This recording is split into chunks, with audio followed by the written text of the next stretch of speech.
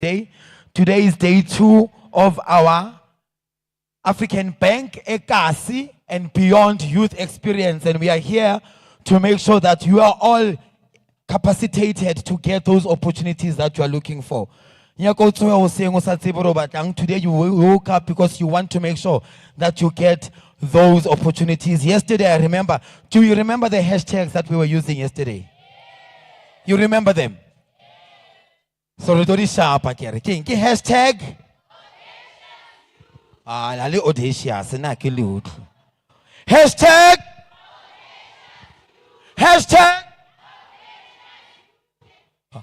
yeah, hashtag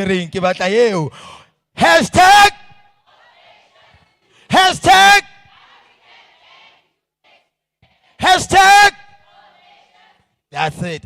Hashtag audacious youth, because you are audacious, you are here and you want to get your experiences. And hashtag African Bank Youth Experience. We are here to experience change because we are tired of just having conversations, but we want to bring change in our space. Again. Yeah, because sometimes we sit there and we just I hope not it's a CV this side. You go there, you want to impact yourself, but you don't see change. But here we want to talk about change and see change happen. So that experience you're going to experience today as we are talking about jobs and careers. So as we move forward, I would like to call forward Muruti Warona and just to come and open for us and just share a word of encouragement before we carry on. But before we do that, just a bit of a song from the selector there at the back as we get that in order. Selector.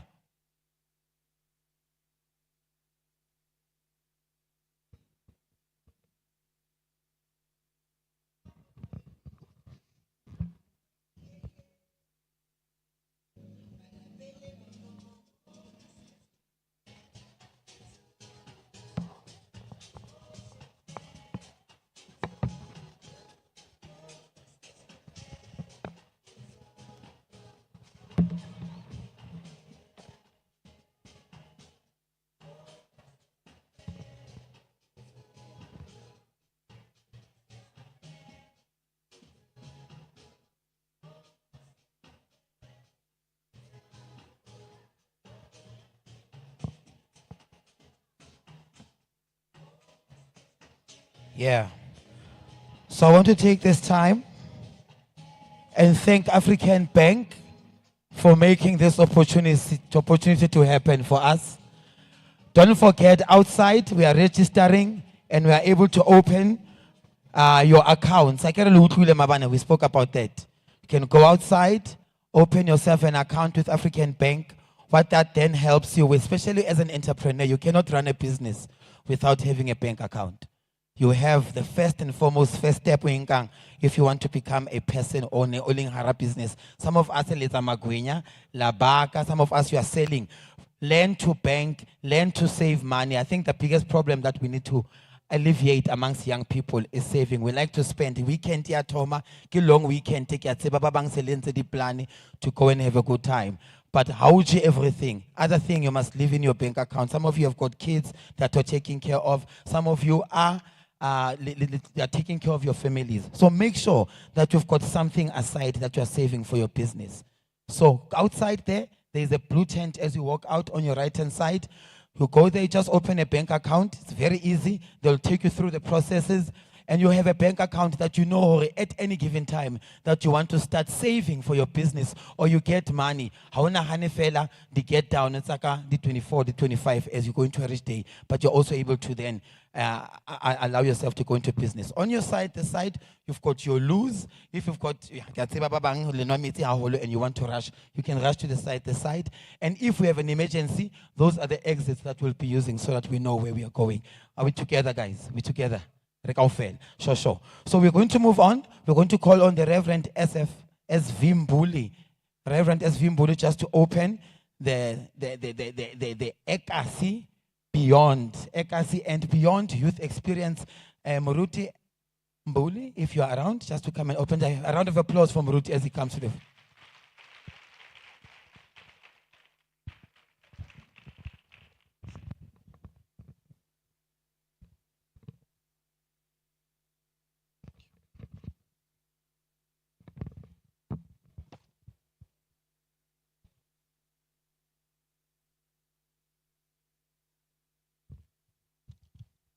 Sanibonani. Ninjani. Siphilile nathi. Special greetings to the program directors. I'm Reverend Mbuli, as it has been said. Ngwalapha ekhaya, Christ Ambassadors Gospel Church. I'm the associate pastor. Special greetings to EmpowerX, the team. Brother Simpiwe Masiza, those from the African Bank. Thank you for the opportunity. Let's pray, then I will read the scripture. Father, in the name of Jesus, apart from you, we can do nothing. We commit our lives to you. We commit this program to you, the author and the finisher of our faith. Your word is living and active, sharper than any double-edged sword. It penetrates till the dividing of the soul and the spirit. It judges the thoughts and the attitudes of the heart. Speak to us, minister to us in Jesus' mighty name. We pray with thanksgiving. Amen. I just want to read scripture reading from the book of Jeremiah, chapter number 1. I am reading verses 4 and 5, those two verses. Masinga relax nje a bit ngoba niyangithusa maseni serious kangaka. Just turn to your neighbor and say, you look better than yesterday.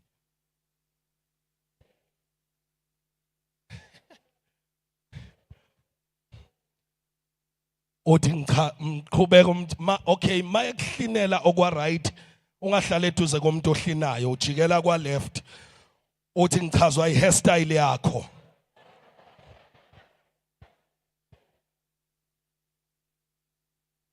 Kusesekuseni ungahlala eduze komuntu ohlinayo, usheshe uthole indawo e-right.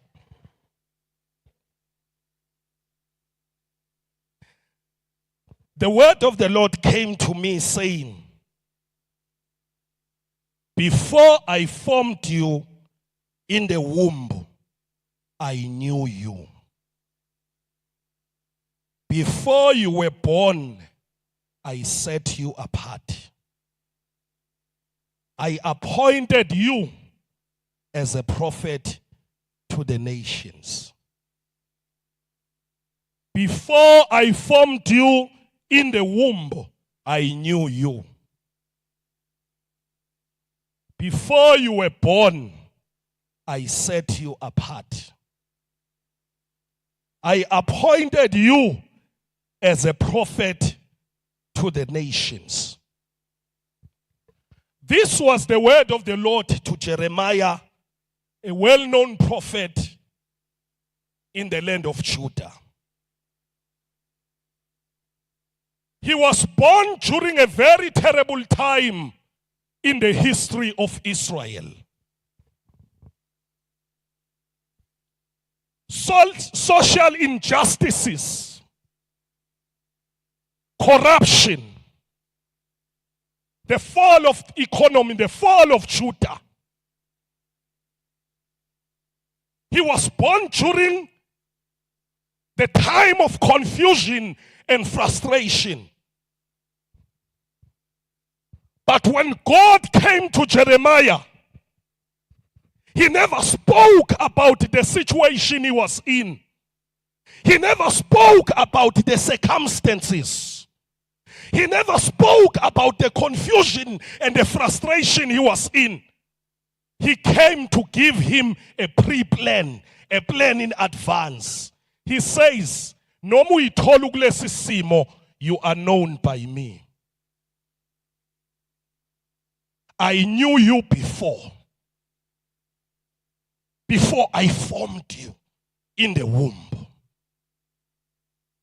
Now, there are two things in this passage. Firstly, formed. He was formed by God in the womb. And secondly, known by God. I just want to say to you, as we pray this morning, manqala lolu suku, whatever situation you find yourself in, izimo ongazikhethelanga zona sometimes, but I want to say you are known by God. God knows you. He knew you before he formed you. It does not matter ukuthi information ikulocate ikubeke kuphi.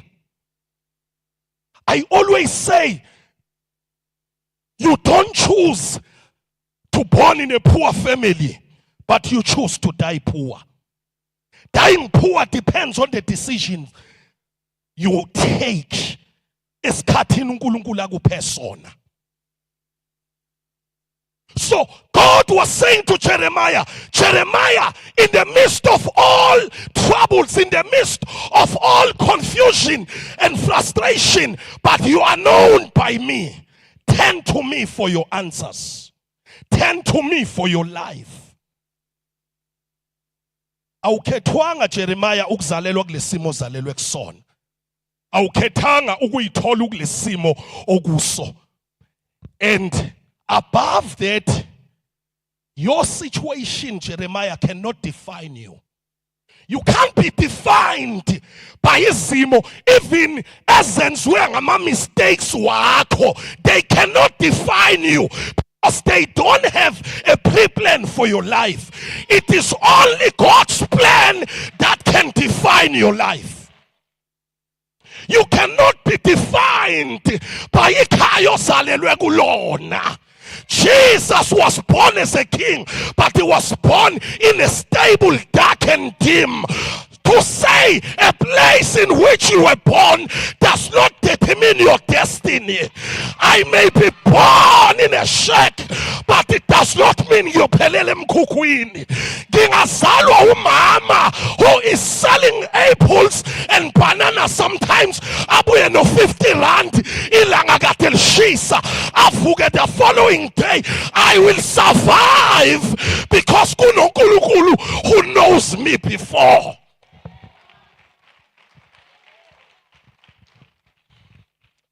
If you can give me a bit of your monitors, please.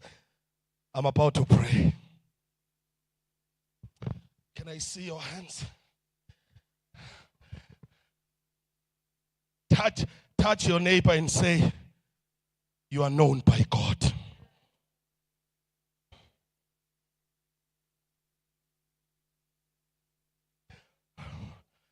Hallelujah. Drugs cannot define you. Abuse cannot define you. Circumstances cannot define you. Hurts cannot define you. Yesterday's pain cannot define you. Ukhuliswa ugogo without your parents cannot define you. Ukhula without your father cannot define you. But what can define you? What can give you your identity? Your true identity is in God, is in Jesus. The Bible says, in him we live, in him we move, in him we have our being. We find ourselves in Christ. We find ourselves not in drugs, not in wrong relationships. We find ourselves in God and God alone.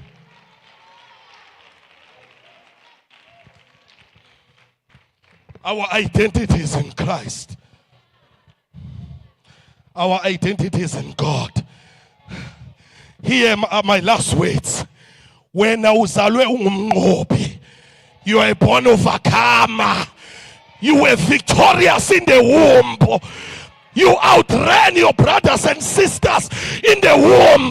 Millions and millions of your brothers and sisters babefuna ukuyofertilizer, but God appointed you. Umuntu kaJehova wakhomba wena, and you outran them. And the Bible says, ngakwazi ngiyaziwa. Uyaziwa uNkulunkulu. Noma ukusiphi isimo ngizothi kuwena, God knows you. You have survived all these things because you are known, not because of your strength. Usurvivile wena. Usurvivile wena. Usurvive ukuhlukunyezwa, survive rape, wasurvive yonke into, but you are still alive. Ngizothi kuwena, rise black child, rise. Rise, for God knows you. Rise from ashes. Rise from the shacks. Rise from nothingness. Rise, for God knows you. Shall we stand on our feet? Rise. Tell your neighbor, I am rising again. Say it like you mean it. I am rising again. I am a born overcomer. I am victorious. Hallelujah.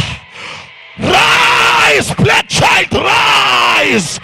Rise, black child, rise.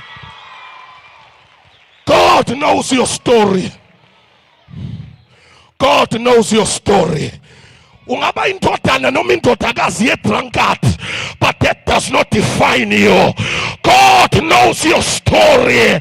Ungaba i-product ye-rape, but that does not define you. God knows your story.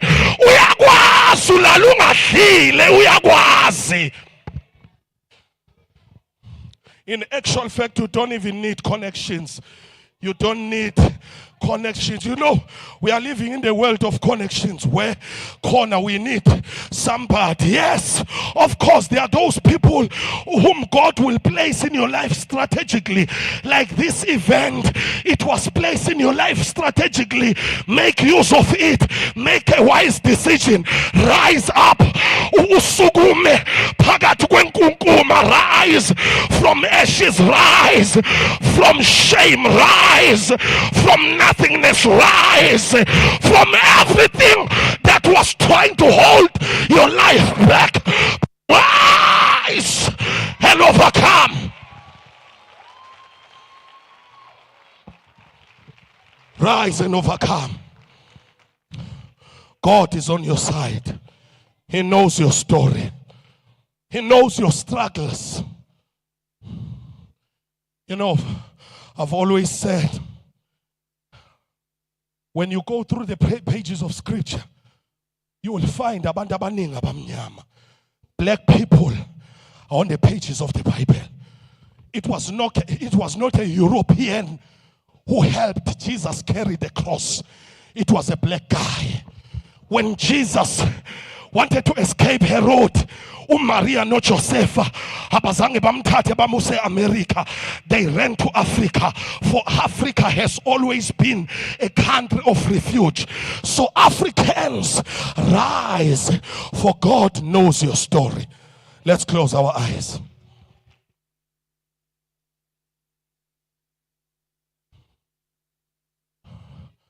God, as we pray, God,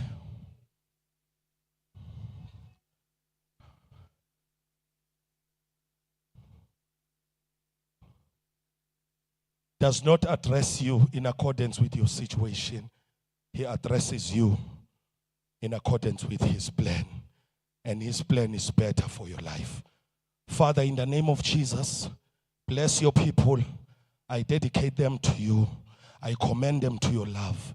From whatever situation they may find themselves in, you are God, and you alone.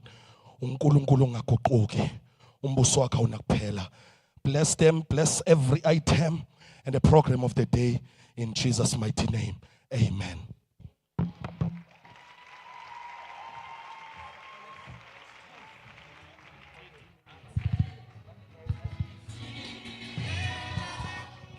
Siyabonga mfundisi, siyabonga. I wanna ride on the same flow. Hashtag anyek. Hashtag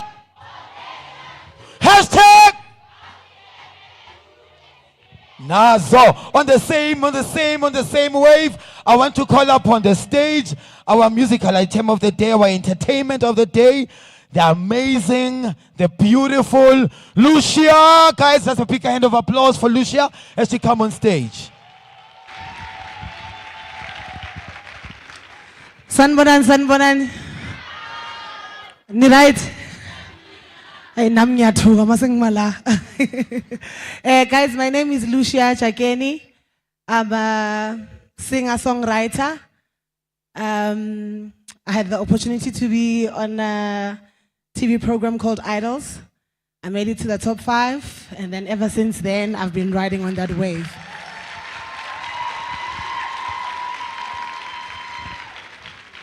Hi, Nyang Tu, Sayaz. But the hashtag. Okay, I think my selector is ready. I'm just gonna motivate you. I'm just gonna make sure that I lift those spirits. Then ningene to the day, right? Ne? Sure.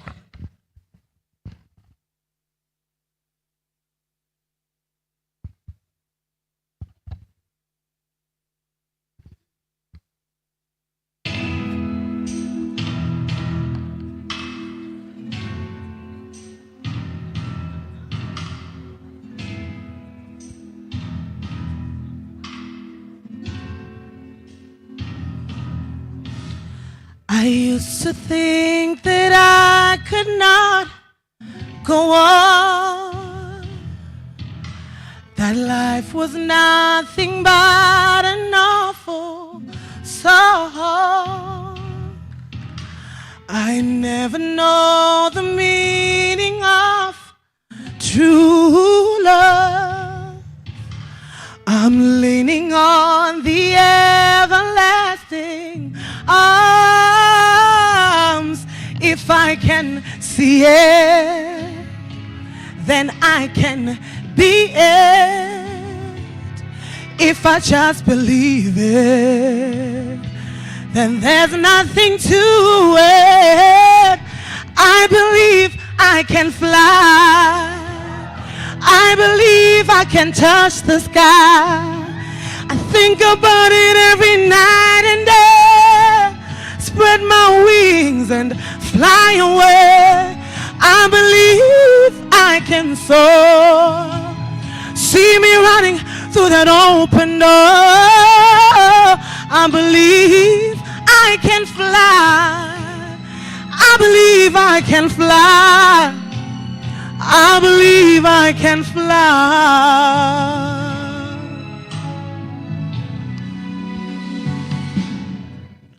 See, I was on the verge of breaking down.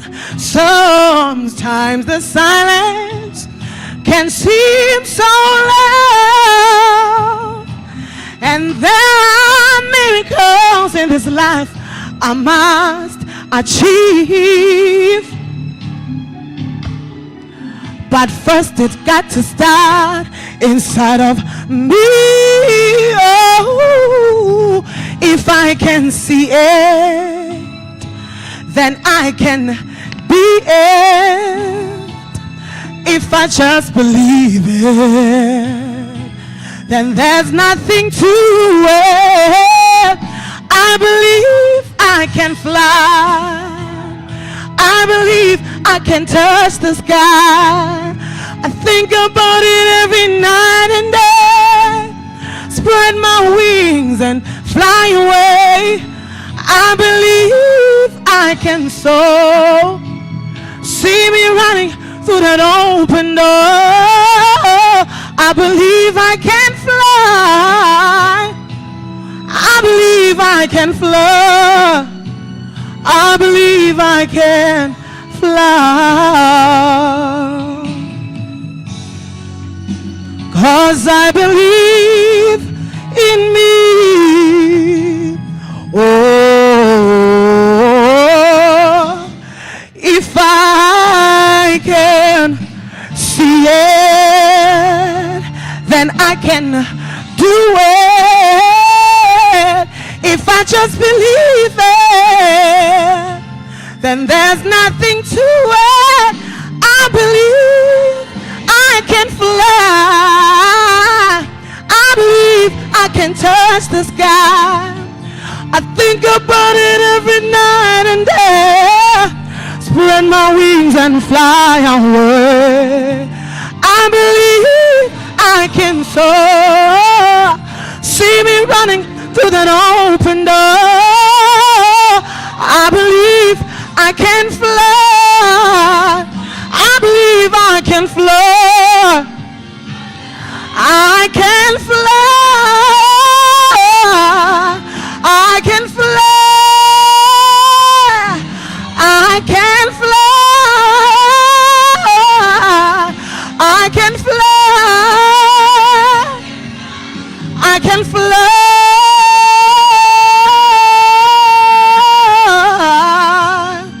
I can fly.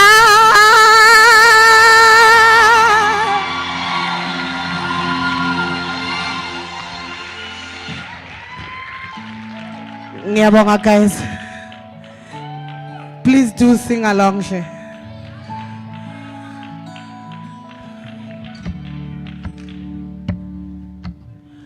The higher you build your barriers, the taller I become. The further you take my rights away, the faster I'll run. You can deny me, you can decide to turn your face away. No matter, 'cause they, hey, I know that I can make it, though you're doing me wrong, so wrong. You thought that my pride was gone. Oh no, something inside so strong. Oh, there's something inside so strong.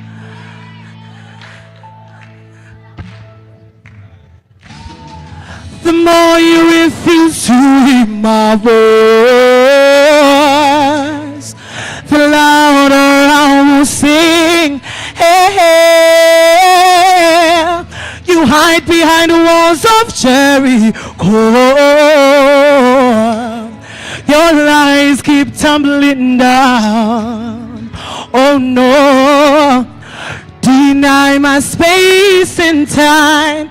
You squander wealth that's mine. My light will shine so bright it will blind you, because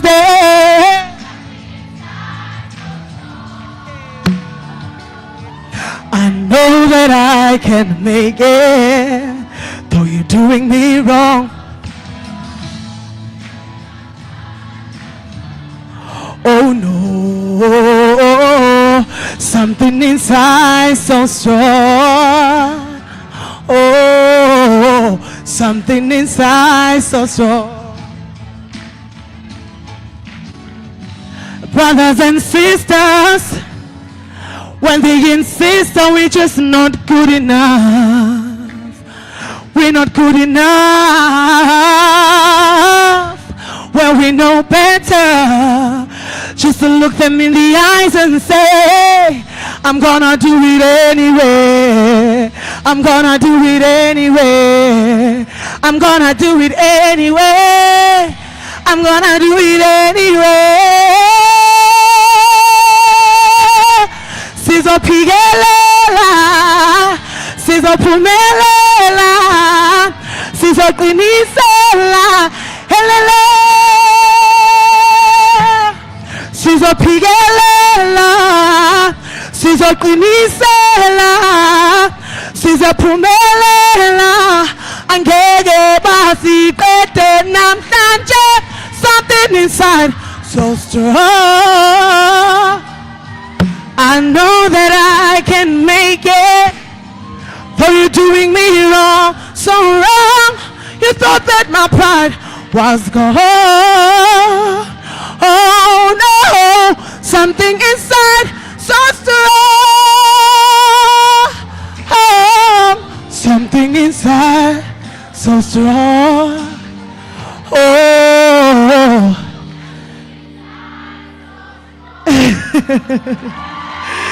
There's something inside.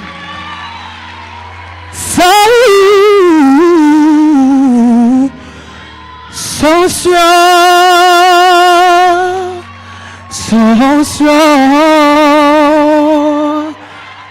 Oh, you want more? One more, eh?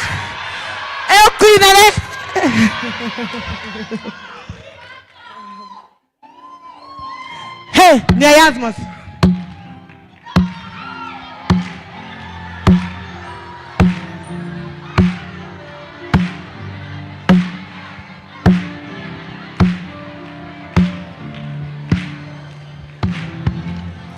Voices in my dreams telling me where I should go, saying over here, it is where I want to be. Sweet melodies in me saying this is who I am. Dingaba indoni na ngaphandle kwakho mina. Then I'm ready to show you.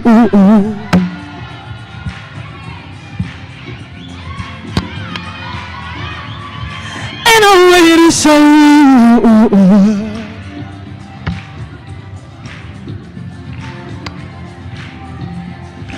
And I'm ready to show you. Nanza chikizinto kalum kulomino. When you smile, when you dance, when you look into my eyes. So chikizinto kalum kulomino. Naba bendibuza ngabufuna ntonina. Bathi ngenzani izihlengisa ngabantu. Oh, naba bendibuza ngabufuna ntonina. Dilapha ndenza indima yam, oh, njengabana nesiphiwo. So I'm saying this is me, please just let it be. I'm giving you my love, need your attention. I'm saying this is me, let's let it be. I'm giving you my love, need your affection. I'm saying this is me, so please just let it be. I'm giving you my love, need your affection. I'm saying this is me, so please, I'm giving you my love. Ain't no way to show you nothing. Isinto ngalum kulomina. When you smile, when you dance, when you look into my eyes. Isinto ngalum kulomina. Oh, oh, oh. Look into my eyes. So cheeky sinto ngalum kulomina. When you smile and dance and look into my eyes. So cheeky sinto kulomina. Oh, oh, oh. Yeah. When you look into my eyes, you're gonna love me. I know you're gonna love me. I know you're gonna love me. You're gonna love me. You're gonna love me. You're gonna love me. Ita famba moyen. Famba moyeni. Thank you guys. Ita famba moyen. Famba moyen. Famba moyen. Famba moyen. Ita famba moyen. Famba moyen. Ah, Lucia. Come on, a round of applause for Lucia. Somebody made me aware of the song. You know, sometimes it goes ingoma when you don't concentrate on them. I believe I can fly. Sometimes you just go through it. The lyrics are very powerful and they speak to your situation as the black child, elokshini, when everybody writes you off.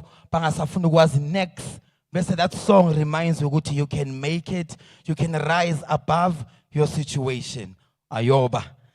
We are having a pitching session today. You remember yesterday some of you were taught about pitching. Niyakhumbula ngithi?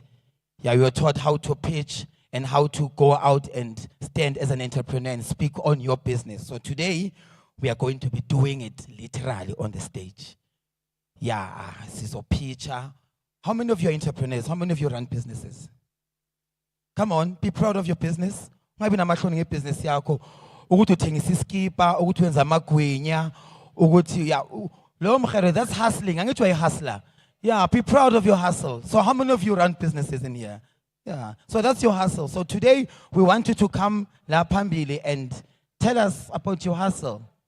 And that hustle will assist you to then get assistance from our beautiful African Bank, Ekasi and Beyond Youth Experience. We've got a team today. We want to actually give homage to them, the ESD team that is doing so much for us today. And just the African Bank ESD team that has made this possible today. They are the reason that we are all here. These beautiful people had to crack their heads and make sure that they put on a program, making sure that it's not just about talk, but it's about you getting those opportunities. So that pitching session today is about them giving you a chance, a piece of the pie from African Bank to say, so pitchily, then we will put you in our program and make sure that you become a successful entrepreneur. Come on, that deserves a round of applause. Just to give you a bit of scope, I have a brother, they don't know, I'm going to just throw this in. I've got a brother of mine, he used to work for African Bank at one point. He is now a software developer. He started at African Bank. African Bank paid for him through a studies work. And today he's working, he's successful, he's happy in his life because of this bank that made sure they plant back. From grade 12, they took him to university, so the opportunities African Bank is a corner. It takes you to go in there and go. You know, sometimes if you must stand up, go into the website, follow the page. And today you're now the page the African Bank. So go on their website, follow their pages, tweet, CCB's Twitter or X, answers. Go on X and follow there. Go on Facebook, African Bank is there. Go on Instagram, African Bank is there. Follow the page and the opportunities come through. I think the ESD team and all the other teams within the bank make sure that the opportunities reach the African child as it's African Bank and it's a heritage weekend. So yabona yonkinto, it's aligning, yonkinto yahlangana. So we are about that making those things happen. So let me move forward. Hashtag. Hashtag. That's it. We are moving forward. We are going to have a masterclass moment right now. We're going to put our hands together and welcome on stage Mr. Kuna Headbush is the co-founder of Bright On Capital, and he'll be coming on and telling you about entrepreneurship and what to do and where to go and how to then apply those skills in your space. A round of applause for Mr. Headbush. Come on, you can do better than that. Shayizandla lapho msha.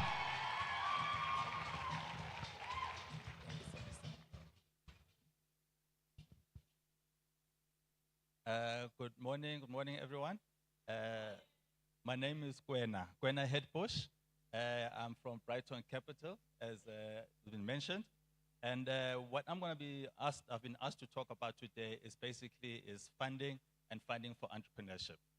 So different businesses, different types of entrepreneurs, they need different kinds of funding. And the funding I'm going to be touching on today is the funding that we as Brighton Capital specialize in, which is supply chain funding.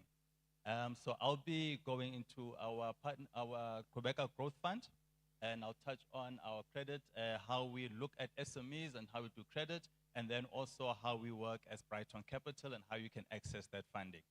So basically, as an overview, Brighton Capital has partnered with African Bank to raise a fund or to have a fund called Quebec Growth Fund, where small businesses can access funding on Brighton Capital's online lending platform. So what we as Brighton Capital try to do is find innovative funding solutions that can help small businesses and entrepreneurs access funds. And together with African Bank, what Quebec is trying to do is expand access to SMEs, for SMEs to access funding. We're also trying to simplify the process and access to get that funding for small businesses and to improve affordability, because we know when it comes to small businesses, funding can get very expensive. So basically the type of businesses that we are looking to target, our target market is looking for businesses that have been trading for at least 12 months, businesses that have made at least 250,000 within that 12-month period, a revenue of 250,000, and businesses that are supplying to one or more public sector entities or large corporates. Again, this is for supply chain funding. So basically the type of products that we have is invoice finance, purchase order finance, or PO finance. We have different kinds of PO finance. And just to help you understand when these types of products are helpful to you as a business. So if you are a business and you have delivered some goods to government or to a large corporate, generally what happens is that you are going to deliver the goods and you're going to give them an invoice, and then you're going to wait for that invoice to get paid. Ideally, you want to get paid as soon as you deliver, but in the real world, that's not necessarily how it works. If you're lucky, you get paid 14 days after you deliver. The norm is that you get paid 30 days later, but sometimes, especially in corporate, they only pay you 60 days after you've delivered your goods. So now there's this gap between your delivery and let's call it 30 days before you actually get paid. And during that 30 days, what happens now is a small business, there's going to be rent you have to pay, there's going to be salaries you have to pay, and there might even be another order that you now have to go and deliver on. But now your problem is that you're just waiting to get paid for this other order you just delivered. So somebody is holding up your money and your money is tied up somewhere else. So now you're waiting for this invoice to get paid and you now can't deliver on this other order, which means you're losing out on making extra money as a business. Okay? So what we call that gap, that little mismatch of between delivering and getting paid, working capital cycle. So that's this little cycle. There is a mismatch between when you deliver and when you get paid, and we can become a problem. So now if it does happen like that, and you do get an order and you want to deliver, but now you're waiting for this invoice to get paid, you are able to come to Brighton Capital and we are able to finance that invoice. So basically you say, Brighton, I have this invoice, it's getting paid in 30 days. Can I borrow some money from you? And as soon as that invoice gets paid, then I will repay my loan to you. So in essence, that's how invoice finance works. Okay? Purchase order finance, we have three different types of PO finance: it's supply and deliver. We have installation, assembly, and PO manufacturing assembly. PO finance is in essence that you've received now an order and you need to deliver goods, but you don't have the funds or the money in order to be able to deliver those goods. So now you need to go and borrow money on the back of this PO. So you come to Brighton and say, guys, I have this PO. I need to pay my supplier so I can deliver these goods to my customer. And that's how PO finance in essence works. Okay? And then how we work now at Brighton Capital, before we give you a loan, we provide you with a revolving credit facility. A revolving credit facility is the same as an overdraft you would get at a bank. Okay? So basically you borrow, you pay back, you borrow, you pay back. So we provide facilities, the Growth Fund provides facilities from 20,000 up to 1.5 million that you can draw down anytime you have that invoice, anytime you have that purchase order that you're looking to finance. And then the funding then, all you require is to pay the fees on that amount that has been advanced to you. With the Quebec Growth Fund, if you qualify, you don't have to pay any interest on the back of that. It's just a little bit of fees. And then the funding that you receive funding if you're a customer within 4 to 24 hours after you apply for that loan. Yeah? As you can see, with invoice finance and PO finance, our funding products are linked directly to your sale to these large corporates and public sectors.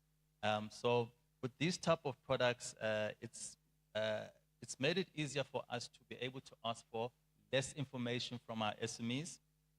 And even though, because a lot of the risk is dependent upon the large credit, we know they're good for their money. All you have to do is deliver your goods, and we know for the fact that, you're dealing with large entities that will pay that invoice, and that loan will get paid. So when we look at SMEs, a lot of the risk is based on whatever corporate or large corporate you are dealing with as the business. But at the end of the day, we are still backing the entrepreneur. We are still backing the SME. So we still do ask you as the individual business, as the owner of the entity, to put up surety on whatever loan that you do take out. So credit, looking at that and the risk of our SMEs, we do recognize that small businesses are not the same, not one size fits all. So we try to come up with ways to look at credit in a different way, because we know that small businesses have a limited trading history. When you go to big lenders like the banks, some banks, they ask for 5 years trading history. They're going to ask for consistent revenue, but we know as entrepreneurs, small businesses, 1 month you're making money, another month there's no money. It's very inconsistent revenue coming into your business. So it's very difficult for some people to try and assess and determine the risk of that SME before lending out funds. And then also we don't ask for, we understand that SMEs don't have assets, so we also take that into consideration. And then also as well, a lot of small businesses don't have financial reporting. So there's no audited financials, there's no management accounts. And then finally, we know whenever we go out looking for a loan as a small business, we are always asked to provide that business plan. And we know a lot of us don't have that business plan. So we try to find products, and we look for products that we can fund businesses without that business plan. So basically, we try to, our credit and the way we look at the risk for each SME is based on the type of, well, we're just associated with the supply businesses. Again, we're looking at supply businesses delivering to large entities. We also recognize the limited availability of data. We also rely on different qualitative and quantitative information. And also, again, no business plans required. And then our qualification criteria and the documents that we look for is also dependent on the size of the business. If a business comes and they're looking for a 100,000 Rand loan, we're going to ask for information and documents that a business that size would generally have. And if a business comes and it's a large business and they're looking for a million Rand or 2 million Rand loan, we're going to look for a little bit more information, because a business of that size will generally have additional financial information. So we look at it depending on the size of the business, because it's not one size fits all. So again, as much as we are, our risk criteria is not as strict as the bank, we are registered with NCR and FSP, so we can't do reckless lending. So we do have a minimum criteria. As I mentioned earlier, the business has to have at least been trading for a year, and then have at least generated 250,000 in revenue in the past 12 months. You need to be tax compliant, and then also you must not have a judgment that is more than 50,000. So we know a lot of entrepreneurship is a risky business. It is difficult. So there will undeniably be judgments that a lot of us will get as an entrepreneur. So we do understand that. And if an entrepreneur comes and they do have a lot of judgments, all we ask for them is to be a responsible borrower and to make payment arrangements with the people that they do borrow money from. Because if at least we can show responsibility that you are trying to settle those other debts in the best way that you can, when we lend you money, we have that comfort that you are a responsible and you are willing, when you are able to, you're willing to pay back your loans. So how do we work? So basically, we have an online platform where SMEs can come and register and apply and upload their documents on. We try to keep it as simple as possible to make the user journey easy, to accelerate the onboarding, the loan application, and loan disbursement process as much as possible. And then also, by using this online platform and doing as much work as possible online, it allows us to reduce our cost to the SME and then also reduce the minimum amount we are able to actually lend out to businesses. Okay? And then our facility application, how you apply for that facility. Basically, you just provide us with your bank statement, 12-month bank statement, so we can check that you can pre-qualify and you meet that minimum criteria. If you're a larger business, we'll ask for a little bit more information after that, and then we'll do a pre-approval and then a final credit approval. This will generally take about 24 to 48 hours once we get all the information to get that credit facility approved. And then once we do that, we'll ask for our standard business documents, which includes your company registration documents, your proof of address, ID documents, and things like that, your FICA documents, and we create what we call a clearing account. A clearing account is also another way we manage risk, and I'm going to touch on that, on what the clearing account is. It's a bank account that we establish together with the SME, belonging to the SME. Okay? And then when you put in that invoice to your customer and when you get paid, we ask that that bank account details be on that, the clearing bank account details be on the invoice, so your customer pays that invoice into that account, because Brighton Capital will manage that account. As the SME, you'll have access to that account, but Brighton Capital will administer that account. But just to touch a little bit more on the clearing account before I go to how the flow of funds and how the loan gets paid out. So again, the clearing account is an account we establish. Brighton Capital has administrative rights there, and as the SME, you do have the ability to do that. So what we do is that when we pay out the loan, when it comes to invoice finance and you apply for invoice finance, the loan, number one there, is advanced directly to the SME. And then again, they can use that money to pay rent, to pay salaries, or to use it on another order, however they see fit to use that money. With purchase order finance, it works a little bit different. Remember, as I mentioned earlier, suppliers have to get paid for goods to be delivered, with PO finance. So with PO finance, we advance the loan to the SME's clearing account. We do that because we understand that goods have to be delivered. If goods don't get delivered, the customer doesn't pay, and then the loan doesn't get repaid. So in the clearing account, we are then able to pay the suppliers on behalf of the SME and ensure that the suppliers do get paid and get paid in full, so that all the goods are delivered to the SME, to the client, the corporate or government. So that's how the loans go out. So with loan repayments, again, when that invoice gets paid, we ask that the payment comes into the SME clearing account. Again, the reason we do that is just to mitigate risk, because we know as entrepreneurs, emergencies do come up. When the money is now sitting in your bank account and you're trying to decide, must I repay my loan to Brighton Capital? Must I go pay my school fees for my kids? Or must I go buy that nice car that I've been looking at all the time?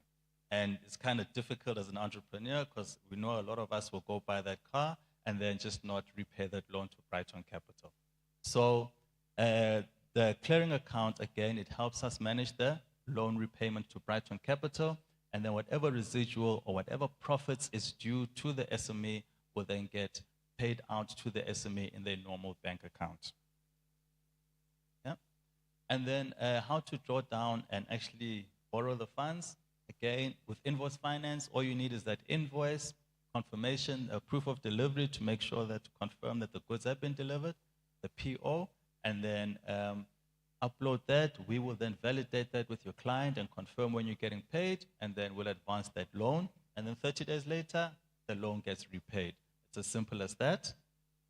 And then with PO finance, With PO Finance, it's a little bit different because, again, there's a project now you may have to deliver on. So we do help you as the SME to understand the project funding requirements, the project profitability, because you have to ensure that when you are quoting your client, you have to understand how much are your supplier costs going to be and how much you're going to get paid. Understand that you have to have enough profit so that when you do go borrow money, whether it be from banks, whether it be from Brighton Capital or whoever, you have enough profit there that you are able to actually pay whatever fees that they have, and you are able to take money home and have enough profit for yourself and carry on with your business. So we help you with that.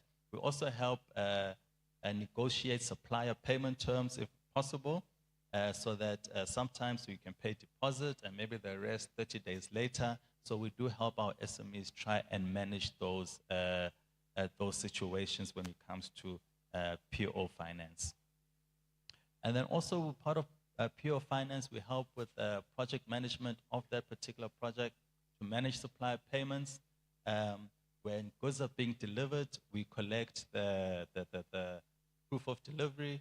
We confirm the end user or the client is happy with the delivery.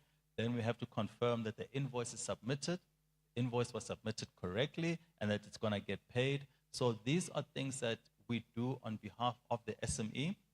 Kind of make sure we pay a debtors and creditors role for the SME to ensure that they do get paid at the end of the day. They are going to receive their money at the end of the day. And again, the loan is going to get repaid. And then the SME has the ability to then come back for additional loans, get additional work, and continue and grow their business in that way.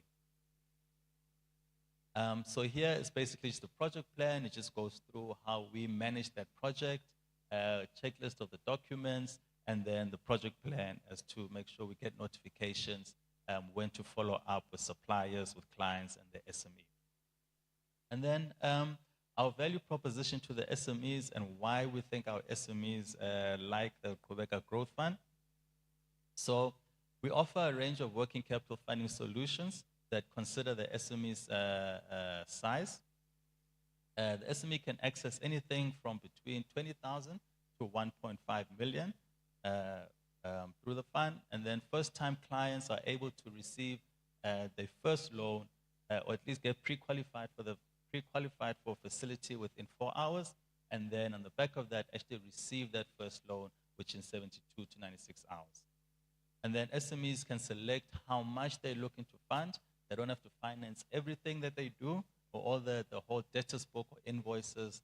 They can determine what to finance. And then we also offer transparency with regards to that clearing account that I mentioned earlier. SMEs have access and always can see and audit the monies that are going in and out of that account. And then the whole application process is fully digital. It's very easy for anyone who's able to, who wants to go through it, and it's paperless and it saves time. And then we only ask for easily accessible information from our small clients to make this process easier for them. And on that, I think that is our supply chain finance with Brighton Capital, partnered with African Bank. Yeah, I think that's it for now. Thank you very much.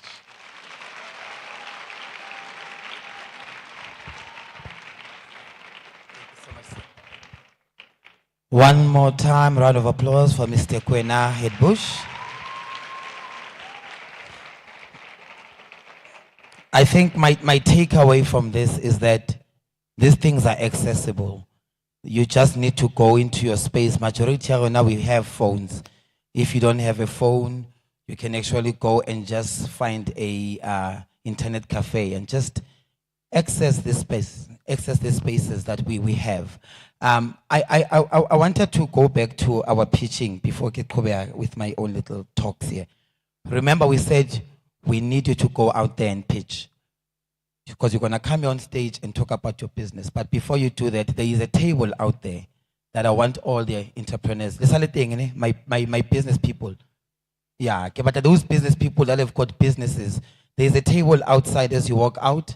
Just ask one of the ushers, they will guide you there.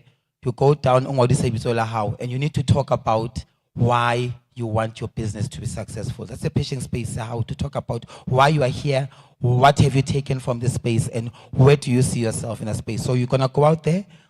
Those things, those pointers you were given yesterday about pitching, you're going to be applying them on stage. So all my entrepreneurs, my hustlers, Matsohadi hustler, everything of it.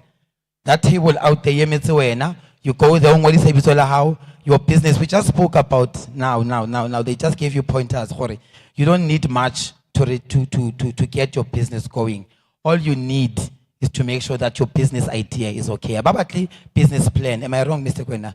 You're not talking about business plans here, but we are talking about an idea. We are talking about a feasible business that is making cash for you, that is running. Then you are able to apply yourself and make sure those things are happening. Your next door neighbor to assist you. You are about this thing. Hashtag anyeka le audacious, but about audacious ababuiso. Hashtag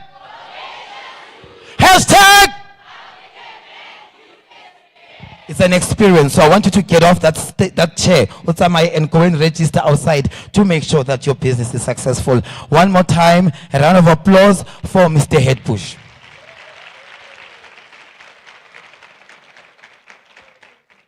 We are going to move on. We are going to have a keynote talk, and I want to just, how many of you have bought pens, guys? Are you taking notes? Yeah, these things are important, né? Yeah, because I don't want to fit them or hey, why is the babua, but African bank, babua, but you don't even remember what they said. So you need to take these things down, take out your phone, make recordings, so that when you go back home, you take stock of everything that has been given to you. That when you go back, you're able to apply yourself in this space. Once again, we want to thank the team, the African Bank, for making this possible. I'm going to repeat, if you want to open a bank account, outside there's a table for you. You go, you open the bank account so that you can equip yourself and the businesses that you want to start to make sure that it's happening. African Bank is here for you to make sure that those things are happening for you. I'm going to call on stage Ms. Tompi Kulu. She's our keynote speaker for the day. She heads the Sustainability and Stakeholder Department. So she's our Sustainability and Stakeholder Manager in African Bank. And she's going to come and render a keynote speech. I hope you've got your pens ready, because I'm telling you, it's going to be a ride, and you need to know everything that's going to be said, that when you go out here, you are empowered for better. One more time, a round of applause for Ms. Tompi Kulu on the stage.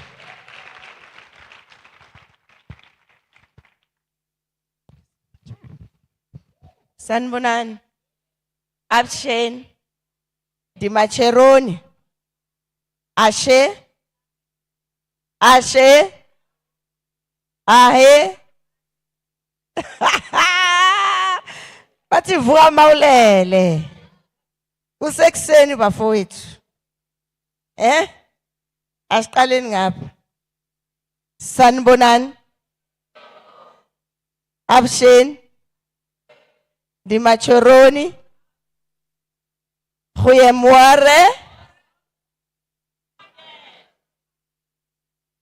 Good morning.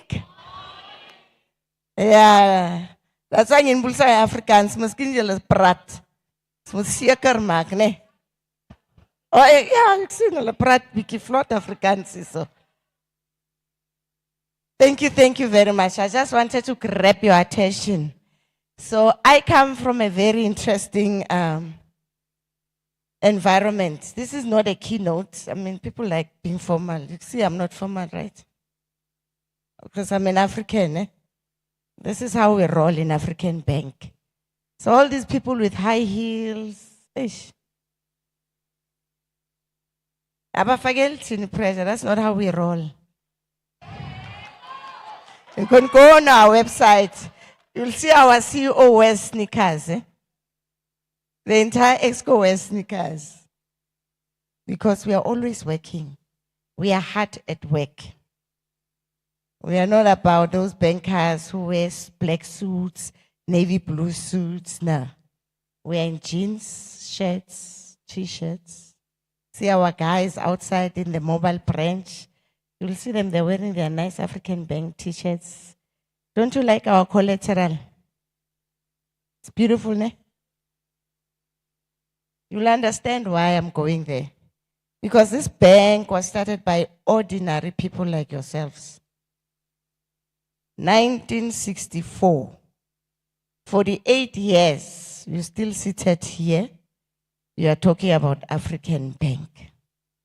That was started by trailblazers. That's what I call them. Visionaries. Because in 1964, at the heightened time of apartheid, no black person could even dare think about owning a bank. But we had this select group of African people who got together in Soweto and were audacious enough. You know what audacity means? What does it mean?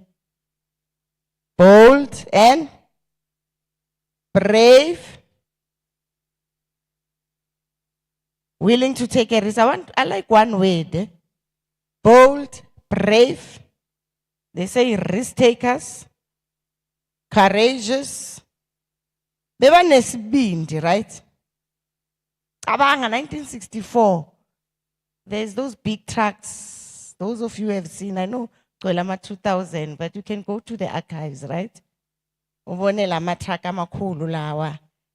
They get together as business people. By the way, this bank was started by entrepreneurs, business people like Dr. Richard Maponya. Do you know Maponya Mall? The owner of Maponya Mall is the one of the people who started this bank. You have a Dr. Sam Mutswenyane who's 96 years old today. He stays on a farm in Winterveld. He was the chairperson of NAVCOC at the time. Do you know what NAVCOC? You don't know NAVCOC? In my 2000, you must go Google NAVCOC, right? It's an association that was started by black people for black business to advance black business issues. They went on to start something they call Black Business Council today. It's called BBC. Nabobusa, all of those were babies that were born out of NAVCOC. So at that time, they had formed themselves into that structure. So at the time, as a black person, your only business would operate in a township. Meaning, lama shop and wabona life force, right? And wabone etogoza ikatlehong nase spread. That is where you were limited to operate. In Ekasi. So that time and during our times growing up, we didn't have Pakistan. We had Otate Maponya, we had Otate Gadi. I forgot. There was a big building in Tembisa, owned by black people. Boyaga checkers. Now, okay. Now you see them coming election. What are they looking for? For your buying power. Because Tina, we are known for what? For being buyers, consumers. We eat, we buy, we produce zilch. But this group of people, being in the supply chain, in the value chain, decided we do need to open a bank for ourselves and our people. So they decided, and they were in a meeting, they collected. The funds they collected in that meeting was 70 rand. We'll say, 70 rand. 70 rand in 1964 was a lot, eh? Some people actually were earning salaries of 10 rand a month. They collected 70 rand. So you look at African Bank today, it was started by 70 rand. So I want you to focus on this. You look at the resilience, the courage, the vision, and the visionary behind. That's why I call them trailblazers and visionaries. Then they approached the then government to say, Minister of Finance, we want to open a bank. Lamapuna babheka lamakansfater. Athini lawo. They ignored them. They wrote letters. Letters were not responded to. Years came and passed by until one day Dr. Sam Mutsunyane and some delegates went to America for a conference. And through their friends in America, they had an appointment to meet the Minister of Finance of the American government. And when they went to that meeting, then the Minister of Finance in America then invited the South African government Minister of Finance to say, there's my friends from South Africa. I want you to hear them out. So they then presented their case to say, this is who we are NAFCOC, we want to open a bank. Then he said, okay, granted. But it came with a condition. The condition was, it can only operate in the homelands, not the Makuenini. So it wouldn't have operated here, go Gemistini, go Boxbeck, Brakban. The African bank branches, you see, now they came as an advent of the democracy. In the past, no, only homelands. They were not deterred. They said, okay, be that it may be, it's good, let's go. Second condition was, you need R1 million. Even today, when you open a bank account, you need to have assets or some form of cash before a license is actually granted. So it took them 10 years to raise the R1 million. So they were going from township to township, having concerts in churches, in halls, in stadiums, and bebazwana mapav, you know, those mapav la we washing. They will bring those to the front. People will drop them 100 rand note, 5 rand notes, 10 rand notes. I know you don't know, you deal with coins. That time it was notes. So 10 years they collected that million, and in 1975, remember I said 1964, the journey starts. They opened the very first branch in Garankuwa. 1976 came Hector Peterson and his friends. They started Vraga. Black power. Hey, and the youth of the time, they said, we're banning everything yepunu. Apartheid government. Siachisa. So when they got to Garankuwa, because it was like a sort of a complex, the amazing thing happened. The African bank branch was protected by the people of Garankuwa.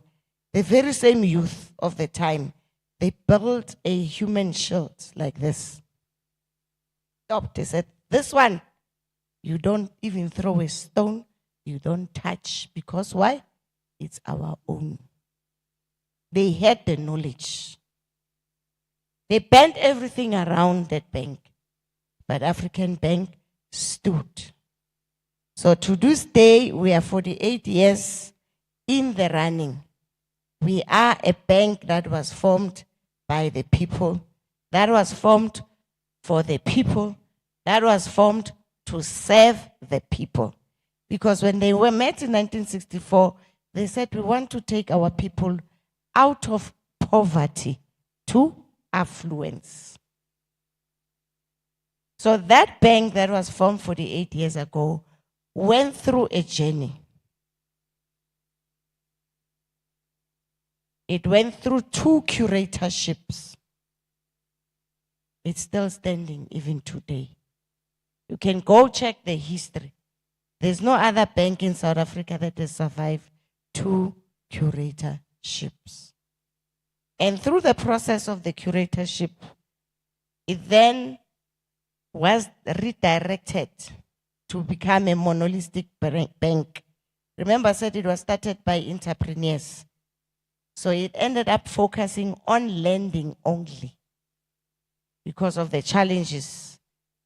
Imagine if it takes you 10 years to raise R1 million, whereas in Soweto at that time, there was 3 million people. Each house could have taken 1 rand and would have 3 million.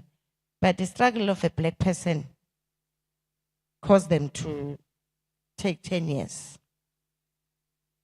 So it became the bank that you know that, but umashonisa. I'm sure that's what you call African bank, umashonisa. You know, African bank for loans. African bank is much broader than that. We have the greatest investment packages. You can test us. We are the highest in the market, 12%. Google and tell me who else can give you 12% to invest with us in returns. We've got a whole lot of other products. We have insurance products that we offer that is of our own. We have credit facilities beyond just loan. You can apply for a credit card.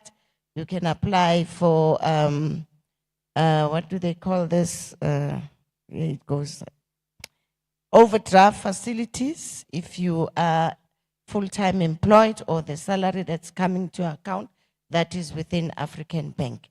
So this bank grew from that to what you see today. And last year something great happened.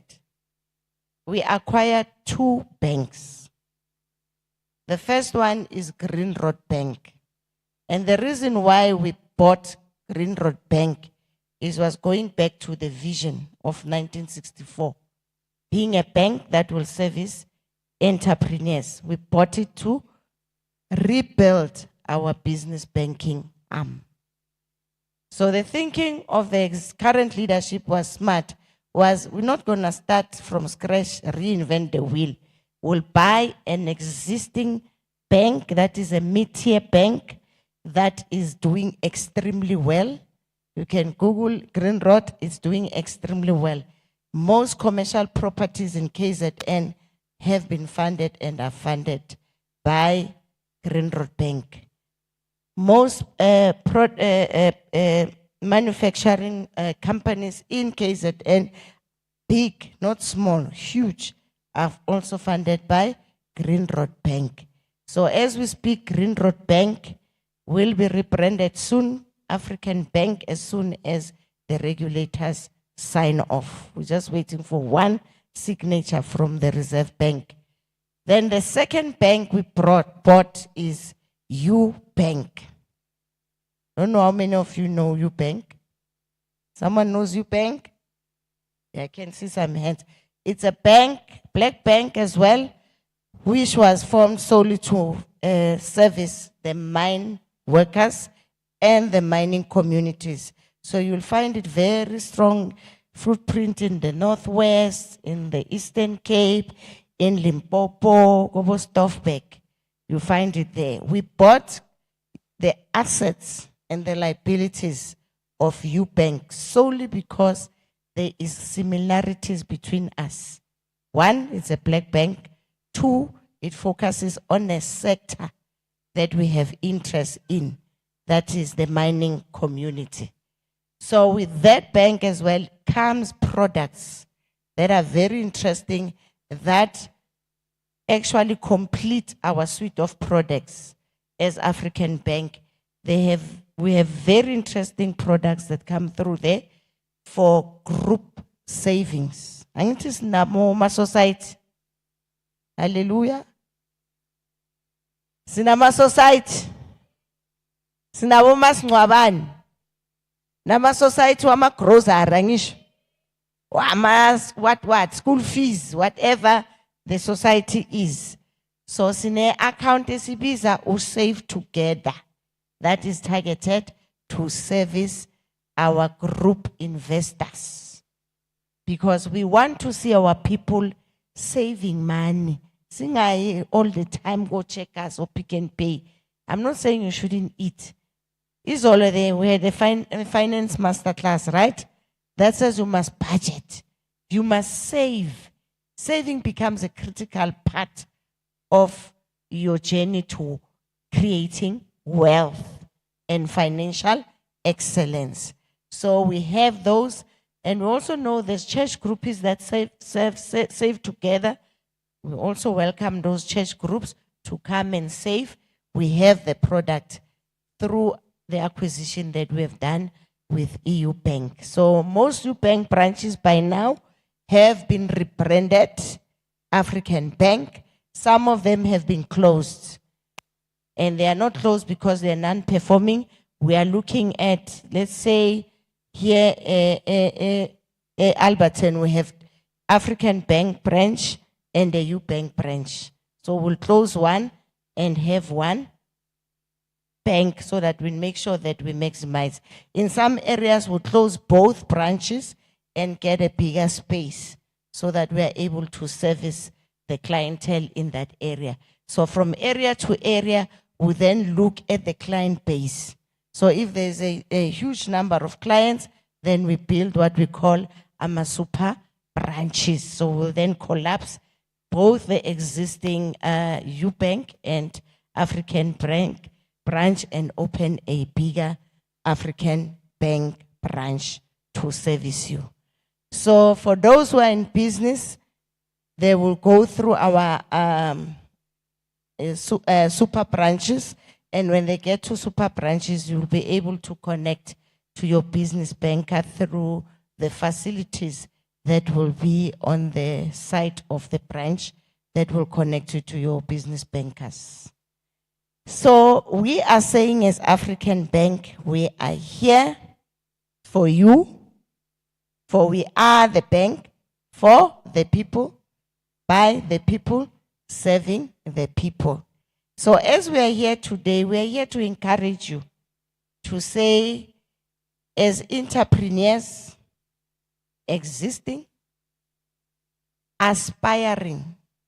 How many of you from yesterday to today have been encouraged to start a business through the presentations that you have seen yesterday and today? Raise your hand, let me see. Yo, I am excited, so much of you. So you are now called what?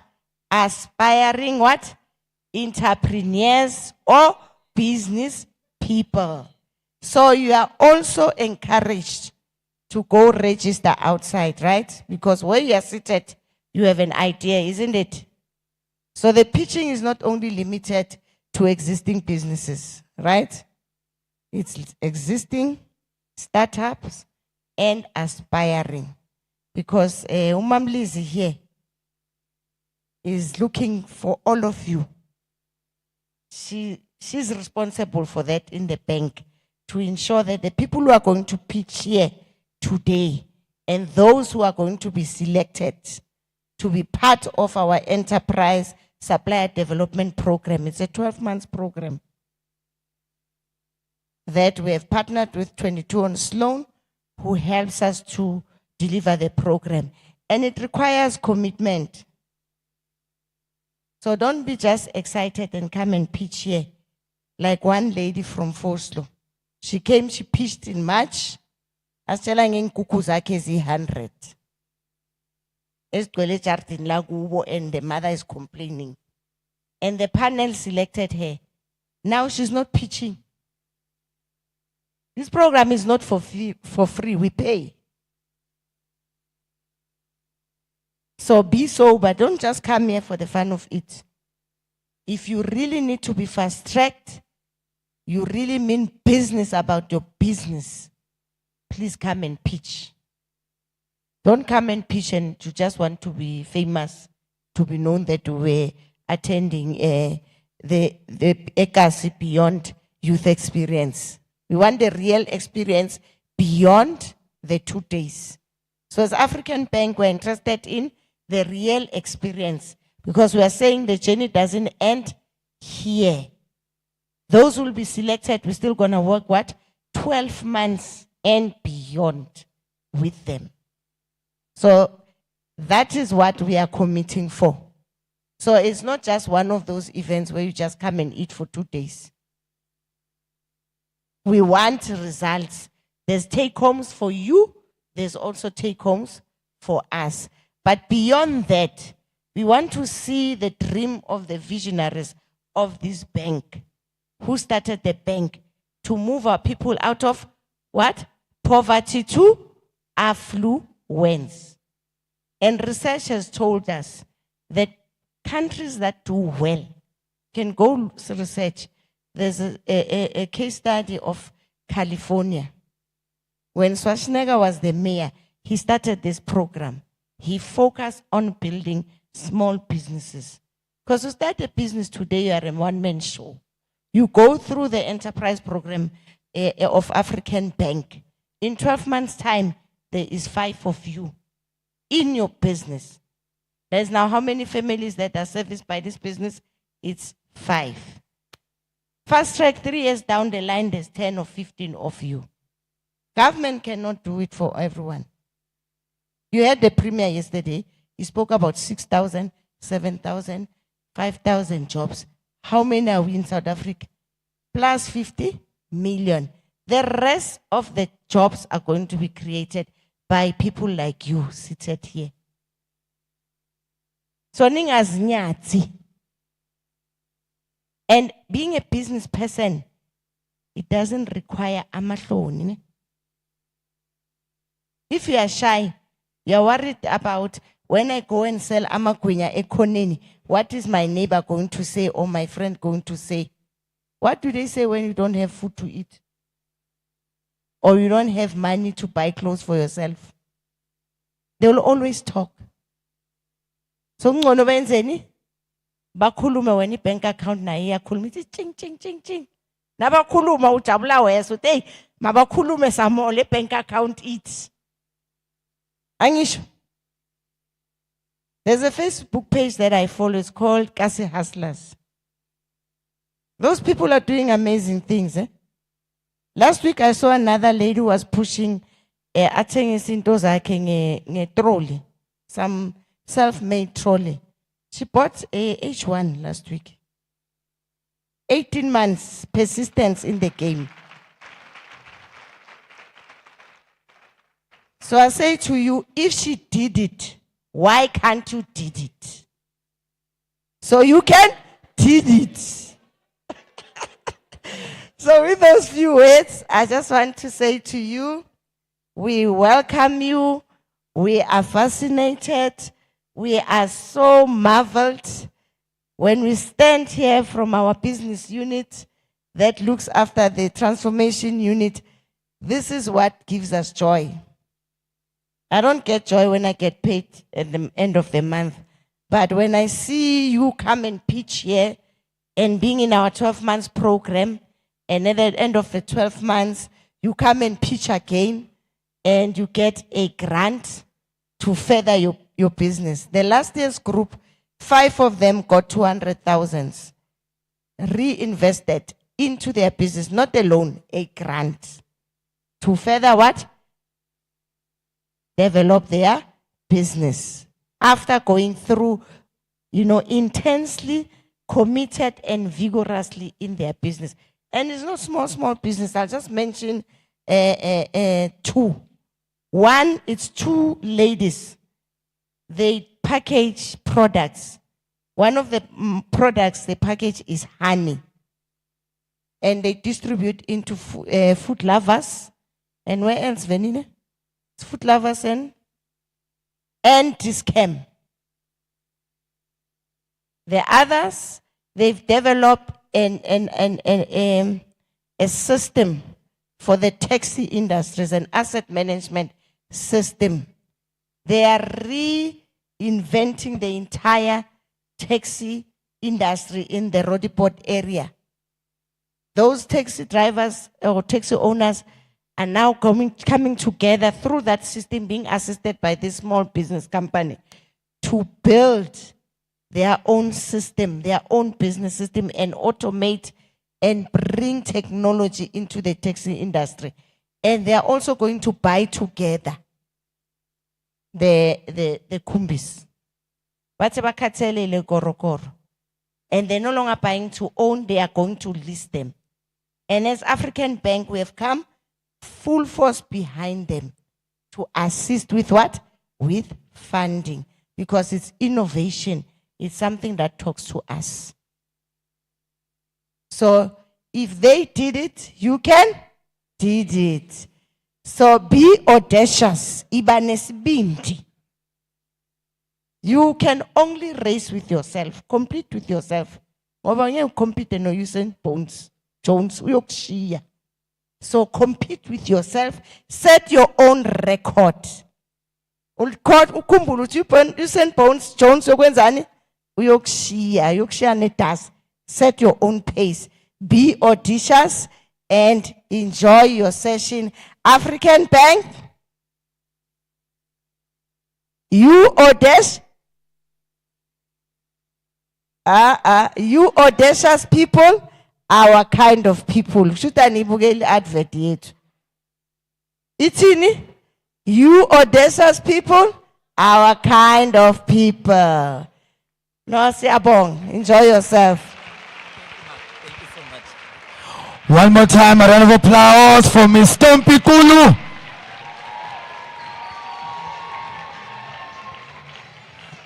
I hope you heard her. You know, sometimes we think networking only happens at stage. The networking partners are some of the people you're sitting next to. I want to make you aware of that. Sometimes you think it's when they're live stage, you're going to wait for this big business person to come and motivate you. Maybe your big business idea is that person next to you you just met today.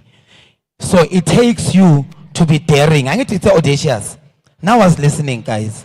So part and parcel of being audacious, you must be daring enough to then network nomuntu phambi kwakho to say, hey man, I have this kind of business idea. What do you have in your pocket? And you start comparing notes. And from those comparing of notes, so we are somewhere. There's something that I was once taught before I call on the next panel. Something I was taught go business space some when I was doing business. Dala. The Caucasian space business rotate economy or money 5 times in their space before it leaves their space. The Indian space rotates it to 10 to 15 times in their space before it leaves their space. Your Far East, your Chinese, it rotates over 25 to 30 times in their space before it leaves. Tina, it rotates once, even if it finishes that revolution, then it's out to somewhere. And she made me aware of something. Ekteni, we have businesses, Ekasi, but we still want to get on taxis, go to malls, ushiye umama wakho othengisa amatamati, uhambe uyothenga ipacket lamatamati when you've got the tomatoes fresh grown ekhaya, because we don't trust in our own products. It's high time that we take our own products as important as they should. So African Bank is about that. Ute is for the people, by the people, and Mamela. It is for the people, by the people, to serve the. Who are the people? Nizwil. So it is for. Yeah, until we let her. African Bank is for to serve. Yes. So it's for me. It is by me. So it is for me, meaning I'm outside. It is by me because I'm going to help African Bank in helping me to serve me. So the rotation keeps happening. Konala. One more time, a round of applause for Ms. Stompie Kulu as I call on my panel on stage. I'm going to be calling on Ms. Domisile Leroux on stage. She heads Empower Youth, and she's the general manager of Empower Works. A round of applause for Ms. Domisile Kulu. Domisile Kulu, from Stompie. Uzoyithola kanjani? Young person, uzoyithola kanjani? Sanibonani? Ninjani? Ngaze ngajabula ukunibona namhlanje nabahle bo. All right, guys, thank you so much for joining us today. I'll be facilitating the next panel discussion that's about to take place. But before I do that, I just want to remind you, we still have the social media competition. Raise your hands. Anibaning. Okay? You saw the winner and get his all. So you know what to do, right?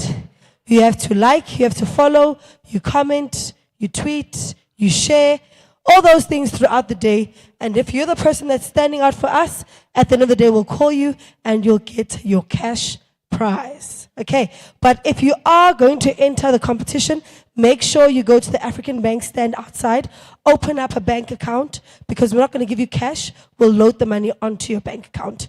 Okay, great stuff. So I'm going to take a seat right here.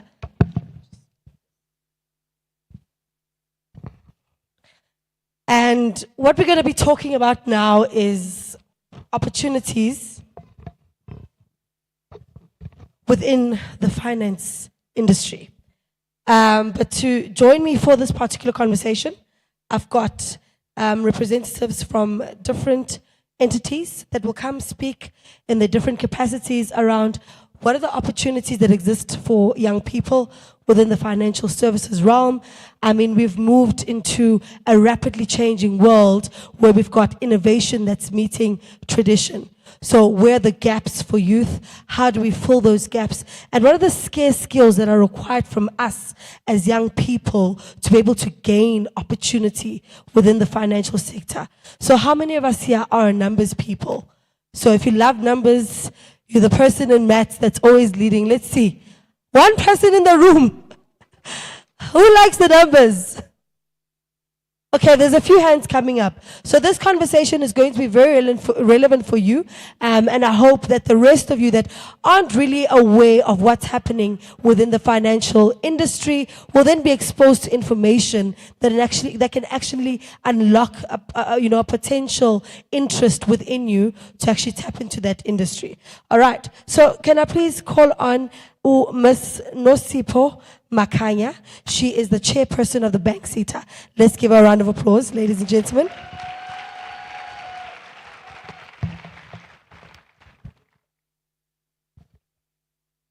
All right. And then I'll also call on Wamukhetwe Mukhale. She is the CEO of, or he is the CEO of Mukhale Tax. All right. Thank you so much, ladies and gentlemen. Then I'll call on Miss Chizani Chivase. She is from the Vodacom Youth Council, and she's a financial representative.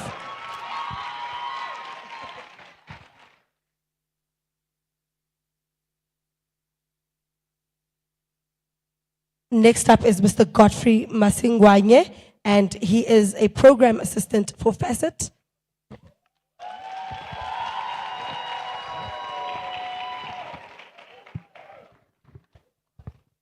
I'm going to ask for my team at the back to assist me with the chair at the back.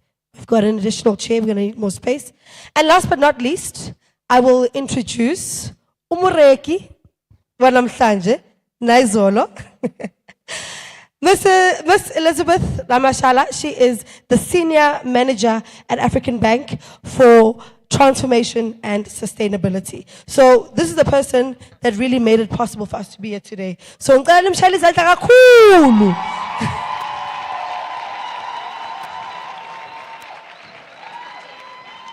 take a seat there. They're going to bring me a chair. All right, so I think I've spoken to the fact that the purpose of this panel discussion is really to unlock the vault of opportunity for young people in the financial realm. So what I want us to do is to just quickly start with a short introduction of yourself. So you'll tell us who you are, what you do for your entity, and you'll give us just background on the opportunities that your entity is really focusing on unlocking for youth in today's world. All right, so I think I'll start here. Ms. Chizani, if you can just start for me and introduce yourself, and then we'll then follow on that way. Thank you so much. Thank you so much for having me. An absolute pleasure to meet all of you. To my fellow panelists, thank you. So I'm Chizani Chiwase. I currently work at Vodacom South Africa.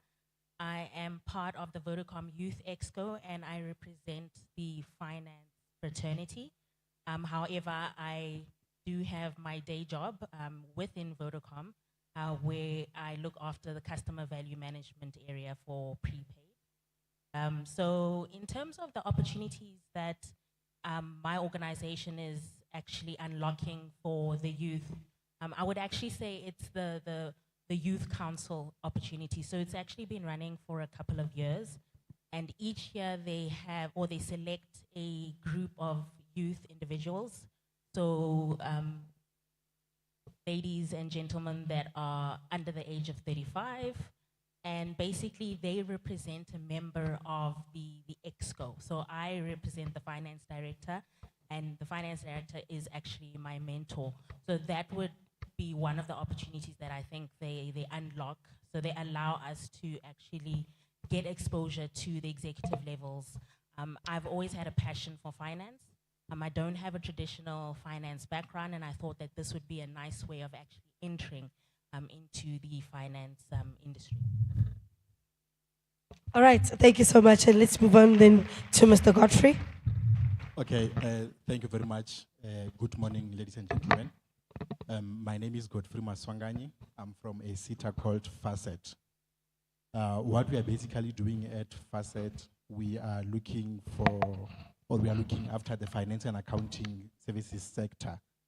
And we are growing and managing the skills within this particular finance and accounting sector. And how do we do that? We do it through various bursaries for unemployed people, employed people. We have various internships that we all have. We also have internships, by the way, for people who completed grade 12 or matric.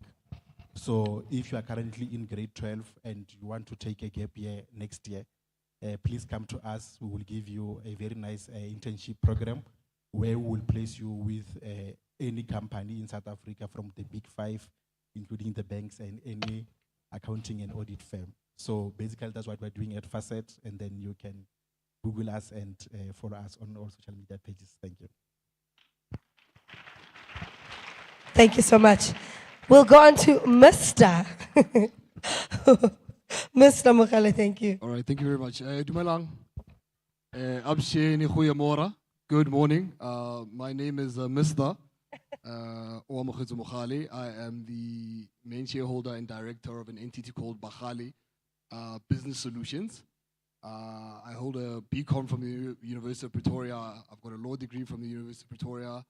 I've functioned within the South African Revenue Service in the compliance division, audit division, forensic audit division, and we currently run an entity that deals specifically with finances in general, but tax issues in particular, because I think anybody that's an entrepreneur understands that unfortunately, even as you continue to make the money, even as you continue to grow, unfortunately, Big Brother, the South African Revenue Service is always watching. So we aim to train, educate, and assist clients, learners, and anybody within the entrepreneurial space to have a full understanding of how to navigate that part of the business, so that when you reach the heights, I heard somebody said, not aspiring entrepreneur, but rather aspiring millionaire, that those millions are not taken from you by Big Brother, and that is who I am. Thank you very much.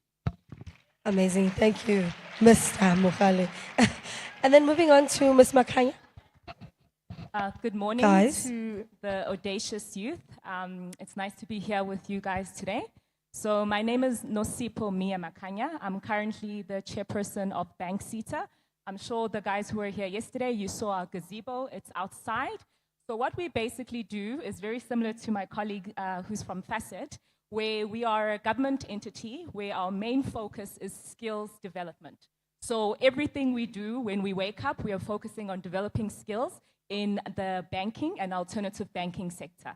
We offer bursaries, internship, work placement programs, entrepreneurial development programs, you name it. There's a whole big list that we have on offer all the time. And I think it's really important that you as youth just become more aware of the opportunities that government has put in place.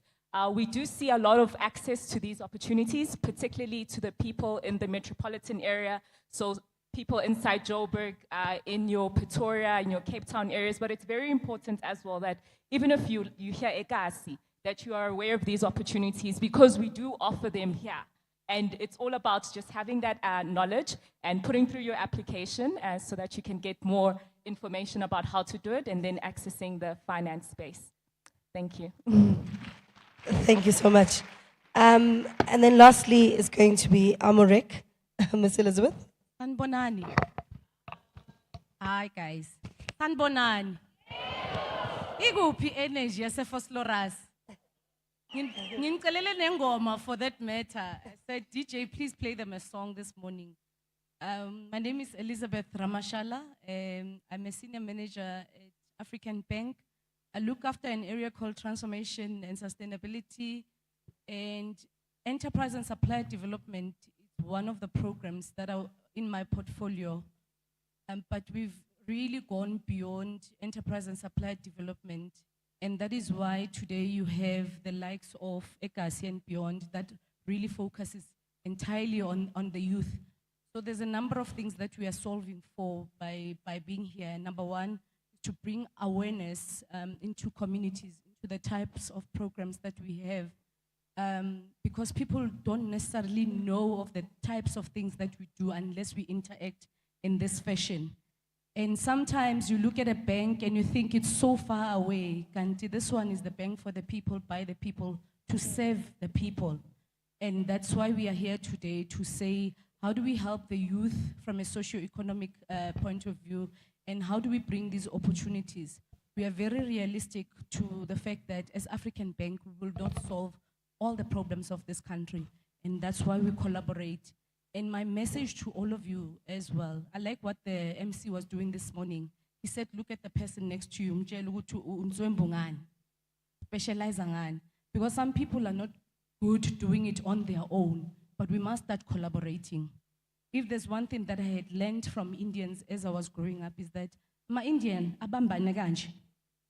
Omunye uzothengisa isinkwa, omunye athengisa ibhatha, omunye but okusalayo, the value proposition sits within them. And that is why the money will circulate 15 times amongst them. Unlike Tina, uzomdlulu mama uthengisa itamati uyoyithenga eShoprite. Uzomdlulu mama uthengisa izambane uyolithenga eShoprite.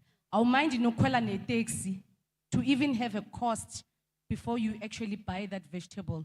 We do that to ourselves. We must learn to collaborate as Africans. We must learn to work together. We must learn to draw from the strength of the next person that I don't necessarily have. Mina langazi khona, I surround myself with a very powerful team, because I know that I cannot solve all the problems that come to us. But if you surround yourself with people that are able to help you leverage that which you don't know, that is my message today. Thank you. Wow, wow. Thank you so much, Miss Elizabeth. All right, so just to kickstart our panel discussion, I think I'm going to speak on something that's quite important, just for us to unpack. So oftentimes, we as young people really don't understand what we're getting into when we do, selection of subjects when we're still in school. We run away from the numbers for those abangathanda manamba. Just hayi mina ngizoya business, ngiyenza ne computer, le accounting angingeni. But only to discover after you've finished school that actually, man, I've got a passion for numbers. I ran away from it this whole time, but only to discover where I really should be is in the financial sector. So what are the opportunities that are there for youth in terms of them having, a vast amount of skill set within other industries, a vast amount of educational background, in other streams? Do we still have capacity for those people that discover later to say, I'm actually interested in the sector? Do I still need to possess those skills and that educational background, or does it then create a limitation for me to actually tap into that opportunity? So I think I'll start off with Mr. Godfrey from Facet. Okay, thank you very much. So let's assume that we have Godfrey, who is not a numbers person. And then I then realized that I need to be in the finance sector. So what you can do, ladies and gentlemen, you need to look at what we call transferable skills, like your problem-solving skills, because in the finance and accounting sector, we are always looking for people who are able to diagnose and solve problems. There are various opportunities, like in the marketing department, whereby you can come and join us in that particular department. your IT departments where we are looking for people who possesses fintech qualifications or skills. So what you also need to do, just look at the transferable skills that you have or that you possess, and then you can then use that and jump into our sector. Thank you. No, amazing. I mean, I think I love the fact that he's speaking to, there are different departments, right? Within a bank, African Bank has a marketing department. They've got an IT department. So those are other fields that we do pursue in terms of studies that can still unlock a door for us. And then if we talk to you, Ms. Chivase, at Vodacom, you know, what's happening? Is there appetite if I didn't necessarily study this particular industry? I think most definitely. I think, let me just share a bit of my background. It is totally non-traditional. So I studied chemical engineering. I thought I wanted to be an engineer. And then in third year, I was like, no, this is not for me. So I need to pivot quite quickly. And I need to figure out, you know, what is it that I actually want to do. So I thought to myself, no, I did my research actually, extensive research. I like researching. And I came across management consulting. I actually know Elizabeth. Nice to meet you again. I joined Accenture as a graduate in 2015. And I thought that's the best way for me to get exposure to different industries in a very short space of time, whilst I still figure out what is it that I actually want to do. So I spent 2 years there. And I got exposed to projects in the mining sector, in financial services. And whilst I was there, I got approached by FNB, by one of my former managers, who was also a chemical engineer from the mining sector, and he was starting up a new capability in the sales department at FNB. And he said, hey, I want you to join my team. I want you to build this for me. And I thought, wow, what an opportunity. Let me take this up. So I jumped over to FNB, and I spent 3.5 years building that team. I left it running as it should, and it actually propagated into different business units within the overall FNB construct. When I left FNB, I went to Vodacom, and again, I was approached by Vodacom. I actually didn't apply because they thought, hey, this is an interesting profile. I actually skipped a step. Whilst I was at FNB, I thought, hey, let me get myself a master's in finance because I think I'm interested in finance. So I spent a year and I got my master's in finance and investments. And whilst I was doing this degree, I thought, wow, this is actually what I want to do. And I started becoming more deliberate. So I joined Vodacom within the prepaid CVM space. And whilst I was there, this opportunity to join the Vodacom Youth Council came about. And I thought, wow, this is an opportunity to be mentored and coached by one of the VSA EXCO members. And I had my eyes on the finance director, who I admire so much, and I thought, this is the lady that I want to guide me in my career. And I will also happen to get exposure into the finance industry. And here I am. I get exposure in terms of attending all the EXCO sessions, the strategy sessions. I contribute to those sessions, and it's been a phenomenal opportunity for me. I do believe that I will eventually get into the finance space once that right opportunity comes along. So there definitely is appetite. I think as a youth, and what I did very well from a young age is that I was always very thoughtful. I was deliberate about each and every move that I made, and I did extensive research. So if it's anything that I can say to all of you here, it's okay to not know what you want to do right now. You can run away from the numbers and discover later on that actually I want to go into the numbers space, and there will always be a pathway to get into that space. I am a testament of that. Thank you. Sure, amazing, amazing. From chemical engineering to here. And I think what's key that you're speaking to is, you know, often as young people will say, "Hi man, saying mdala. Let's just catch on at 25. Jani. There's no such thing. You can always go back, you know. It's okay to be 25 and not be sure if what you're doing is really what you want for yourself, you know. It's okay to pivot. It's okay to change. And I think Ms. Chivas is a really good example of exactly that, right? Okay, let's get maybe some sentiment from Ms. Makanya. I think on my side, I'd also just like to echo that, but I would like to start with some numbers because I do come from the banking sector. So I think it's important to appreciate that finance and banking is everywhere. Irrespective of whatever business that you want to work in or you want to start, you will end up having to deal with numbers. You'll end up having to count the millions that you'll be earning. So it's very important that we mustn't have a fear of these numbers, but we must always just try to have an understanding of how they work. So in South Africa, we currently, in terms of our employment data, close to 16% of the people who are employed in South Africa are working in the finance sector. The finance sector employs a very large part of our population. So even when it comes to the youth, a lot of the youth are probably going to end up in some sort of financial institution, be it a bank, an insurance company, a business analyst advisor role, or whatever the case may be. So just always think broadly. You might end up being in finance along the line in your career. So in terms of the skills that are critical now, we all are aware that we are trying to also maximize the fourth industrial revolution and making sure that as South African youth, we don't get left behind, especially since the other countries are moving quite ahead. So from our side, I would recommend that the youth must also focus on digital literacy skills. It's very important. These skills are quite accessible. We have a number of programs as Bank CETA where we can offer digital literacy. It's important that you also learn how to have client management relationship. You must know how to deal with the clients, whatever the client may be. We found that in our research that the type of financial employees we have now, they are quite disconnected from the clients. So if you as the youth are able to have that touch, a human touch to deal with clients, you'll be able to differentiate yourself and be able to succeed in the finance sector.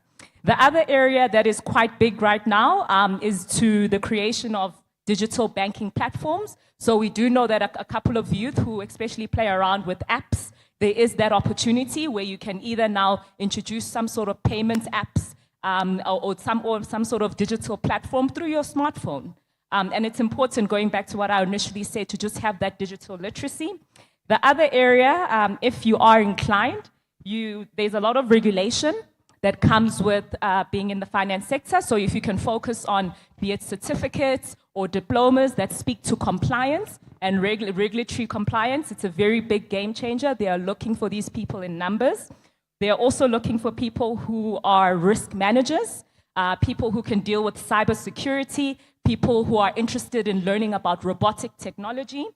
And the other area that I would also like to highlight, as my colleague in Facet has said, it's also important to just be able to have the mindset where you're able to learn new things, able to unlearn the things that are now outdated, and be able then to transfer those skills to whatever sector, whatever business that you might want to be in.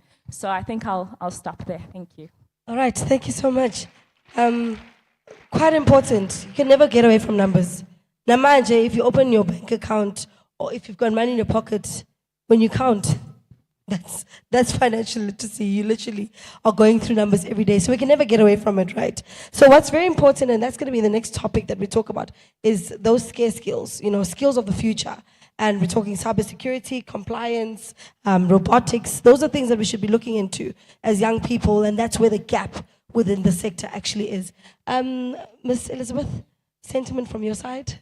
I'm just thinking, at this age, you've already matriculated, probably in your gap year, you are in between starting a business, or you've just started a business, want to pursue one. It is what it is, right? Don't have the skills that we're talking about today. Keeps on getting lost.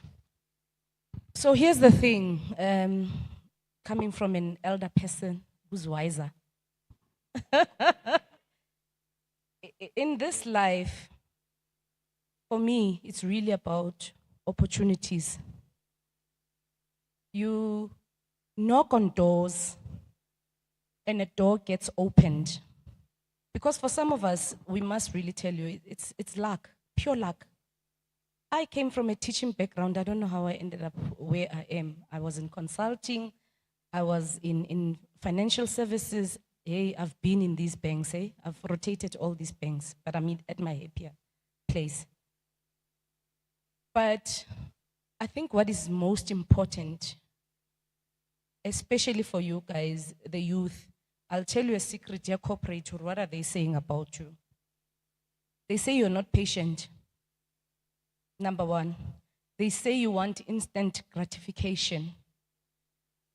They say you don't take time to learn and master something before you want to get on to the next. I don't know if you guys lose interest very quick or whatever the case may be. So all of these skills that the panel is referring to are teachable. She speaks of something that's very profound. She says, always be willing to learn and unlearn that which is outdated. When an opportunity is given to you and you are finding yourself at a place and a time, make the most of that opportunity like tomorrow never exists.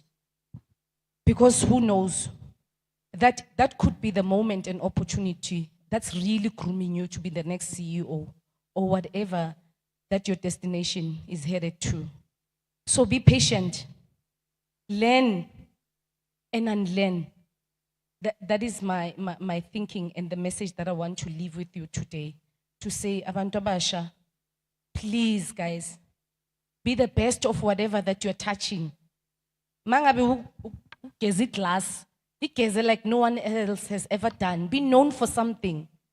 Be known to be a specialist at something, but be so passionate about it that when you've touched it, you know, people will even remember you when you're not there. I didn't even realize that I had actually come across a path when I was at Accenture.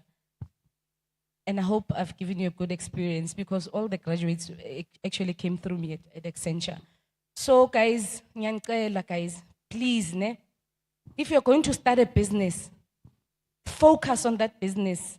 Make it the best of what. Here's a cake maker as we were driving through Fosloras. This guy takes his business serious. How I've noticed him, he's packaged these scones, he's put them in a very nice plastics, so they're very transparent. However, the way he's presented himself, he's wearing a chef outfit in the middle of a street, a white hat and a white coat. I will never forget that because he looked exactly the way you would perceive a baker in any big business. So he's taking his business very seriously, even though he's selling at the street corner. You can never master that more than he's done because he's left an impression. I don't know his name, the car didn't stop, but I'll always remember that there was this great baker. I haven't even tasted his scones. It was about the first impression that I got from there. So, the whole day, we do have opportunities at African Bank.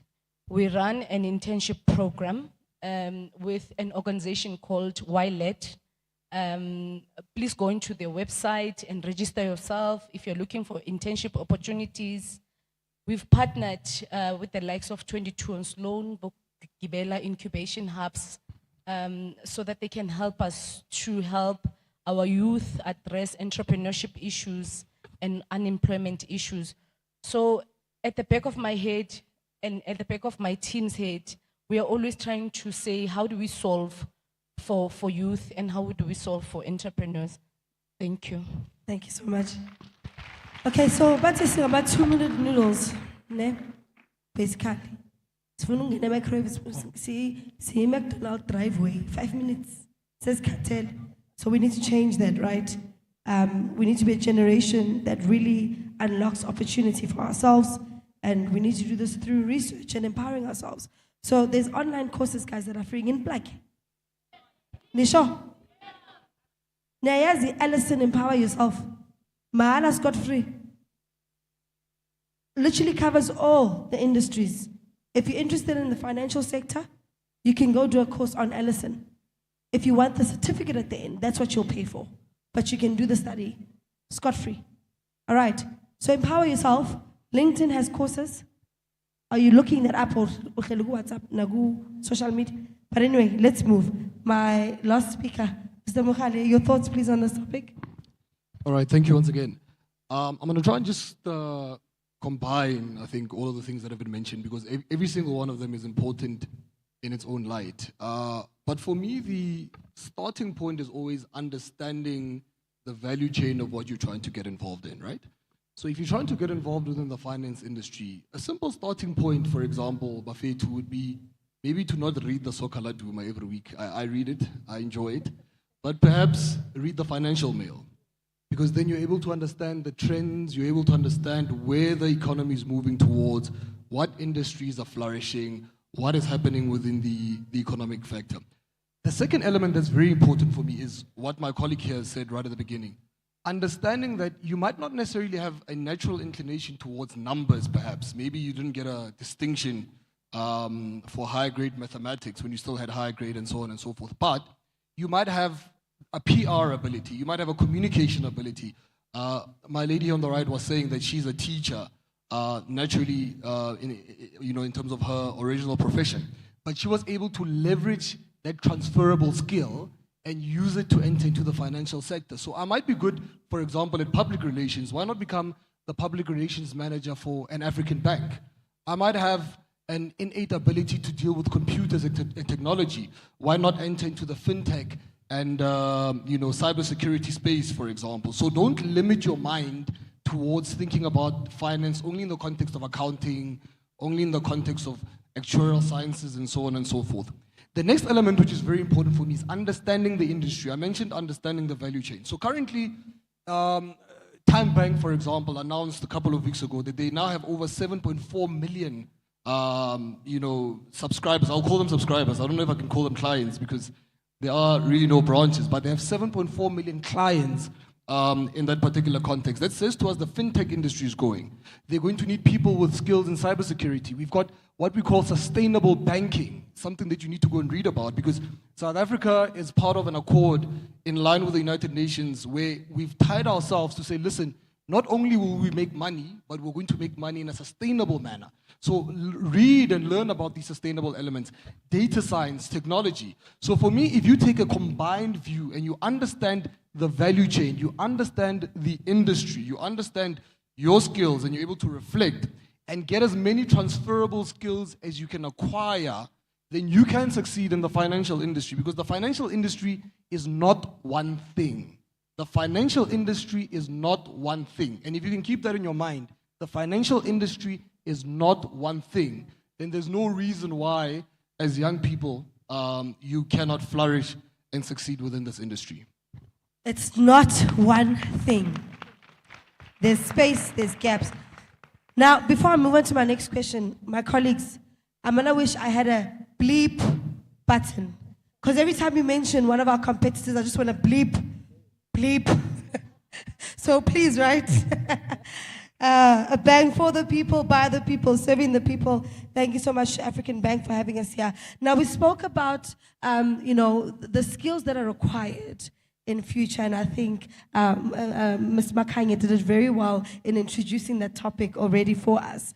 Now, we're going to have to move on to then speaking about what are these scarce skills for your various entities, and how do youth come about in actually giving themselves the skill sets and experience to be able to fill up those roles, So if you're looking at, the bank seats are saying we're looking for cybersecurity specialists, compliance specialists, robotics, what do I need to then possess as a young person? Do I need to go and, look at that particular field and then come through, how does it work within your different entities, and how can you then absorb through, the scarce skills that we're talking about? So, Ms. Chivasa, you're looking at me like that, and I'd like to start with you. So I would say, if I look at it from a Vodacom perspective, big data and analytics is a massive thing. It's not just a massive thing within the telecommunications space.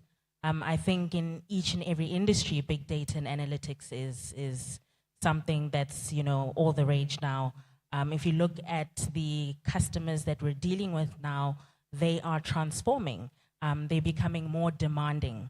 And so it's important that we have the right people within our organizations that are able to understand the data and transform it to get the relevant insights. So I would say big data and analytics, if you upskill yourself in those areas. And there's a lot of open source information out there on the internet, you know.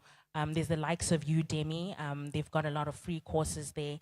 And some of them you can actually pay for them, and you can pay as little as like 100 Rand or 200 Rand.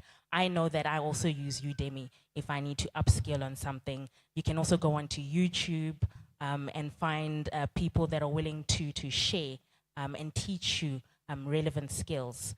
So yes, you know, the information is there. You just need to look for it. You can't expect it to just land on your lap. You have to go out there, search for it, find people who are willing to assist you on that journey of upskilling yourself. Thank you. Thank you so much. And quickly, Tabasha, I just want to make sure that you guys understand the context of this particular conversation and that you're actually taking the notes. We all always run to study the same thing. And that's why we then struggle to get into industry, right? We're all doing PR, we're all doing education, we're all doing this and that. And those are the things that then, you know, sort of limit us where there's no capacity, right? So I need you guys to be jotting down these scarce skills. And after this conversation, you need to go home and do your research around what are all these scarce skills and which suits you the most. Then you can then move forward from there. All right, cool stuff. Let's go to Mr. Mukhale.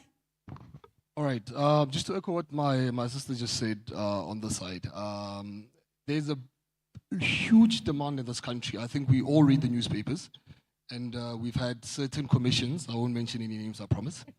We've had certain commissions that have exposed people in positions of power, people who regulate the financial industry and so on and so forth. And as a result, there's been quite a keen focus on compliance.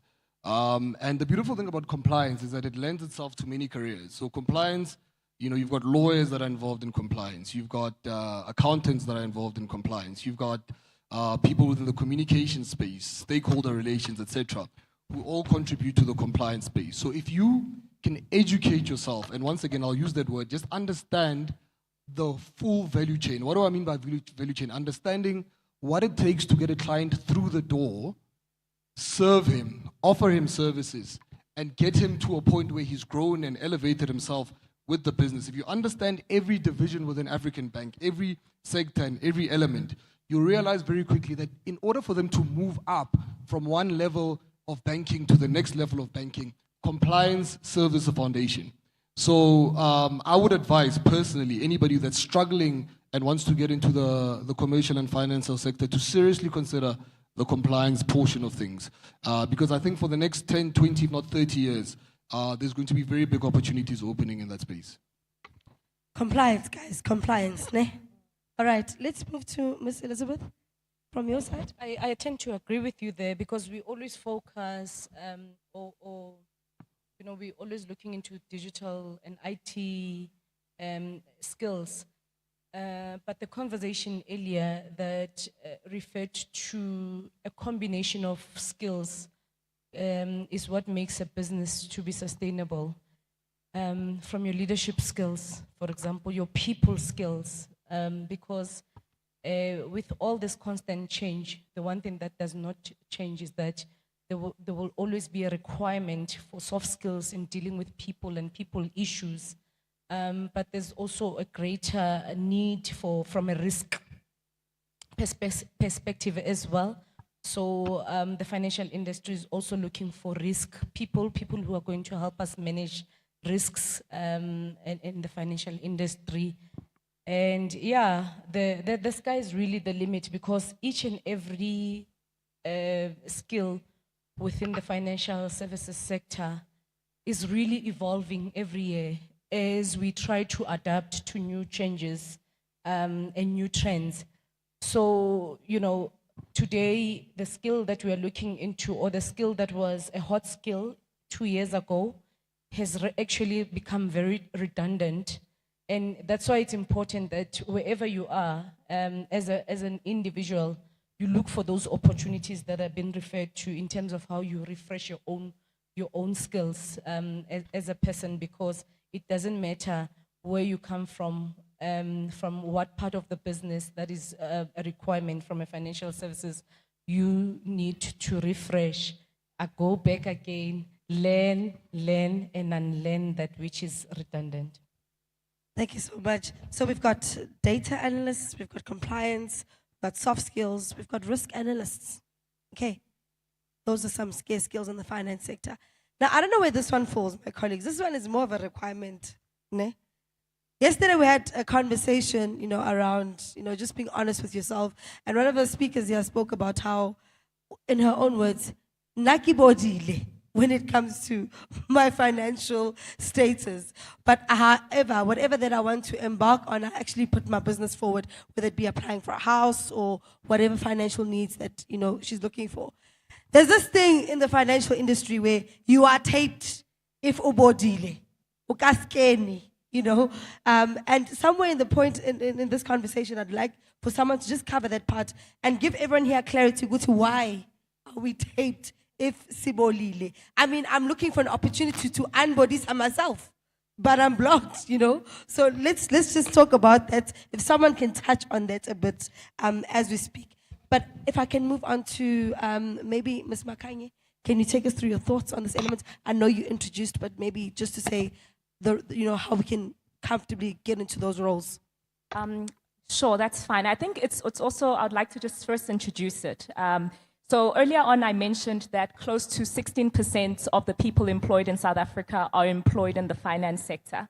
So when we did our research as Banksita, we did notice that in terms of the skill sets that is required to get that employment within the finance sector, it's important that the candidate must have at least an NQF level 5. So if you already have your matric, you're sitting at NQF level 4, it's important that post-matric you get at least a diploma or some sort of degree where you need to empower yourself and make sure that you can go up to NQF level 5. Unfortunately, it's the reality. That's kind of where the skills entry requirements is when you're trying to get into the finance sector. So now what happens post-matric? It's important that we repeat it again. Through Banksita as well as through Facets as well as the other seaters, there are many learnerships and workplace programs. We fund bursaries, we fund digital literacy programs, we fund many programs for the youth coming out of matric to then to start upskilling themselves to get to NQF level 5. So if you would make time to either go to our website or visit the gazebo outside, then you'll be able to download some information on what the various programs that we have available running here in Ekurhuleni. So just to reiterate it again, you need to upskill yourself. Unfortunately, in finance, you are not just competing with people in South Africa, you are competing internationally. The banks hire internationally when they're looking for these skills. So I would like to add to that list of scarce skills if you'd allow. So over and above that, our research also says that we are in desperate need of people who are managers. We need people who know how to use their communication skills, their people skills to manage people correctly. So to be a manager, we're not talking about being an accountant here. You just need to know how to lead a group of people, and it's more focused on the soft skills. The other area that is quite hard to fill is people who are able to do research. If you are very good at conducting research, the banks and the finance sectors are looking for people who are researchers, who can be given a topic and they go all out in trying to acquire as much knowledge as possible and to package that knowledge into some sort of solution for the sector. The other area that you can look into is when you're talking about being a networker. So if you like meeting people, we are looking for network specialists. Go out there, look into our programs, and do a certificate on how to network and to polish those skills that you have, because we're looking for network expertise within the banking sector. And I think it would be amiss of me if I don't mention this. When you think of BCom, a lot of people think, oh, you need a BCom to get into the finance sector. It's not a misconception. A lot of people get through into the finance sector through a traditional Bachelor of Commerce. But Bachelor of Commerce, not all of the degrees need accounting. Not all of the degrees need maths. There are so many degrees out there, as well as certificates, that will just base it, be it on your computer skills, if you're looking at that, your business management skills, and looking at going back to compliance risk, and digital literacy. So it's important that you familiarize yourself with that. You don't need a traditional degree, but you will need at least a post-matric certificate or post-matric diploma to actively participate in the sector. Thank you. All right, thank you so much. Mr. Godfrey, I think you're going to close this one off for us. Okay, no, thank you very much.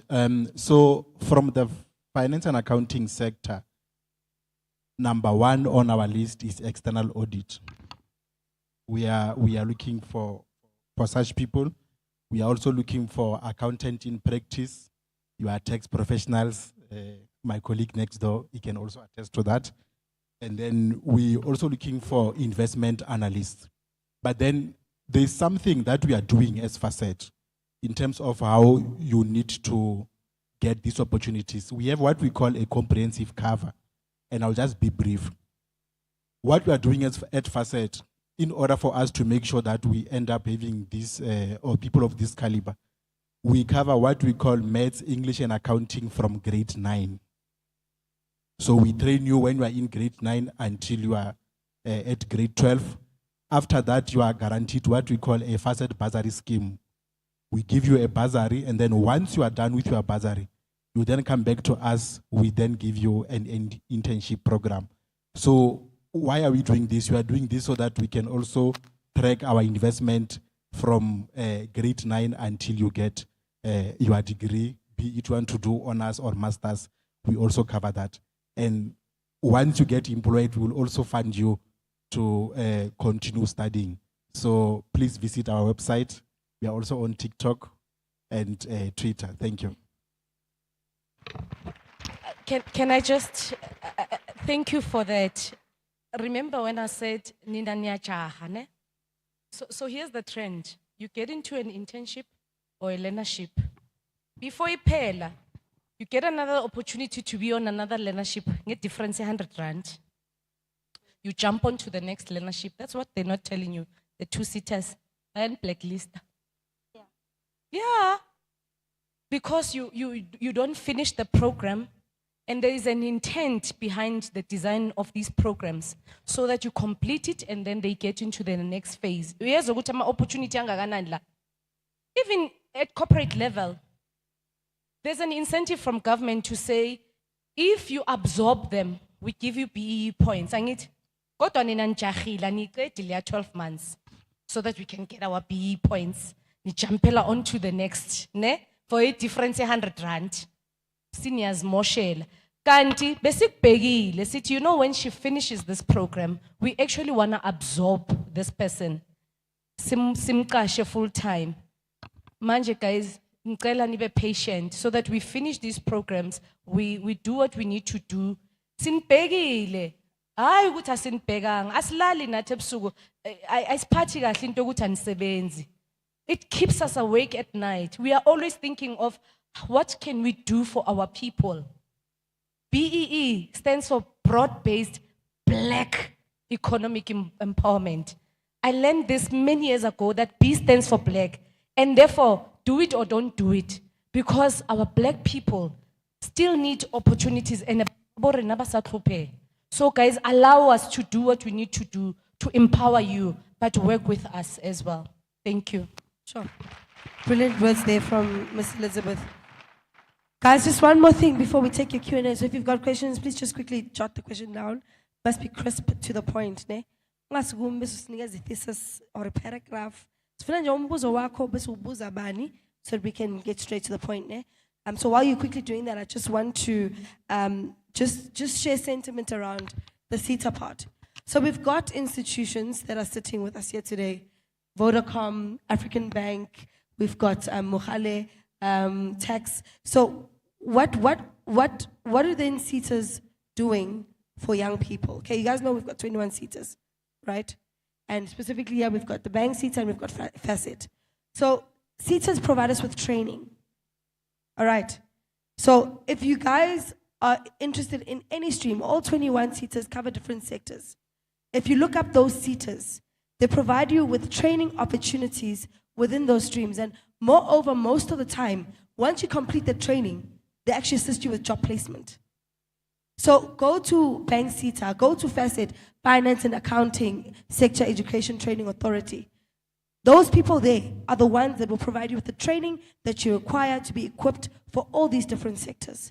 If you're in the arts industry, there's CAT CETA, right?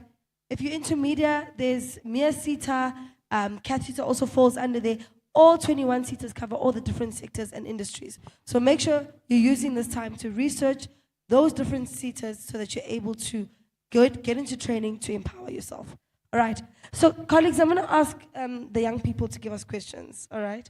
So what we'll do is I'll possibly take my program director's looking at me funny. So I've got like 10 minutes, right? So I'll do 4 questions. We will just have someone ask and then have an answer, ask and then an answer.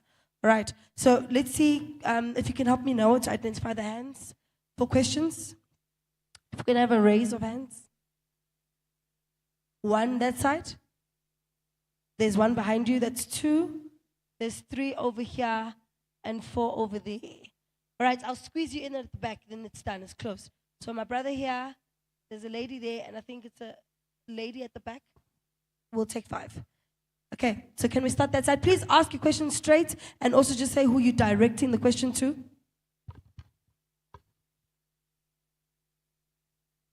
The question is for Godfrey. Does Facet offer trading? How put one? Njani manje? Does Facet Guys, offer no pressure. Just hold on. Does Facet offer? Bahlali, order, order. Does Facet offer trading learnerships? Yes, we do have various learnerships at Facet, and then majority of them they are industry funded. All right, thank you. Next question. It was behind you, no? No, it was behind you on the other side. Guys, no more hands there. I've already identified the 5 people asking questions. Hello, everyone. I just wanted to find out about the blacklisting thing. Ne? Sometimes you can be blocked by Bank CETA. And then what happens after a few years, you get your, maybe a diploma now, financial management. Now you want Facet to assist you. Can they still assist you while you are being blocked by Bank CETA? Can you proceed when you're blacklisted? I think maybe Ms. Makanya, can you help? Okay, I'll just talk from my own personal experience. So my background, I have 12 years in banking. I started in banking, I'm still in banking now. I think it's important to understand that when people are working hard to earn their money and then they take it to any type of financial institution, they're taking it there based on trust. They are trusting that this particular institution is not going to misuse your money. They're going to handle it with care, and then they are going to be able to give it back to you when you want your money back. I mean, that's the basis of having a bank account or any other financial institution. So the blacklisting problem comes in that if you have someone who's blacklisted, it unfortunately indicates that there hasn't been a full appreciation of managing personal finance. So you yourself as an individual, imali yakho iyakuhlula, noma ikuhlulile, yabo? And you need to then go through the process of learning financial literacy for yourself and going through the process then of removing yourself from the blacklisting. In South Africa, unfortunately, we do have a time frame that is stipulated to tell you how long you can be rehabilitated for. So if you are blacklisted, and there is a problem because it's going to be very difficult for financial institutions to justify why they have people who are blacklisted managing other people's money. It breaks that trust that you as a client of a financial institution would be placing if you put in your money in a particular bank. So from Bank CETA's perspective, we don't deal with blacklisting. We're not a bank. We are just the sector training authority on behalf of the government for that. But in terms of blacklisting, it doesn't just apply in financial sector. There's many other sectors as well, depending on how senior the role is. The senior the role, the minute you want to be senior manager, you want to be a director in any other industry, this blacklisting thing becomes very important because it shows people outside your own personal capacity in managing yourself, your finances, and then how that would reflect on others. So I hope that assists. And it's not only blacklisting, even your credit score counts. So there's a difference between your credit score and blacklisting. So blacklisting just red tapes you completely, whereas your credit score indicates a certain amount of financial ability and literacy of you in a personal capacity. So even there, you need to be able to manage yourself and your finances so that your credit score can actually, increase. The higher it is, the better the chances there are for you. All right. Miss Elizabeth?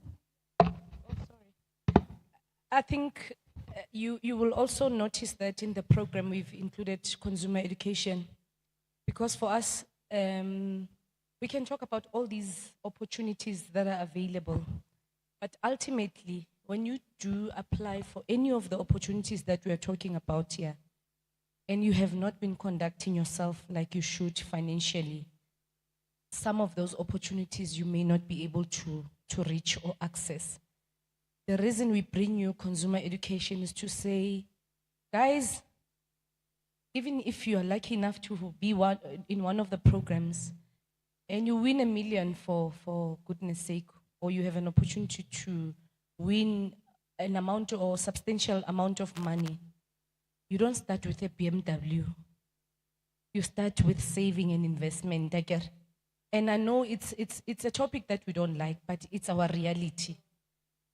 Everyone that has presented here that talks about access to finance has spoken about your business undergoing some type of assessment to see or gauge your financial, what's this process called, Gan? What's the process of applying for finance?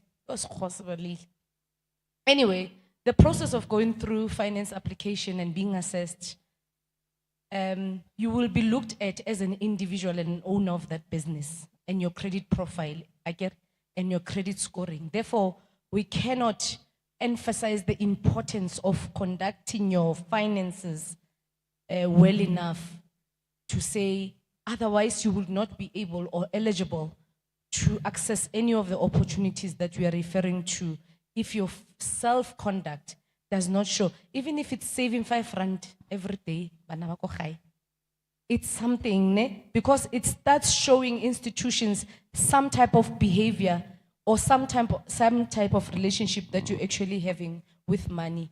And when you've lent money, you pay it back. That's what institutions want to see, that when you've made a commitment to money, you pay it back. If you take a loan, you pay it back.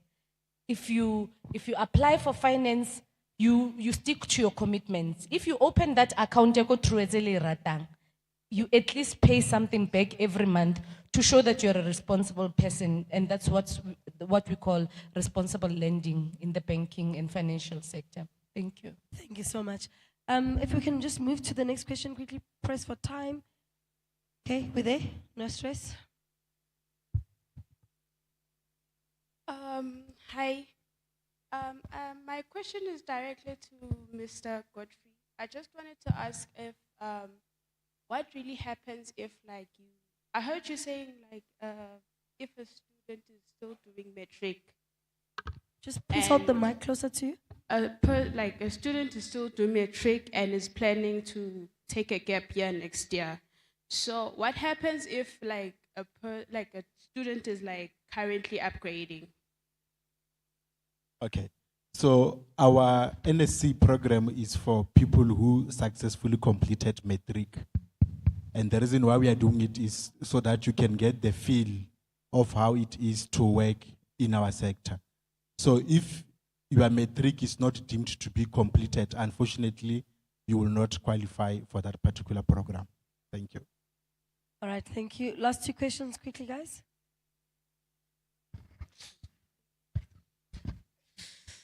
Sanran,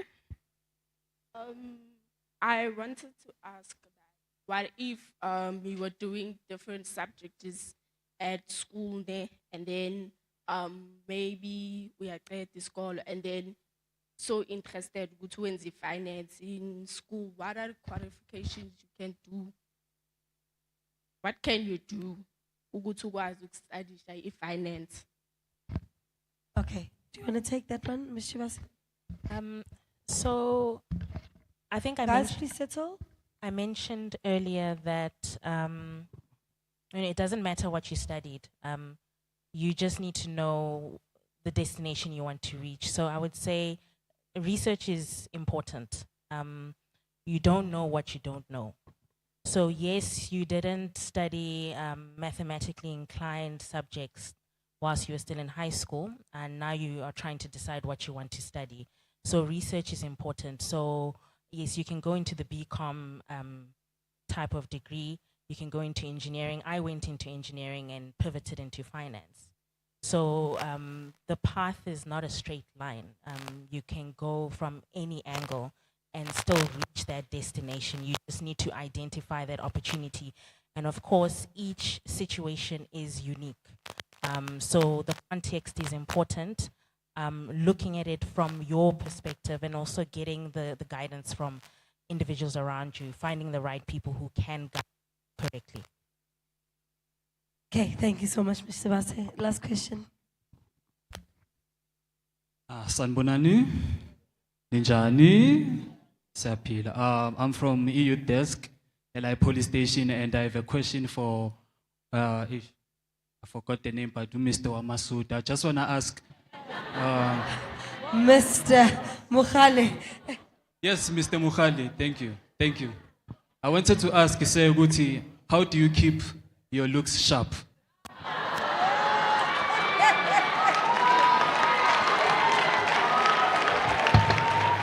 Thank you.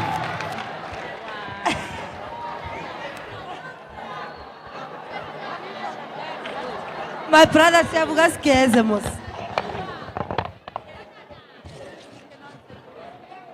Oh, all right. Okay, Bahlali. All right. I'll try and answer it financially. Ne? Since this panel has to do with finances. But if you look at a set of financial statements, ne, you've got different elements. And the most important one is the balance sheet. Ne? And the balance sheet talks about three major things: assets, equity, and liabilities. So what I do is I keep my liabilities very, very low, which means I buy cash where I can. I buy only what I can afford. In terms of the assets as well, I try and keep my things for as long as I possibly can from an asset perspective because I want my assets to appreciate. So when I buy clothing, I buy something that in my mind I'll still be able to wear after 5 or 10 years. And then last but not least, I'm married to a very beautiful woman.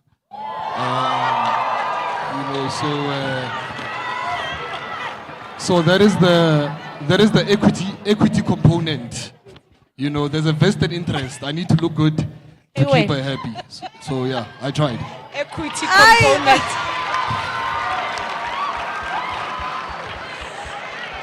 Thank you so much. Ladies and gentlemen, that wraps up our conversation today. Was this helpful for you? Thank you so much. Can we please give our beautiful panelists a round of applause and possibly a standing ovation? Thank you for being an amazing audience.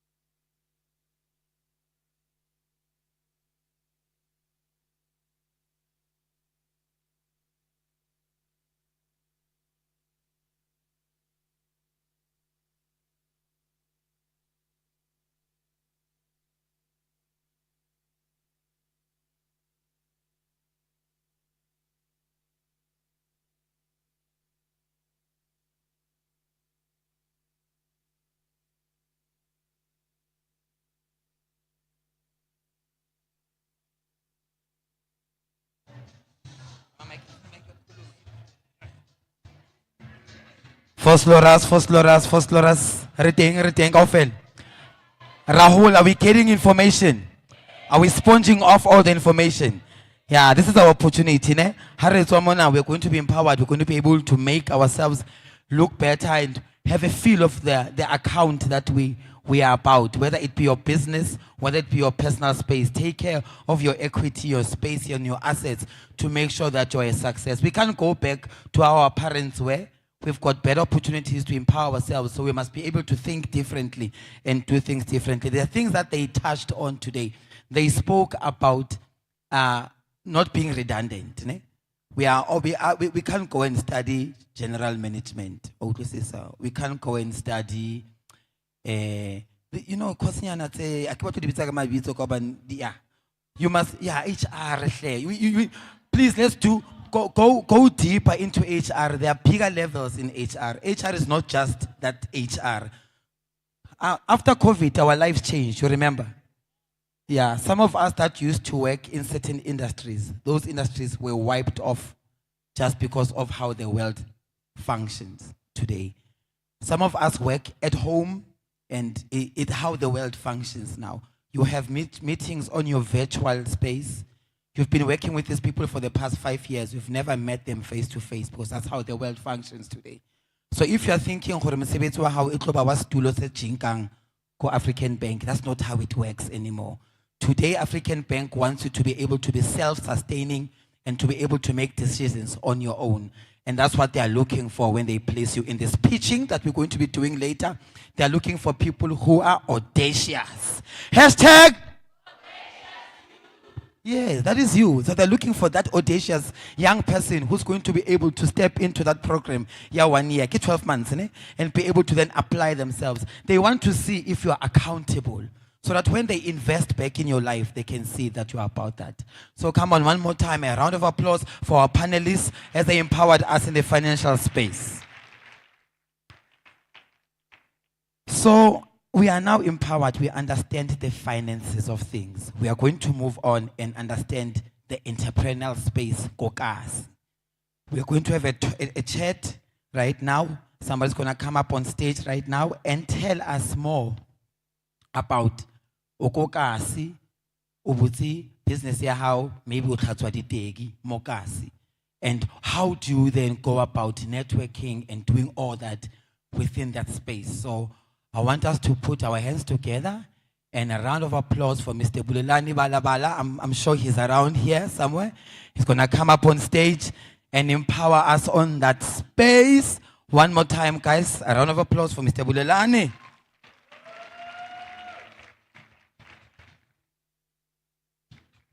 You can do better than that, man. Celebrate your own people.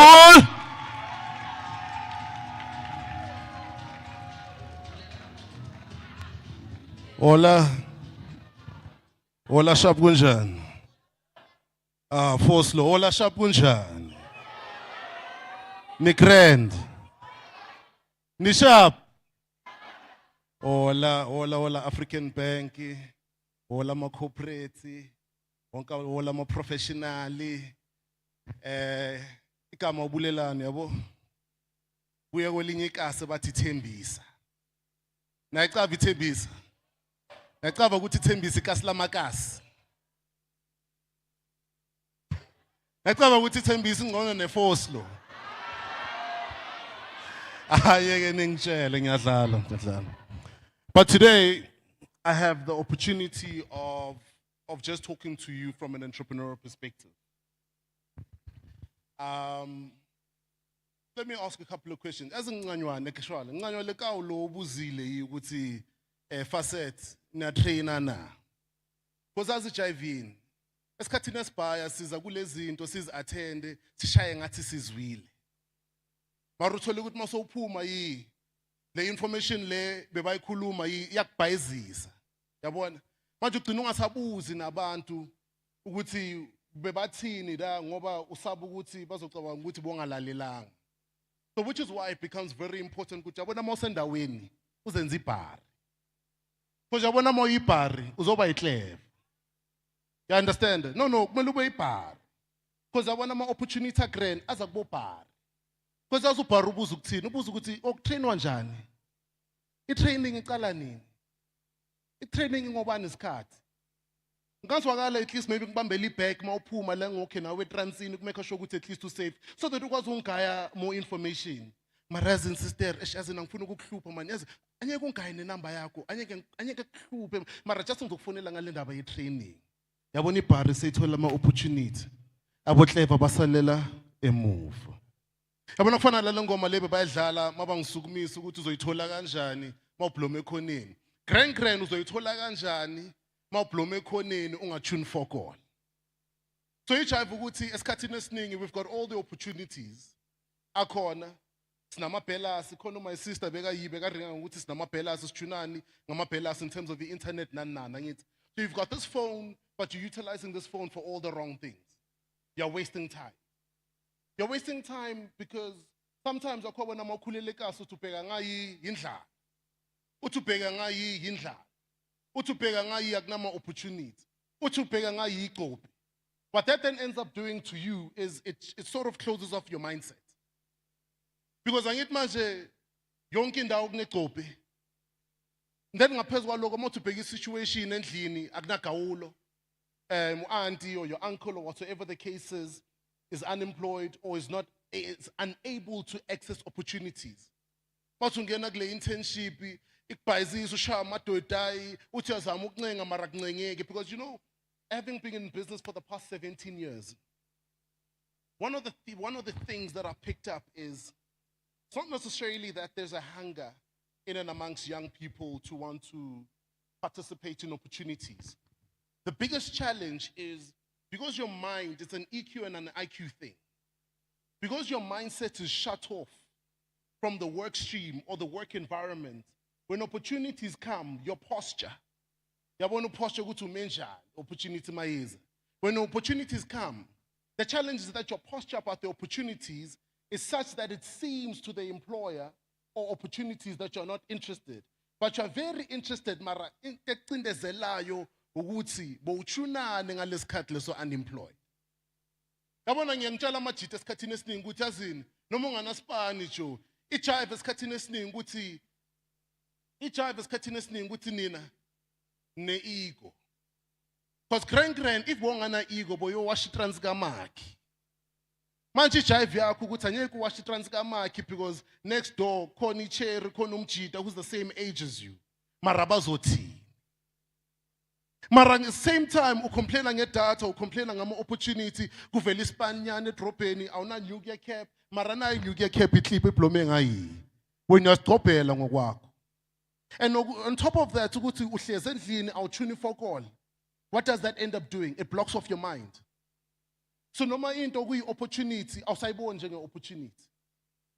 So njengoba kuvela namathuba awusawathatha amathuba serious because the crowds that you've surrounded yourself with and the places that you've decided to hang around with are not going to inspire you to access bigger and greater opportunities.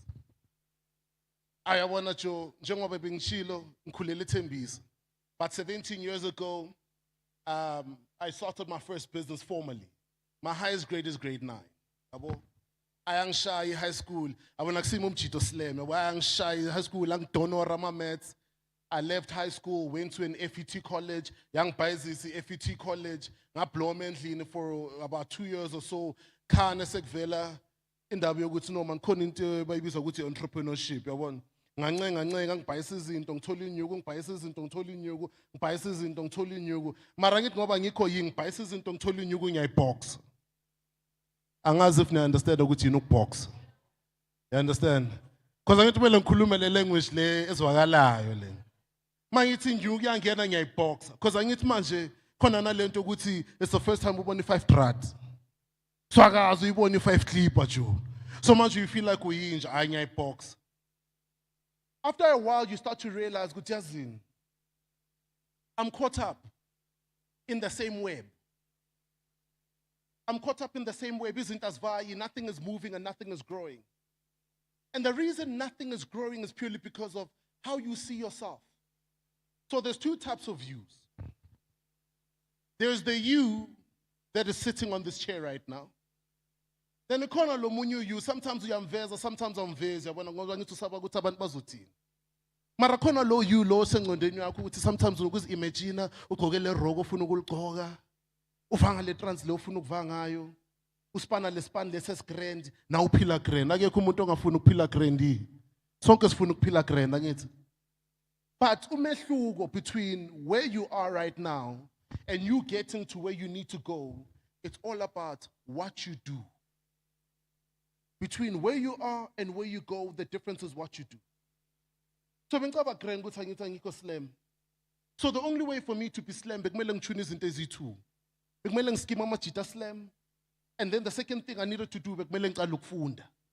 So khona out itama lakhe was a pastor, Ekasi. Manje one thing I used to always notice, mangiyakibo bekunencwadi yonke indawo.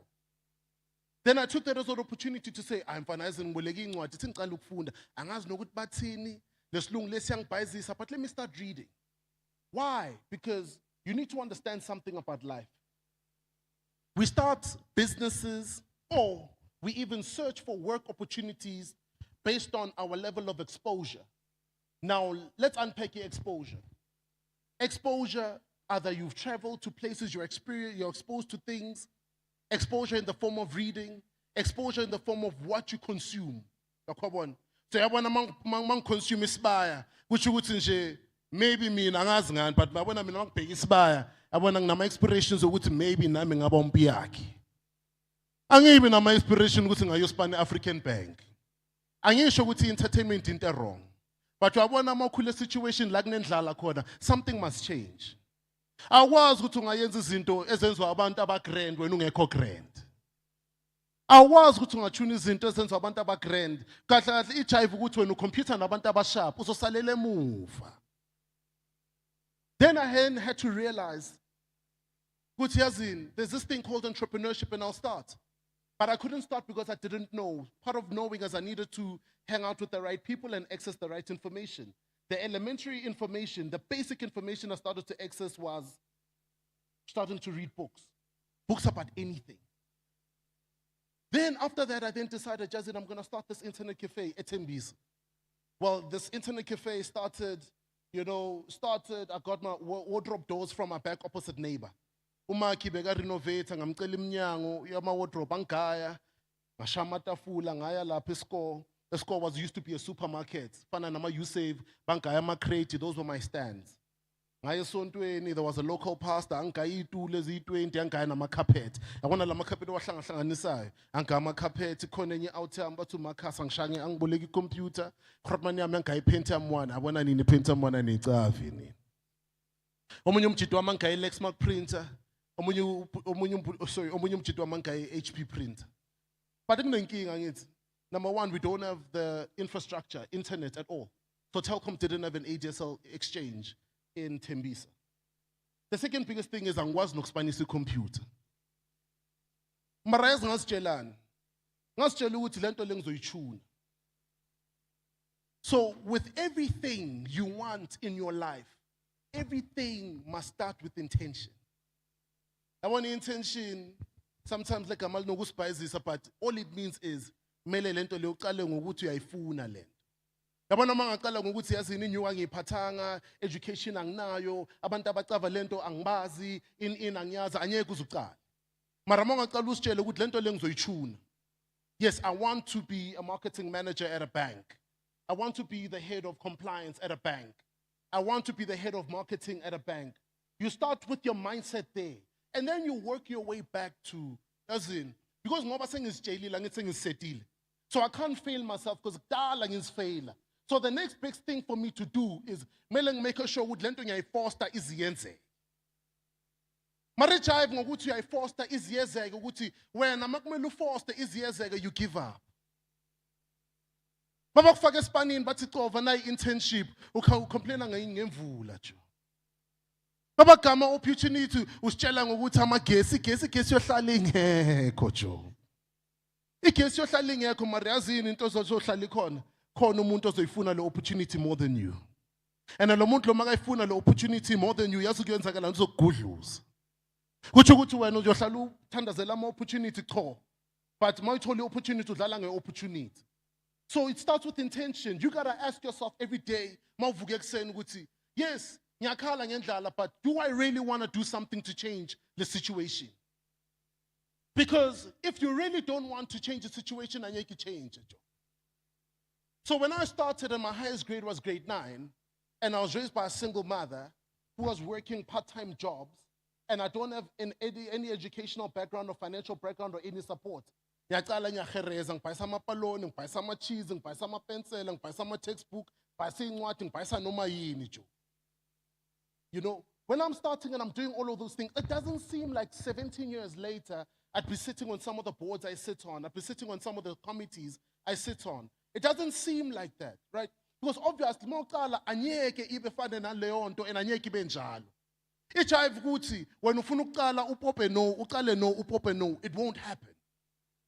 I can tell you now because majority of you in this room probably have a matric. I didn't start with a matric. Majority of you in this room have got a matric, and you've got a phone, and you've got opportunities. You don't have internet at your home, but you've got a wimpy, or you've got a place where hustling, you've got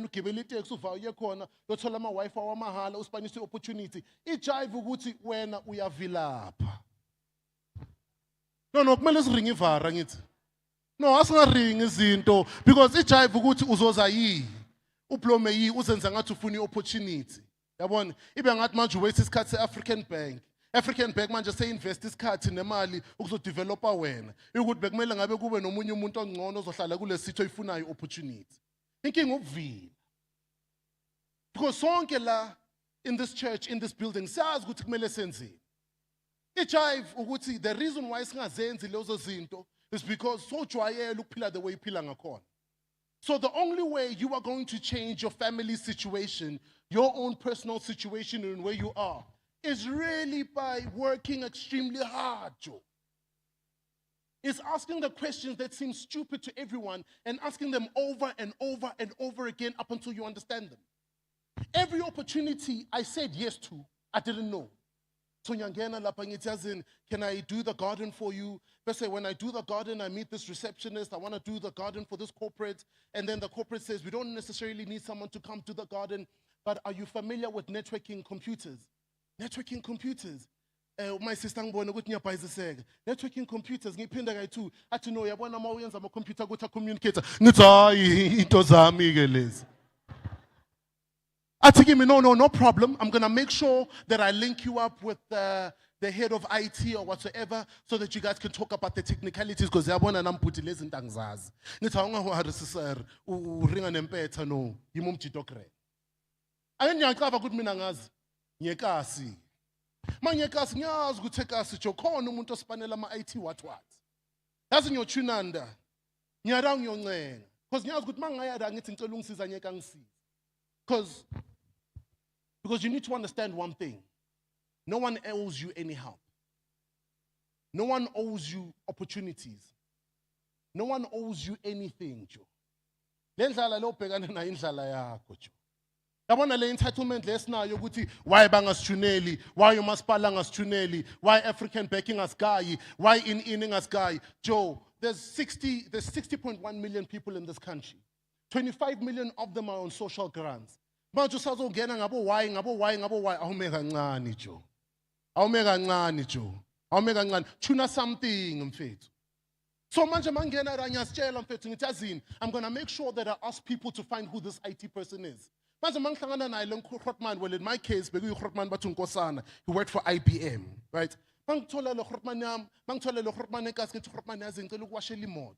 Understand? And manje this lady has given me 7 days to get back to her. Ngithi ngicela ungiwashela imoto, ngicela ukuwashela imoto. Athi hayi wena ntwana ngathi uyaganga, why ufuna ukungiwashela imoto ungafuni inyuka. Ngithi hayi man Grootman ekrend ugcoka insize akrend, Grootman esiphethe ekrend ngifuna ukufunda la kuye ukuthi izinto zithunwa kanjani.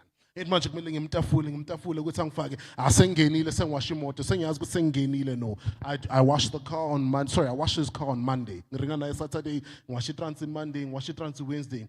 Thursday sekadapha endlini uphethe icup yecoffee la uthi mara izintwana le moto yayishaya. Kahle kahle wena uthunana empilweni. Ngithi nazo. Ngithi no man Grootman khona lento le ama networking or whatever the case is. Networking athi that's simple. In le meetings of now. Zobatshela ukuthi ngispanela wena. Because if you only limit yourself to what you know is not enough. That's why you are sitting here.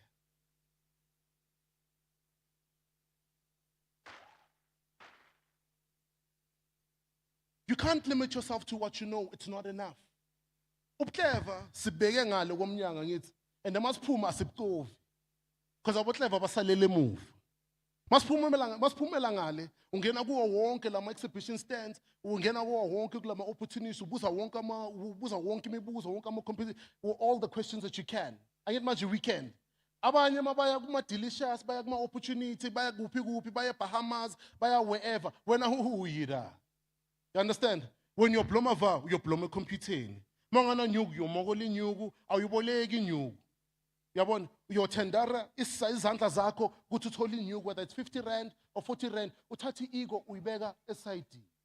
Because this is a serious thing, especially because we're talking about mindset. I can talk to you about all the opportunities, how to start, how to level up in starting. But if the mindset is not right, you will start this and stop, and start another and stop, and start another and stop. And then there won't be any progress. But the mindset has to be right. You need to know that it's going to take you being present and there. Number one. Number two, you need to know that it's going to be a lot of hard work. Number three, you also need to know that you can't do it name beans.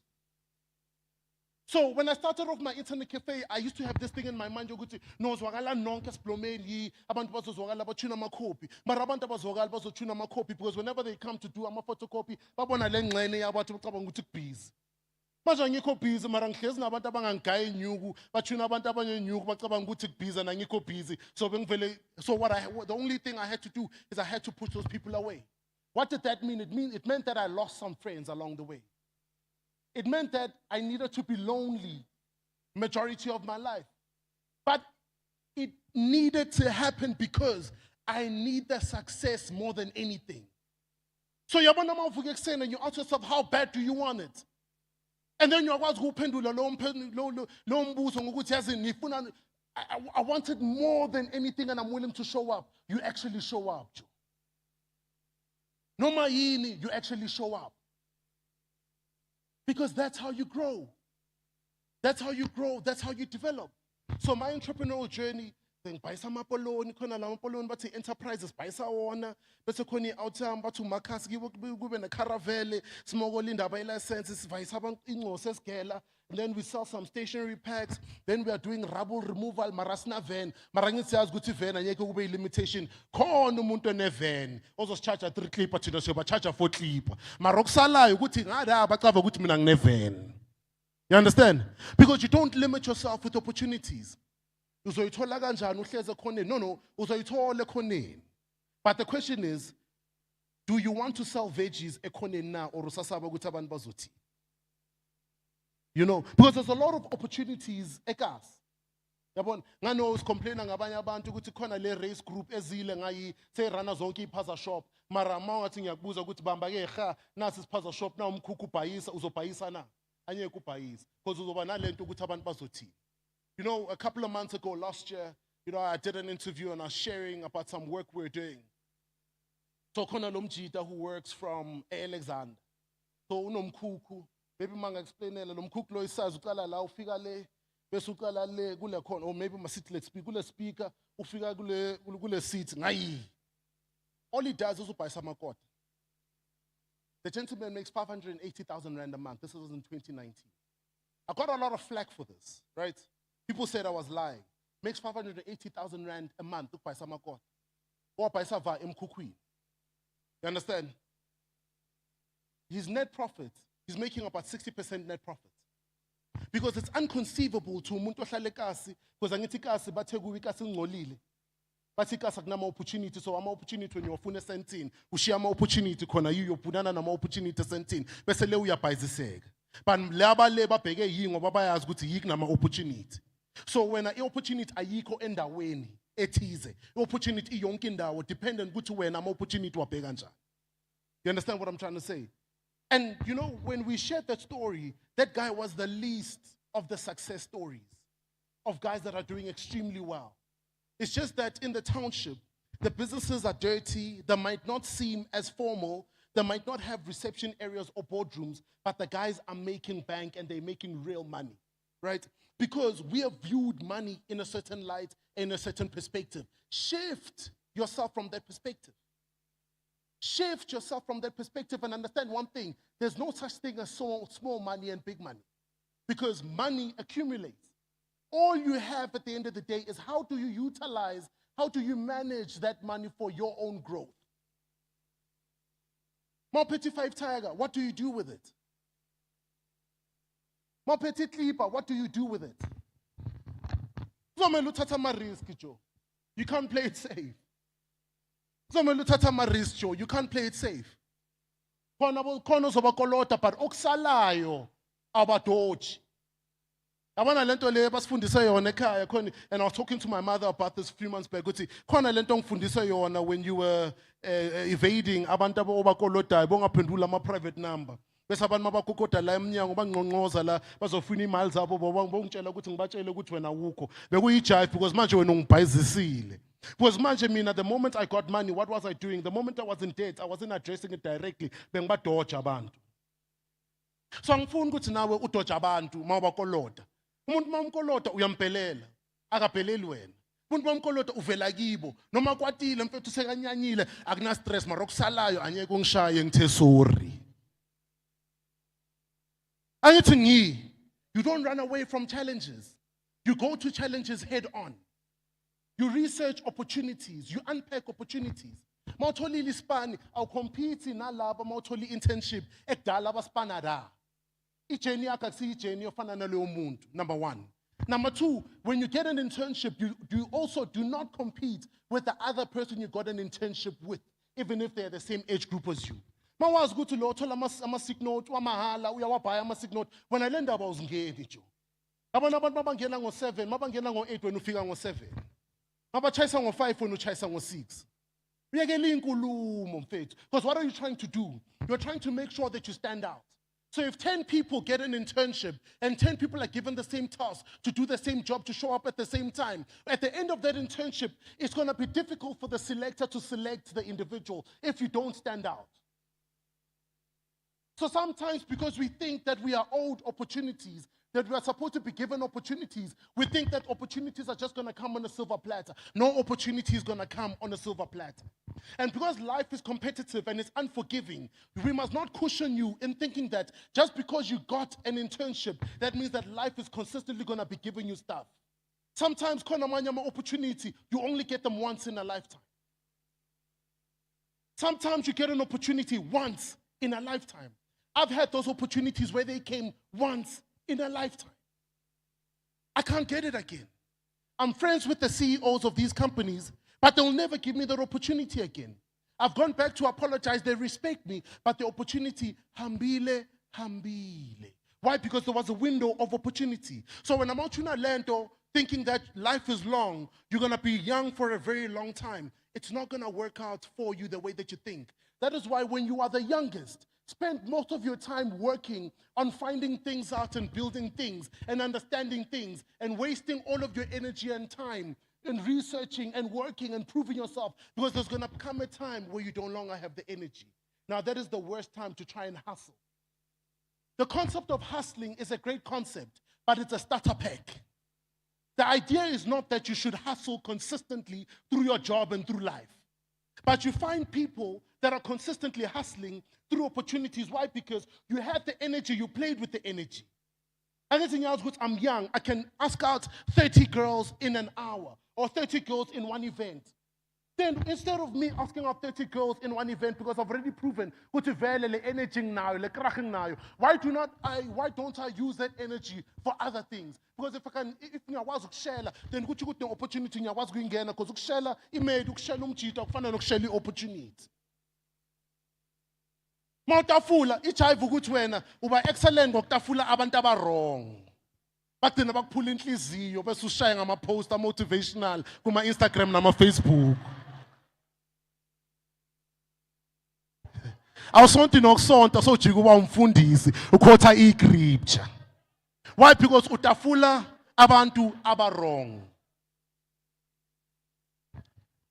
One of the most important things I learned, having nothing, trying to access things is that the best way to ask for help is how can I help you? The best way to ask for help, how can I help you? Khona le mkhuba le kumele siyikhahlele. Asking help for free. No longer. The best way to ask for help is how can I help you? Majority of the time, we see people that are successful, people that are doing well. Some of them are these panelists, some of them are in the room today as attendees, some of them are service providers here, whatsoever the case. Lodged in our minds or our mindsets, we've told ourselves this. Ukuthi, in order for me, ukuthi ngipophe, ngiyocela lo muntu ukuthi angifake or angisize. But let me ask the people who are in the room, how many people have met people who are influential, who are very successful? Either you've met them or you were in a room with them. Come on, there were people here. Let me ask a second question. How many people have met these people and then you've asked them to help you or bakfagi? How many of you bakfagile? You see the people in the room versus the majority of the people. Why? Because your agenda is not his agenda. You know, it's similar to jumping in front of a bullet train or a moving train. He's not going to stop because you've asked. That's why I say the best way to ask for help is how can I help you? No man khropman yakbona ukuthi uvange penzi, ukhropmane grendi, ukhropmane shape and when uhlala ubhaye isinkwa, uyokubhayela isinkwa every day. You find things that seem stupid for everybody else because the only way you'll enter certain levels is that you need to actually show that you deserve to be in those spaces. They won't just open up for you. So which is why then you need to then identify the people that you want to work with. So when I had a business that was doing exceptionally well, very well at the time, very, very well. I just don't like sharing numbers, but very well. I realized one thing, that there was a level I couldn't access because the network, I was not keen to that network. Because as you grow in life, you start to understand some critical things. Being a kid from Ekasi, I will hustle and I will push. But there is a point where the head meets the ceiling. There's a threshold I can't access, even if I tell them I've got an MBA. Purely because it's network-based. Network-based means ukuthi labantu la bayacabana, bayachomana, bakhule bonke, babuya a long way. Manje mina angikhuleli da. So the best way for me ukuthi ngibangene labantu, bele ngithole oyi-one wabo olahlile, ozongifaka, whether it's me cleaning, whether it's me ironing. I found that gentleman. And I said to him, you know what? I'm going to leave my office that is in Tembisa, and I'm going to make sure that whenever you've got any functions you are going to, I'll drive you. It doesn't make sense. It's not paying me. I'm driving a nice car. I'm doing okay. So my dream was to take care of my family. My family is taken care of. But because I had this hunger in me, I knew if I tried to go in through the door. So window and so sometimes that's how you need to view stuff. You don't go there and say, I'm the best DJ, I want to DJ. You go there and say, DJ or DJ agahle, ngicela ukubambela ama CDJ or ngicleanela wona before DJ. Because there's gonna come a point, because you've got your foot in, that opportunities are going to open up. Marichayive ukuthi wena ufuna ukucompete nalabantu abafuna ukukufaka. When ufuna ukuba labantu abafuna ukufaka, you're not running your own race and you're not running your own journey. So when you leave here today and you go back home, you'll still go back to the same house. Maybe like me years ago, mangvuli friji, amafuta, womile, na anyanisa kuna kawulu. Right? Or you go back home, isimo siptai, izinto ziyapeta, izinto zikahlangani.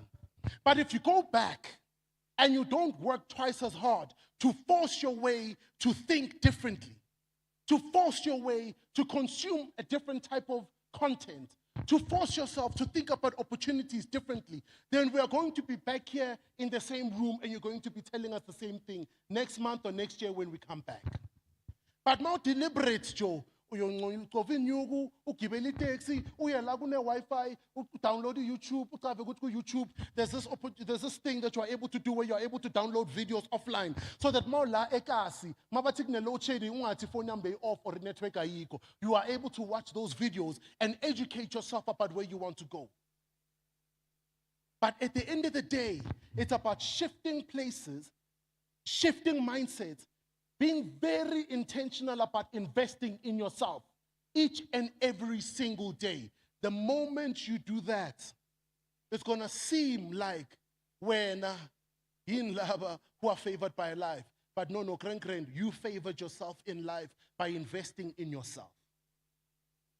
So give yourself a big round of applause because you've already taken the first step. You showed up here today.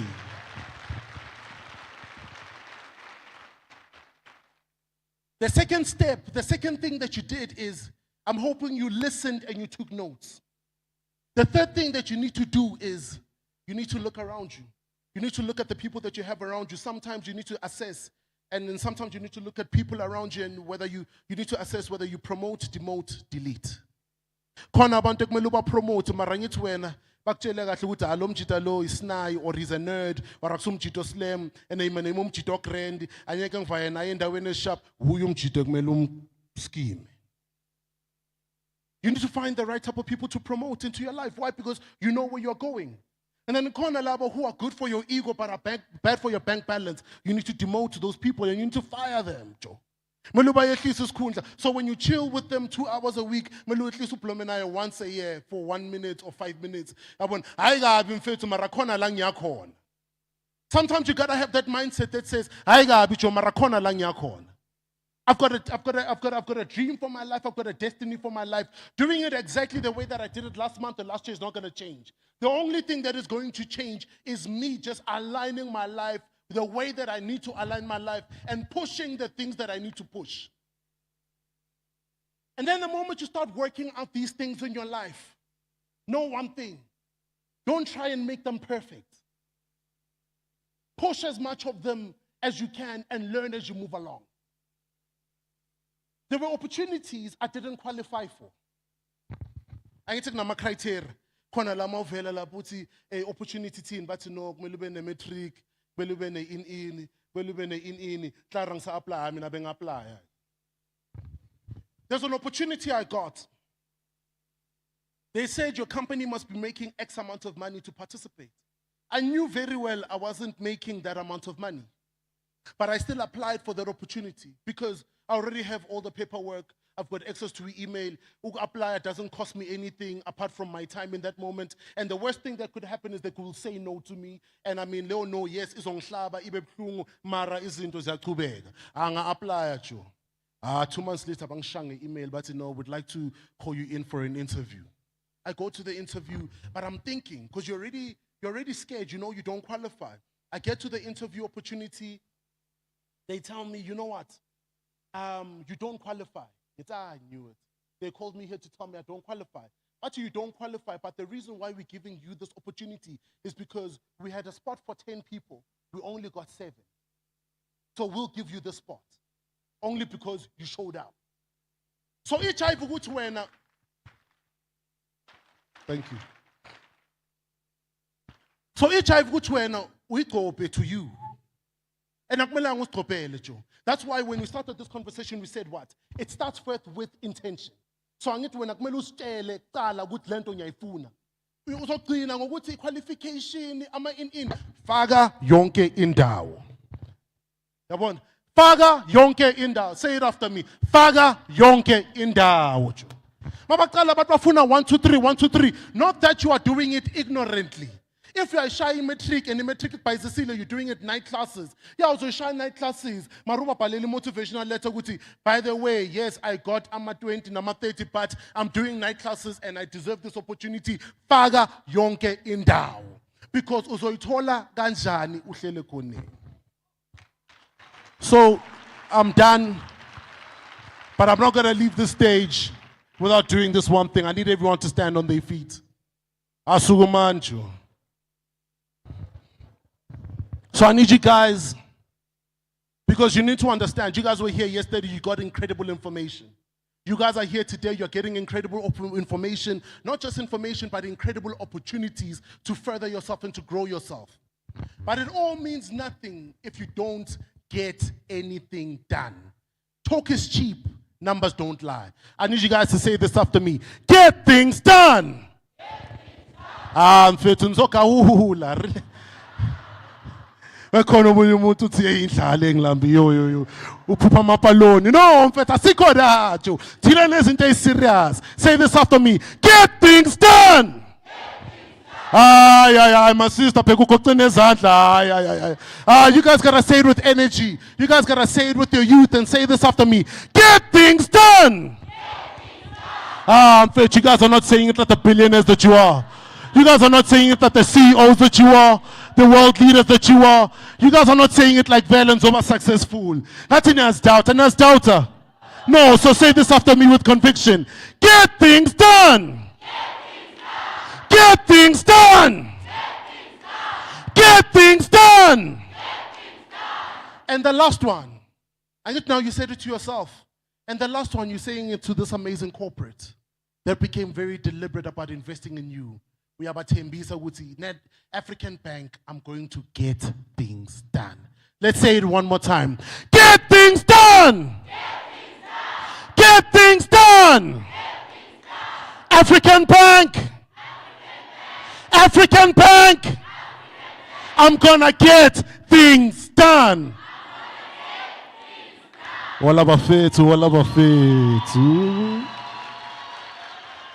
Mr. Bulelana!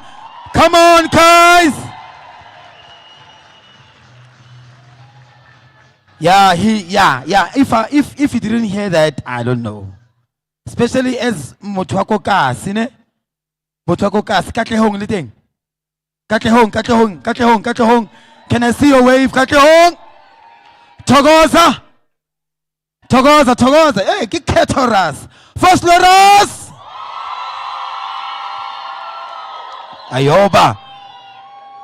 Take a chance. Sakane. I saw one hand there. Tema.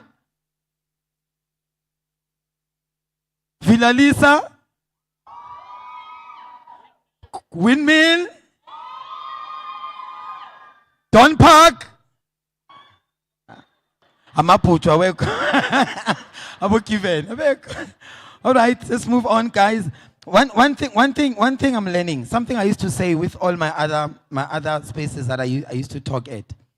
You knock at the door does not open. Go to the back. Kokote mnyango kitchen. Abavul. Hambe window. Kokote window. Abavul. Somebody must come out. You need to get into that space. You need somebody to respond. Bulana touched on something. You need to yeah, you know, if ufuna schema abantu abagrand. I don't know, you've got soccer players in this place, I know. Mawufuna ungena eschemeni sebhola. Ubamba amabheki wenzani. Yeah, ufuna ungena, you want to be in the first team. So it's up to you what you put forward to do that. I'll make an example. Sisonke, we are together, guys, ne? Yeah, we are, but in the respect to Mamela, you can't have conversations when people are having conversations. We are teaching you these skills so that you can apply them. When somebody is standing next to you, you listen to them, you don't start your own conversations. It's okay. Hola, sure. The skill I learned is from an artist that I respect. She's abroad, but I took this from her. Jill Scott. Jill Scott's life began like this. How Jill Scott became the singer she is. She walked into a place, Wabatola, the record company, I won't mention it. Wati, I can paint. I see that your walls are not painted, and Mina, I'm good at this. Waza, what I'll get stuff, wapenda ugel, wabaguhle. Ekpendeni, she knows what she's doing. She's intentional about her gift. Kiapendwa, shay ngomanyana, shay rave, but hey, you got a nice voice. At Yazin, as you're saying, this is my demo. Please go listen and come back. She came in there knowing what she wanted. She came in there knowing that she wants a business deal, a recording deal. But she understood her other skill. She's good in painting. It's not that classy. She's not going to be taking pictures, but she knows where she was going. She painted for 4 years. Even when they listened to her demo, they did not like some of the songs. And she had to go back to the drawing board again and again. And today, we see her on billboards. She's won awards. And she's an actor, something she never even thought she would become. She's an actor. I'm saying to you, when I was born as an entrepreneur, that's all you're saying. What if your destination is bigger than that? When you're still limiting it because you start doubt. Jump, man. Sometimes we say push because we are seeing that you need to, because we know that you can float and you can swim out of. So take the plunge and jump in. African Bank, Ekasi and beyond. Earlier, she said, African Bank started Ekasi, but the mentality was beyond Ekasi. When they started it back then, 1960s, 1967, they had Ekasi, but their project is about the beyond. Us taking up space, even back in the very same spaces, so we take a lesson from African Bank to ourselves to say, if they could take that, and today they are established, and we are here sitting because somebody thought of us, what more about you? You are that seed, Phosphorus. It will grow up and become a tree that gives shelter and food to everybody. So give yourself a round of applause for being in this space.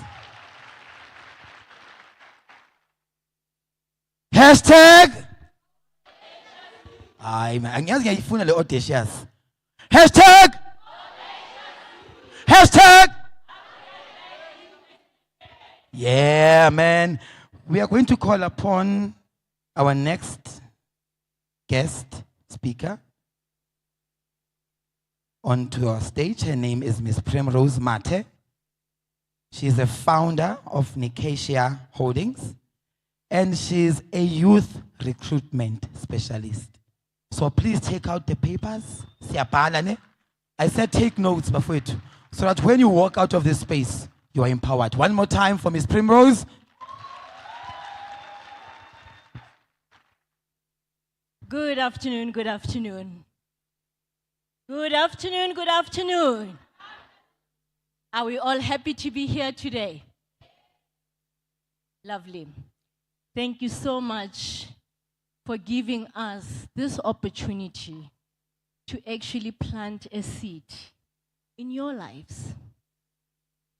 Time, guys, is a resource. The fact that it's actually the most important resources that we can have on earth. The fact that you took your time to come here, you've already planted a seed in your life.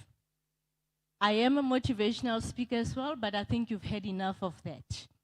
We are going to have fun, we're going to interact with each other, and we are going to find out things that sometimes hinders us into finding just that opportunity to be called for an interview. Just that opportunity to be, we knock. We've heard about knocking on doors. But unfortunately, sometimes the way we present ourselves, it distracts us from those doors being opened. As Neo said, I am a founder of Nicacia Holdings. I deal a lot with CVs after CVs. I see things and I hear things that sometimes are shocking. I hear things that youth would actually utter in a piece of paper about themselves. And you said they have just mentioned time, which is a huge resource that we all have. You take your time and you go through this and you think, what a waste of my time. So I am here today because I am tired of having to say, what a waste. What was this child thinking while they were preparing their CVs? I interview so many kids, so many youth, And it's shocking how they would come thinking that they are prepared, and they are really, really not prepared. So, yes, we can talk as much as we want to, but in the real world, guys, little things do matter. Your mindset matter. Akere re le mona, nna ke Motswana ne. Ha re le mona, we are all a brand. African Bank is a brand. I am Primrose Mati, I'm a brand.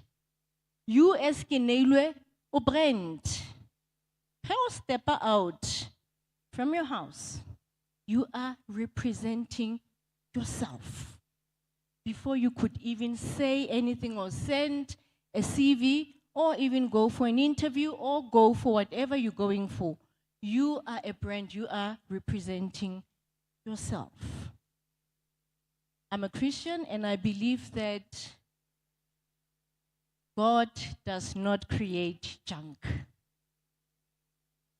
Do not treat yourself, young people, as if God has made a mistake. Gawain.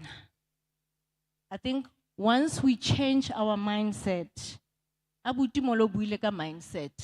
Once we change our mindset about who we are, our existence in life, dilo tse dingata re tlo go di nka serious ka maphelo a rona. Akere? Super. Di tlo feta moa. So I want to see people that are unemployed. Just raise your hand.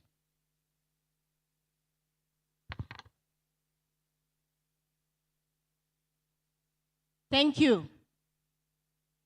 I want to see hands of people that are employed. It can be part-time, it can be full-time.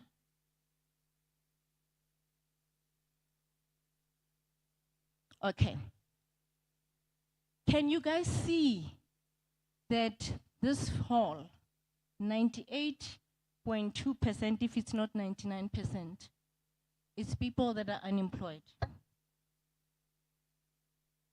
Do you realize that this number just in this room, already you are competing with somebody else? Do you realize that? If I've got 5 openings in my business, guess who I'm going to take? Somebody who is eager. Attitude, guys. Attitude. Attitude is important. Somebody who's eager, even if you don't have work experience, but you are eager to learn. You have got open mind. Hore, ha ke na taba hore ke tlo go tlhatswa koloi, abuti o buile ka go tlhatswa dikoloi. Little things, I am still going to do it. I am eager to learn. My attitude is right. How I present myself as a brand is important. Those are the people that we're looking for, attitude, because I can teach you all the skills. I can teach you all the skills that you need. But if your attitude is not right, it's a waste. So, unemployed. We are dealing with unemployment in South Africa. It's real, guys. You can see that it's real. However, as much as it is real, there are opportunities out there. I'm not just saying it. I'm a lady who comes from Northern Cape, who came with 1 suitcase and 1 blanket. That was 22 years ago. But my attitude was right. I have worked in really incredible organizations. I have met incredible people because of attitude, because of how I embrace myself as a brand that I am.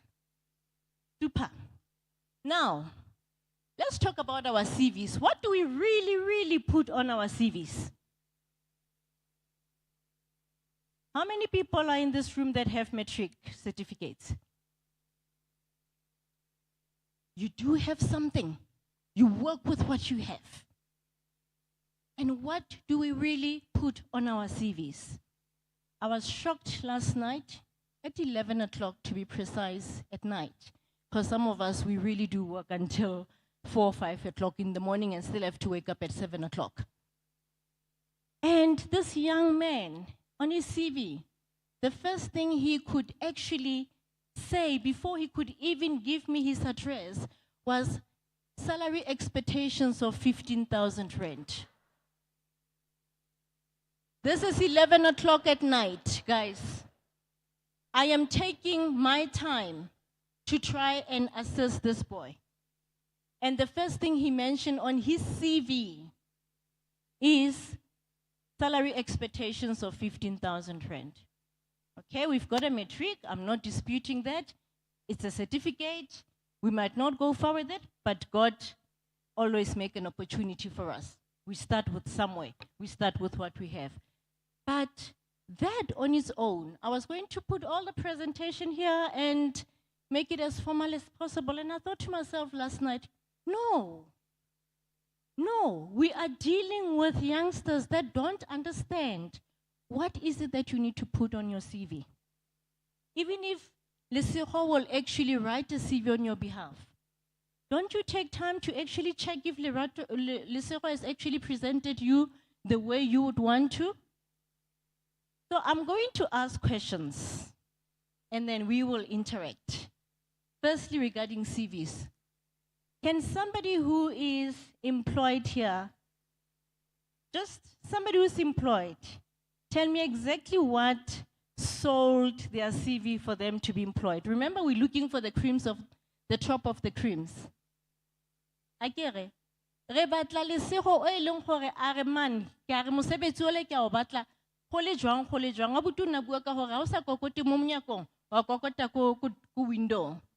But then how do you present yourself? I just want then one person who will tell me, let's change it a bit. Who will tell me exactly what you should not put on your CV? Salary expectations. I want really real things. Can somebody from this side tell me what you must not put on your CV?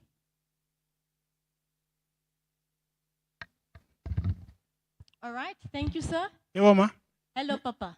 Ungafaki wonke ama qualifications because sometimes they will say you are overqualified. Okay, thank you.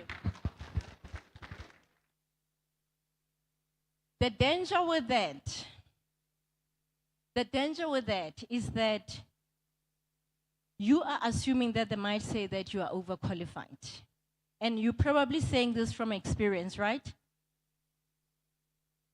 However, you have worked hard for those qualifications, isn't it? You worked hard for you to obtain those qualifications. And if that's the response that you are getting, then that is not the door that you need to knock at. You move on to where you will be positioned according to your qualifications. You put your qualifications down, all of them, including if you have been unemployed. For some of us, we get part-time jobs. So you'll be working for 2 months, and then after that there is a gap and you wonder what has happened to this person. You put a gap down. 2022 to 2023, unemployed. There's nothing wrong with that. Because what says to me is that this person is honest. What will that say to me is that this person was not in prison, or there was nothing funny that was going on. This person was unemployed. But if you don't put everything about your qualifications, your work experience, even if it's a gap, you mentioned that there is a gap here, you are still, there will be question marks on your CV. So CV, you put down everything about you that is aligned with professionalism. Does that make sense? Does that make sense? This corner is quite quiet. So we do not put our salary expectations on the CV. We do not put our mothers down as our references or our uncles, unless I've worked with my uncle and he knows my capabilities. Okay? If we've done a matric certificate and that's all that we have, you put that down. Don't be ashamed. It doesn't matter if they're going to regret you, but you're not going to be ashamed of what you have. Remember, we work with what we have. Okay. So I am not going to dwell too much on the CV information because what we're going to do is that every one of you here, have you registered your name when you walked in this morning? Okay. So what we're going to do is that everyone that has registered their name, and because I can see that 98% of us here are unemployed, there is a lady who's got your database. She's going to share that database with me because I am in a position to try and assist youth. That's my passion. I do it on a daily basis.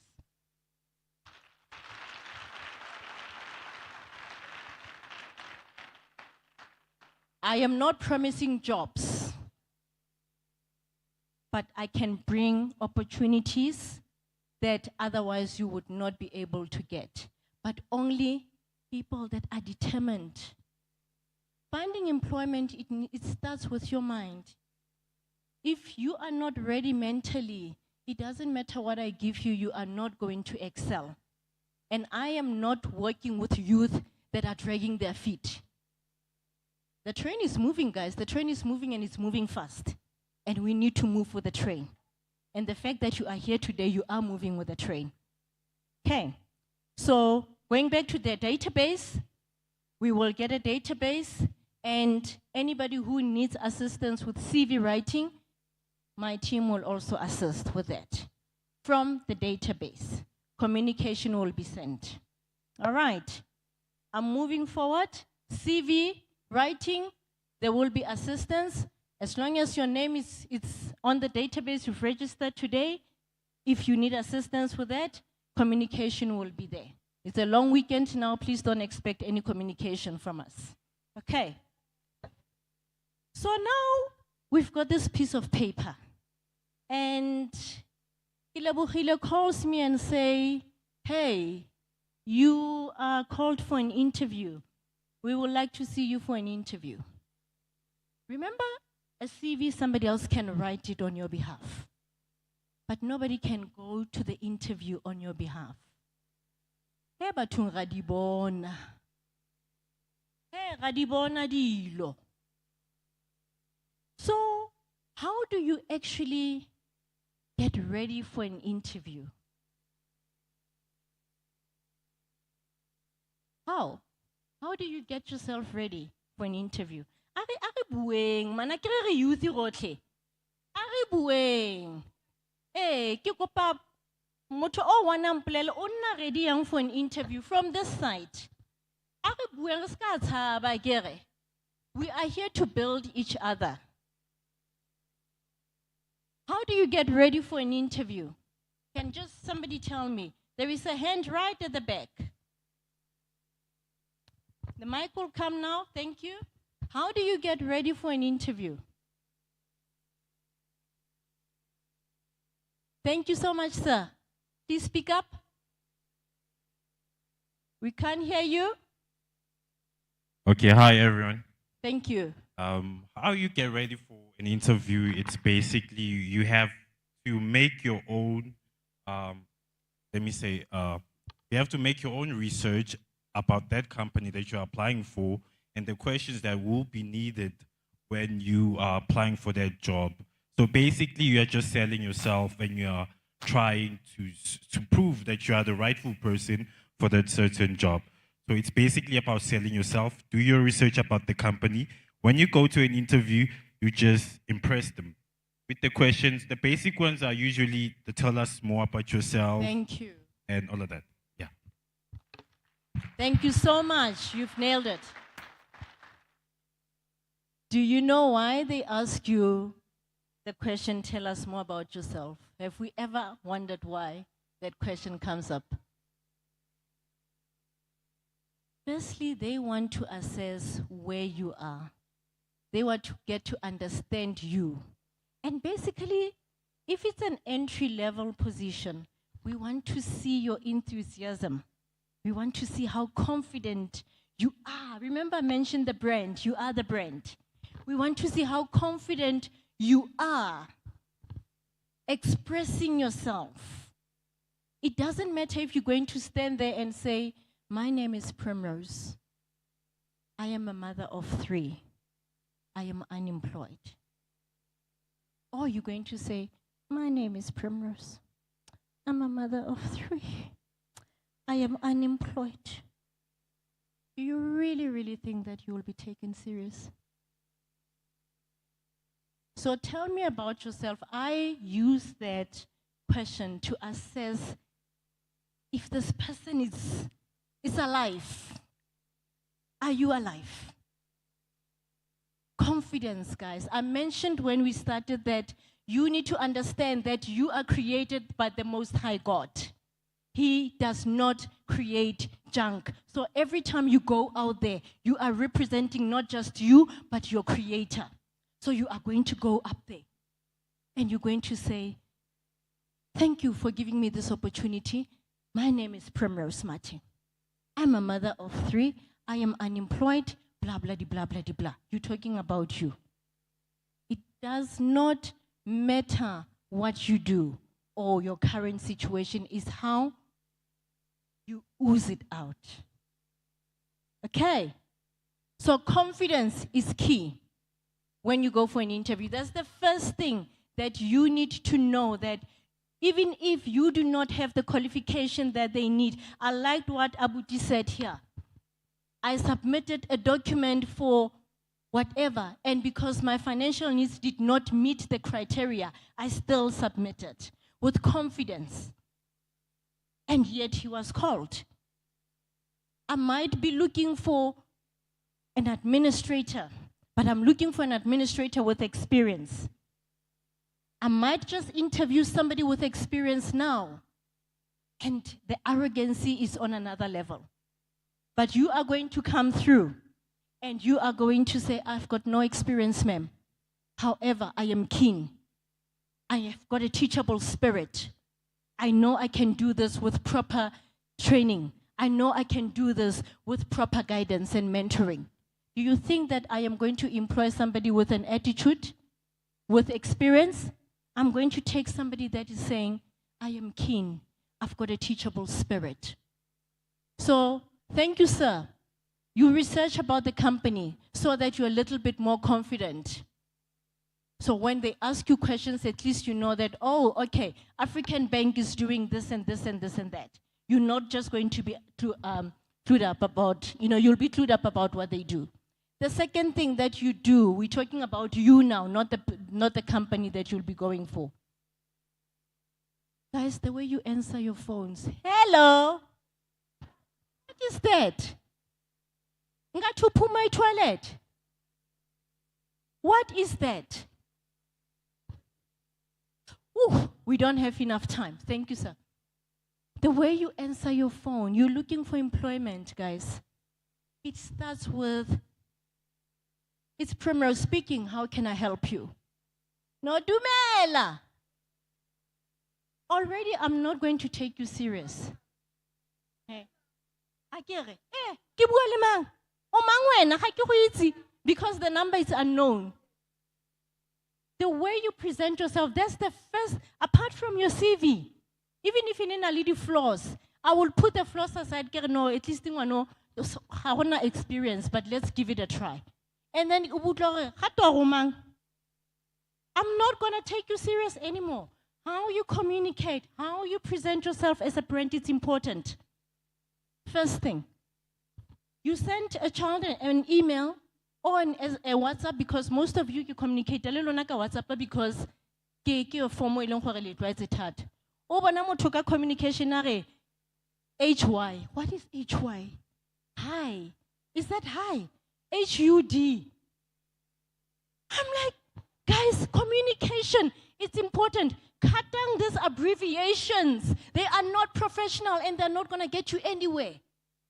They will not get you anywhere. Because what that says to me is that this child is wasting my time. I'm not going to waste more of my time. That is HUD. What is that? Let's communicate properly. We have gone to school. That matric certificate, Baholo, teaching is not easy. For 12 years, and then you come and you present yourself like this. Communication. Let's improve on communication. No abbreviations anymore going forward. it's good afternoon, good morning.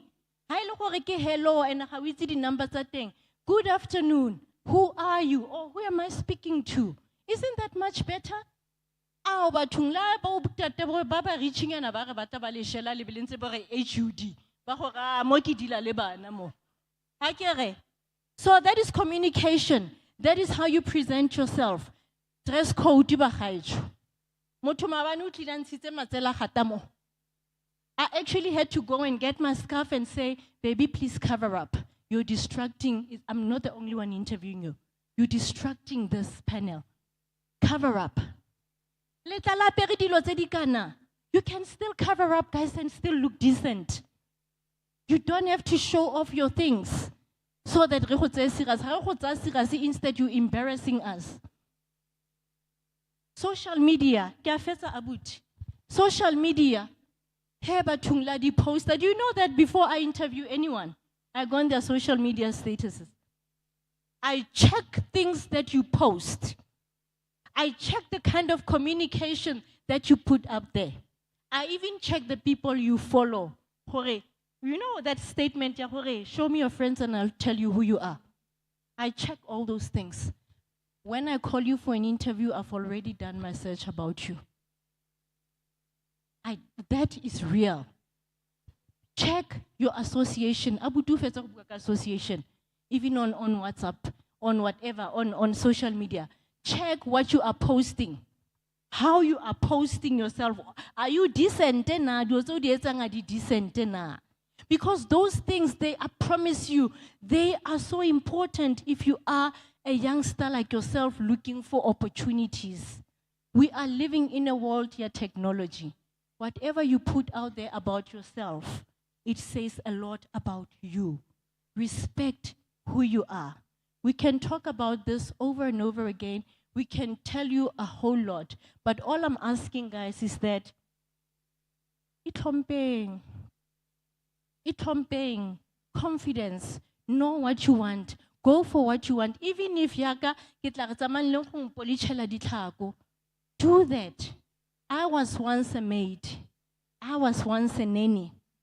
And I'm not embarrassed to say that. Niki patala 4,000. 4,000. And yes, I will do the job and I will Niki dira mosebetsi as if I am serving my God. It doesn't matter if it's a 4,000 job or a 40,000 job. So when you get an opportunity, serve with diligence.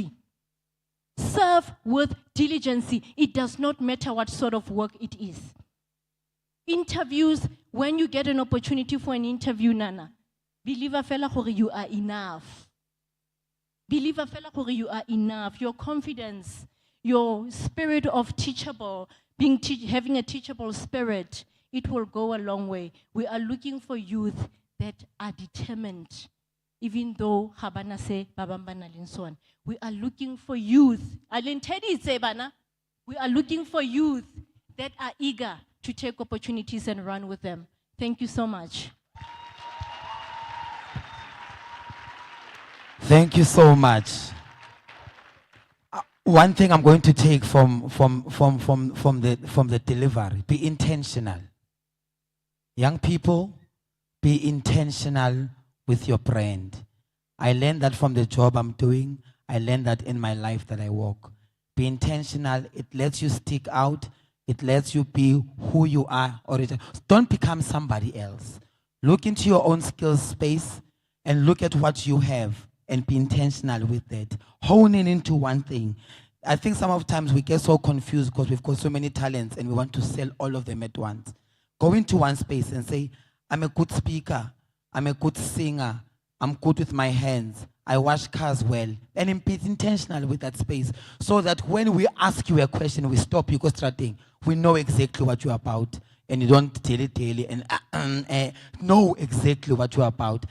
And practice those things everywhere. Practice with your friends. Practice, sell your dream, even to yourself. If you've got nothing else, look at yourself in the mirror and have those conversations to say, what am I about? And put that out for yourself. No one else is going to do it for you. Actually, somebody wants what you want, and they're going to take it from you. A round of applause for Ms. Primrose. We are moving fast. Kajeuku, ne, bafethu. We are moving to our talk. We're going to have a beautiful talk just now about the skills for future work. Because that's what we're about here. We want to understand what so we are moving to that space. And oh yes, before I forget, we are pushing Tabaya pitching. You remember the pitching moment we spoke about earlier? And there's something that was said, Hore. It is entrepreneurs and aspiring. You know you've got that idea in your head. We are closing up that table right now. We need you to go and rush there. Write down what you're about. Write down your name. Put down your number. You're going to come on the stage and just put on your pitching ideas to us and to African Bank, and they're going to be able to listen to you and put you up for that beautiful 1 year leadership program, ne? That you are about to push into and get your opportunities moving forward. So all your entrepreneurs, your aspiring entrepreneurs, as you walk out, just on the right hand side, there is a table there waiting for you. Go there, guys. It's an opportunity for us all. And moving ahead, can we just welcome on the stage once again the head of EmpowerWorks, Miss Domi, our General Manager of EmpowerWorks and the Head of Empower Youth. And we're going to also welcome on stage Miss Bugiwe Kobi on the stage. Kabi. Miss Bugiwe Kabi, a round of applause for our panelists as they come on the stage.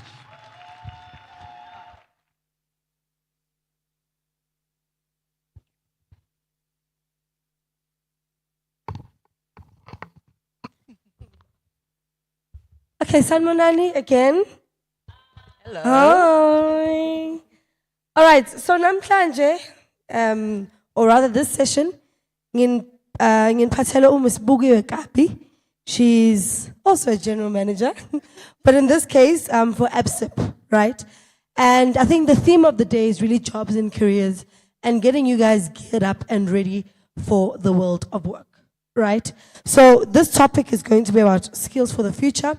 If you were listening in the previous panel, we discussed some skills for the future that are in the financial sector, but now we're just going to broaden things up. You know, what skills do you need to possess to qualify to get into industry, and what basically do you need to bring forth as a young person that allows you to tap into industry? So this conversation is going to be very important in terms of changing the trajectory of the entire future of the workforce, as well as our respective careers or industries of interest, right? And also just to make sure that we're understanding that some skills that got us to where we are now don't necessarily mean they'll get you to where you want to go in future. So we need to also understand what do those skills look like, and then how do we move forward into getting into some of those, skill opportunities. So, Ms. Bugiwe, I will want you to just firstly take us through, yourself. Tell us about yourself, insights gained through your leadership journey. How has it been? What are you doing now? And maybe if you can just relate it to the young people that are in the room, that would be great. Absolutely. So thank you so much for the opportunity. Thank you so much to me and to African Bank. So I must just declare I am by no means a public speaker. So I'm a little bit nervous, but I think with all of your guys' support, we'll do just fine, right? So just a little bit about myself.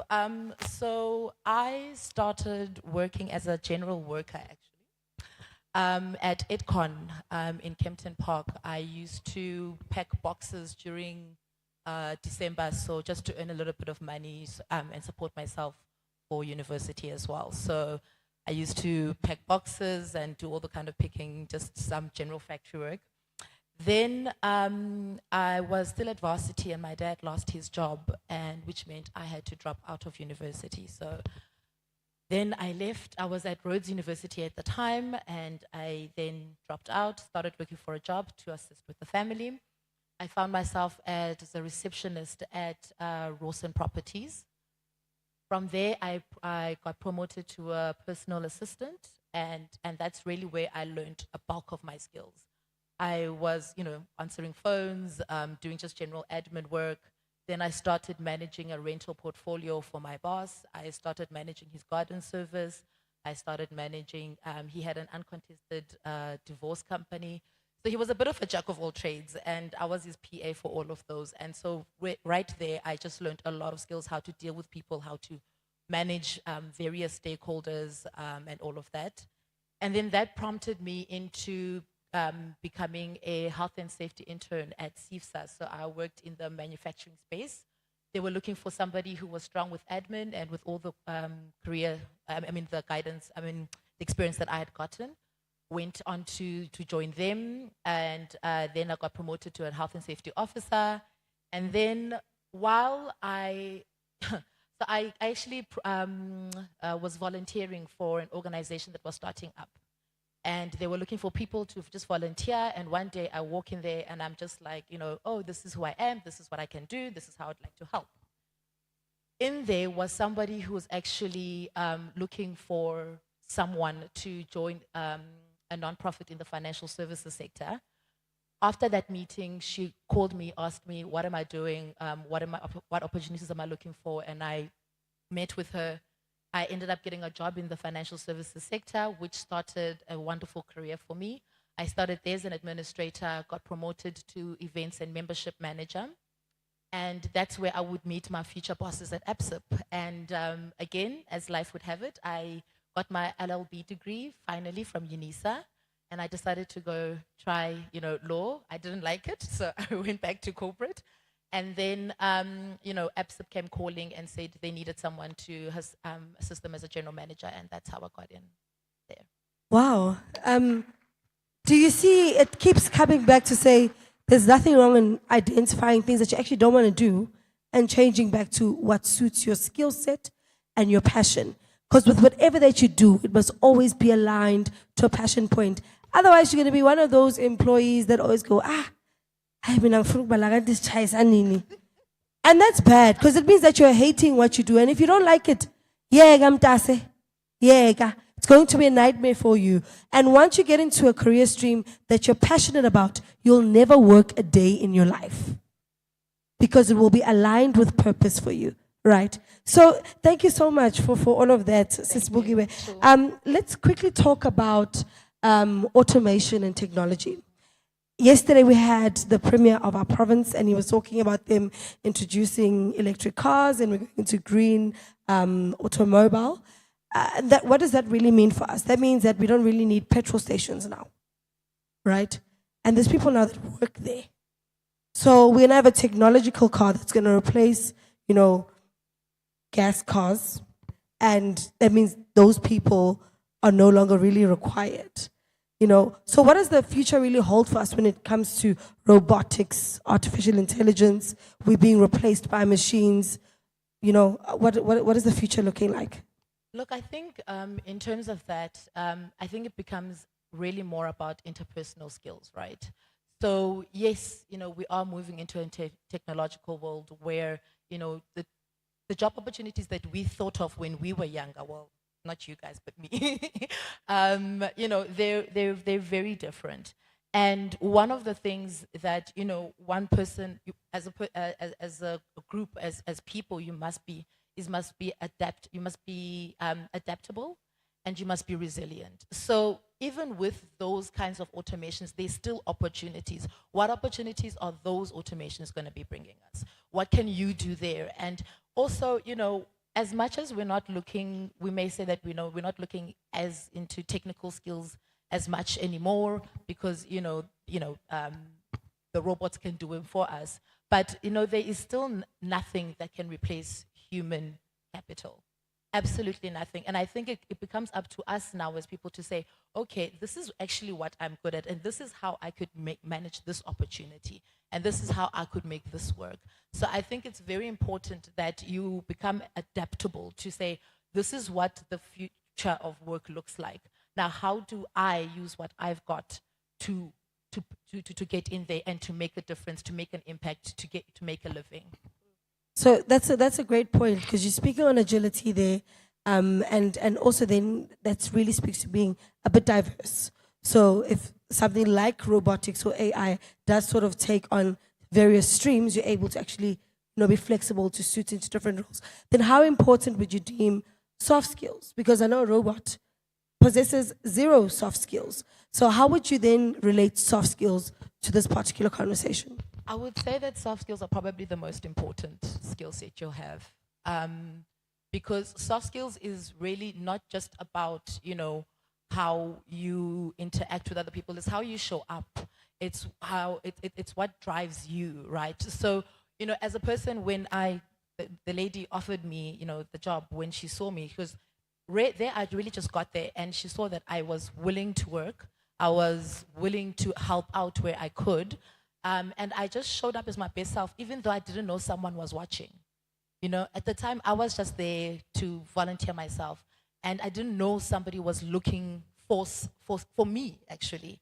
So I think it's important to have those soft skills and then soft skills as well, in terms of your networks as well. It's quite important, on how you manage your network. Not only the fact that you have one, but how you manage your network. When do you go to your network? What do you offer your network?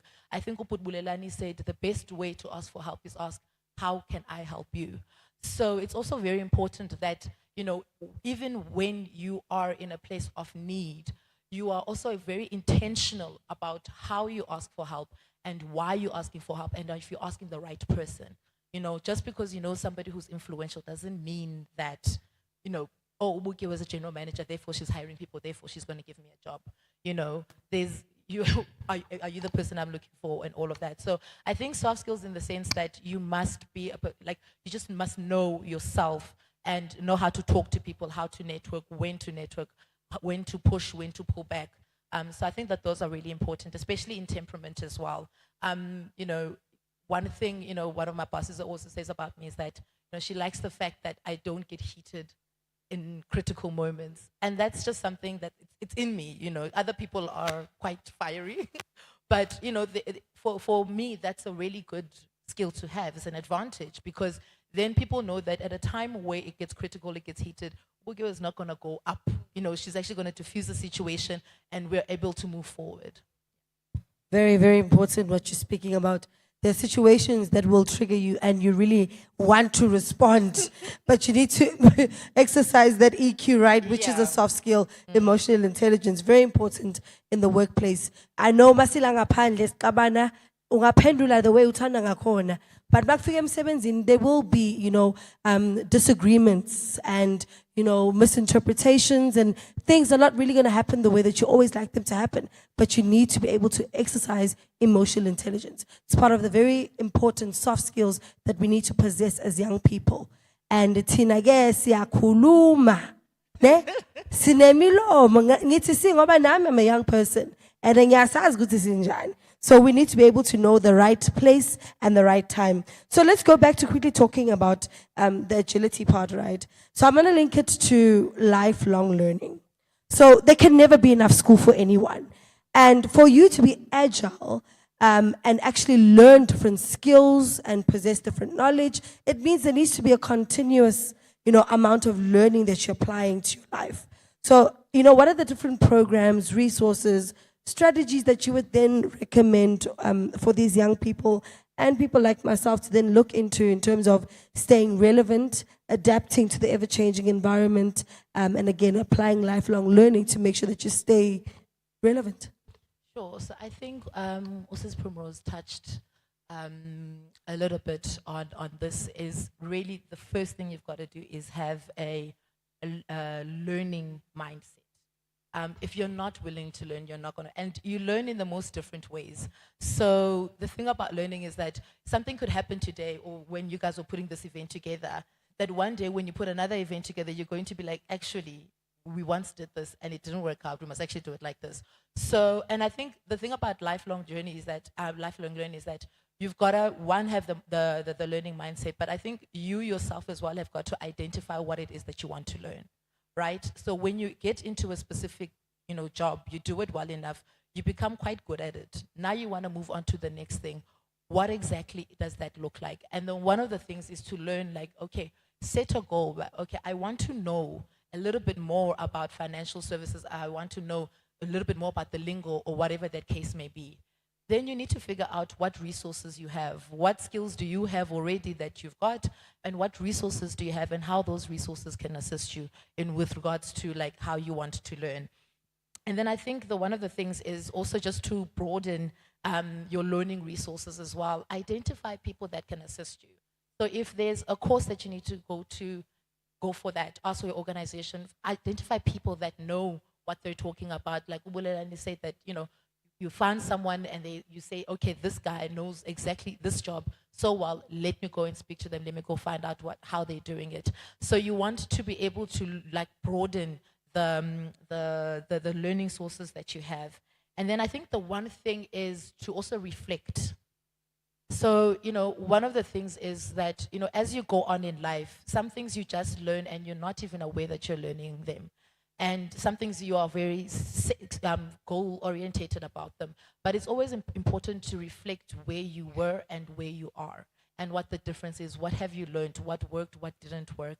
And I think one of those things, I think the reflection is probably one of the most important things you can do. And I think also sharing your knowledge is actually a good lifelong learning strategy as well. Simply because, from sharing with somebody and saying, oh, this is what I learned, they'll be like, oh no, I also learned something similar, but this is how I did it. And I think that also just fosters the environment of lifelong learning. So yeah, those are just some of the strategies around that. Sure, that's actually quite profound because it essentially means we can never know it all. Never. We can never stop learning. We can never know it all. I myself just did a course now at Gibbs. Yeah. Because you can never stop. I'm working, but I still need to keep empowering myself with new knowledge and skills that enable me to grow and do better in the position that I currently hold. So it never stops. And you're right about that. Sorry to cut you off, but it's also that it also shows commitment, right? Because you've actually got to be committed to learning. So not only just having that, oh, I'm willing to learn, but actually, are you committed to learning? Are you doing something about learning? How much time are you giving to learning? How much part of your life is the learning? You understand? If you set something, a ridiculous goal that says, no, I need to be at school 6 hours a day when you're working, that's not going to work. So you've got to actually be quite realistic about it, but also then have the commitment that says, okay, I want this thing, so I'm going to go for it. 100%. So what I'm going to do, I'm going to open up to the floor. Can I have at least 3 questions that speak to skills for the future that you'd like to ask Ms. Bugiwe, and then we can respond to you there. Just 3 people. Noah, if you can help me. Hands, just please raise your hands, guys, if you have any.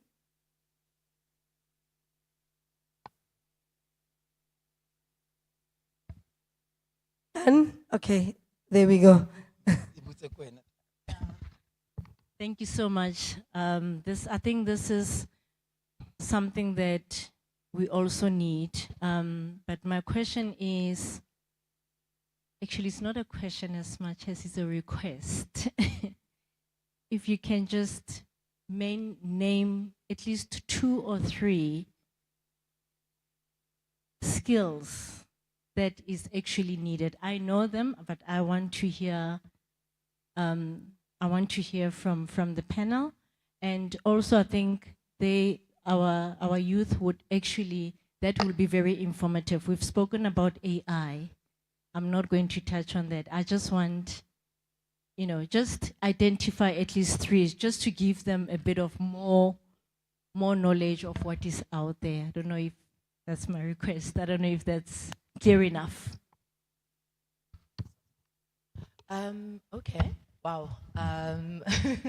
That's quite a difficult one because I'm just trying to think. But I think, just some of the skills, we spoke a lot about interpersonal and soft skills, and I spoke a lot about adaptability. So I think one of those skills is definitely adaptability.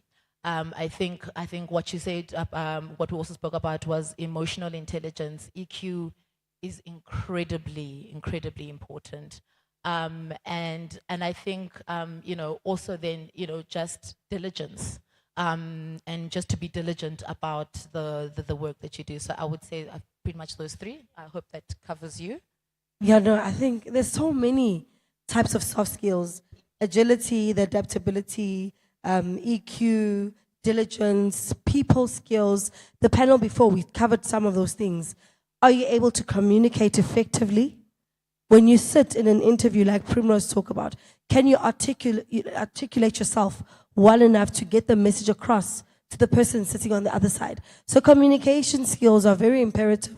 Whether or not we've got technology that's accelerating, you must still possess those basic communication skills, because there's certain elements that cannot be replaced by a robot that we will still need to carry through. So those are just some of the elements. She touched on 3, I did about 2. So I hope we answer your question, Primrose. Thank you so much. Guys, anything else? We've got a hand over there. Let's move. Yes. Okay. So Here and then there. So Vanilla first, and then we'll go to the lady in the back. Sorry, Sister V. Okay, no problem. Thank you. So, for the benefit of our audacious youth, so you did touch on the fact that there are actually free online courses that they can do, but I think most of them were curious to find out what these courses are, where to find them. So I think for their benefit, if you could just mention like your Coursera, Udemy, for them to be able to jot down, so that at least whenever they've got data, they don't spend it on social media watching influencers. They can spend that data on skilling themselves. Thank you.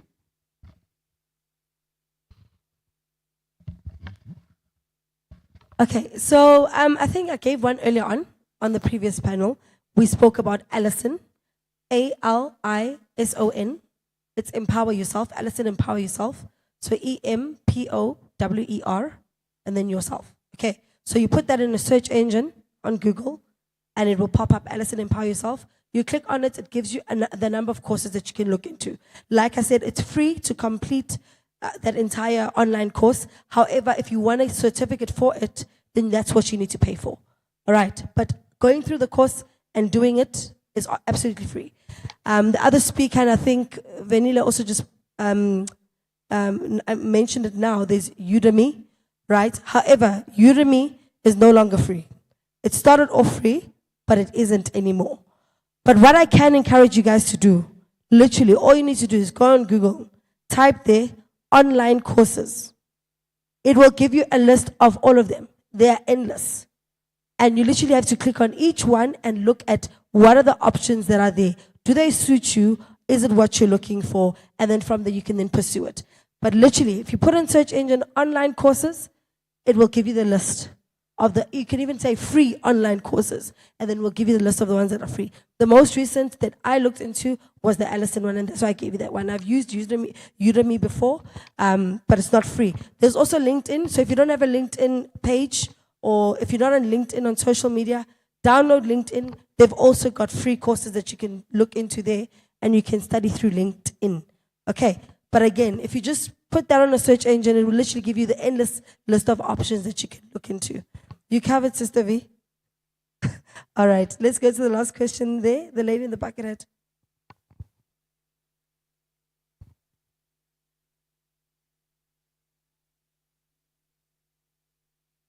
Please assist with the mic, guys. Can you hear me now? So, all right, so I keep hearing about verbal skills and soft skills. Can you hear me? It's just cutting. Please repeat. Okay, so you keep talking about transferable skills and soft skills, right?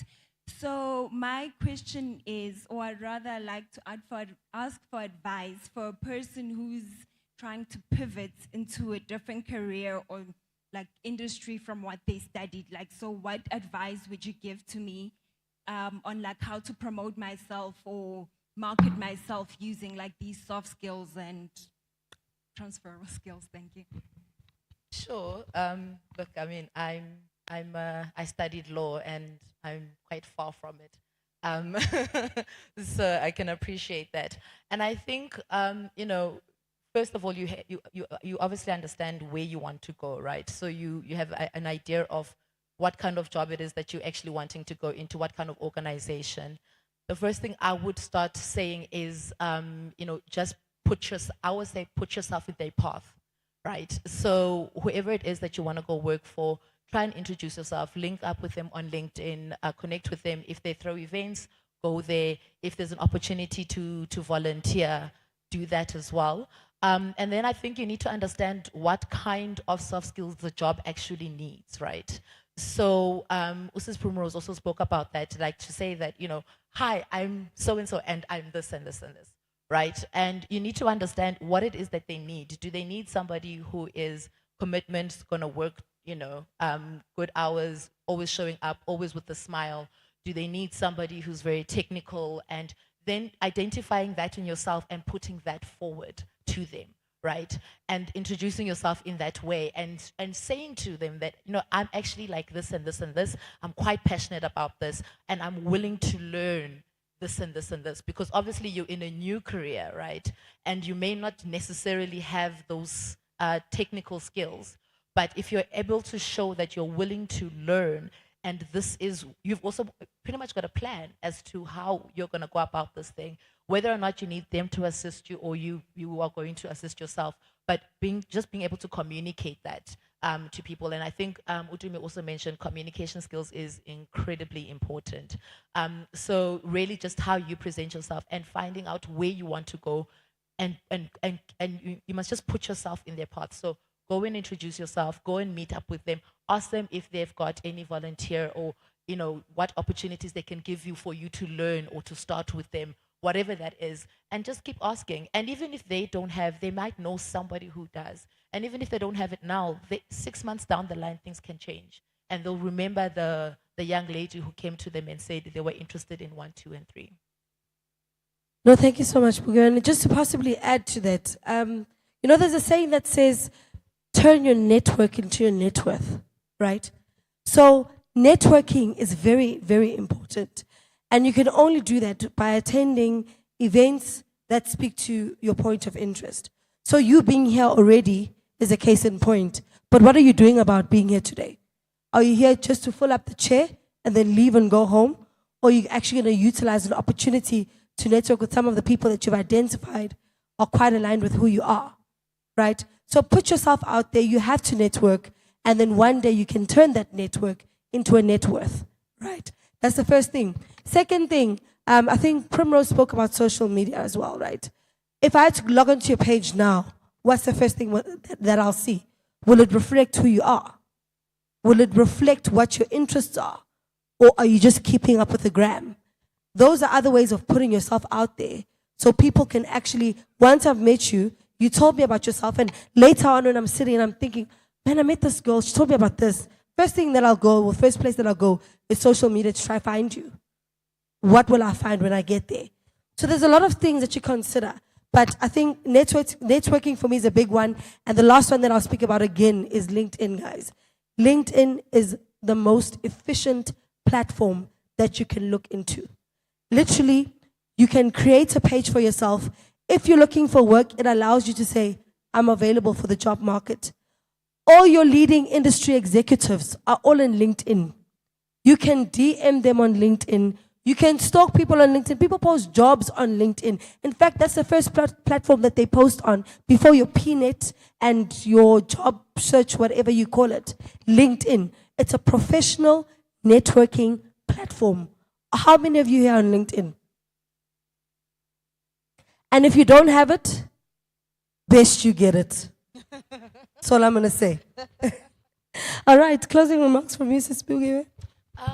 Yeah, no, I just wanted to say, I think this is quite an important event. And I think the commitment by the youth to be here today is the first step. And I think, what Utumi has mentioned is, what are you going to do with the opportunity that you got here today? I saw quite a number of vendors outside. And guys, just sign up. Try and try again. And even if you fail, try again. And I think that's just pretty much mine. And life is a little bit tricky, and it doesn't always go the way that you plan it out to be, and that's okay. All you have to do is just adapt to what is happening and figure your way out of that. So just because you didn't do matric and go to varsity and get that job and do all of that doesn't mean you still can't. It's just about figuring out now, from here, where to, you know? So yeah. No, thank you so much. Guys, that will be the end of our conversation. Thank you for being a lovely audience. I don't know if we're taking a pic.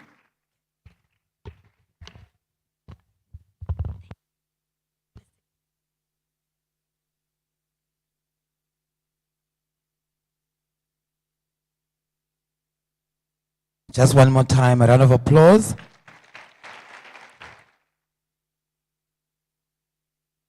Guys, take these moments very serious.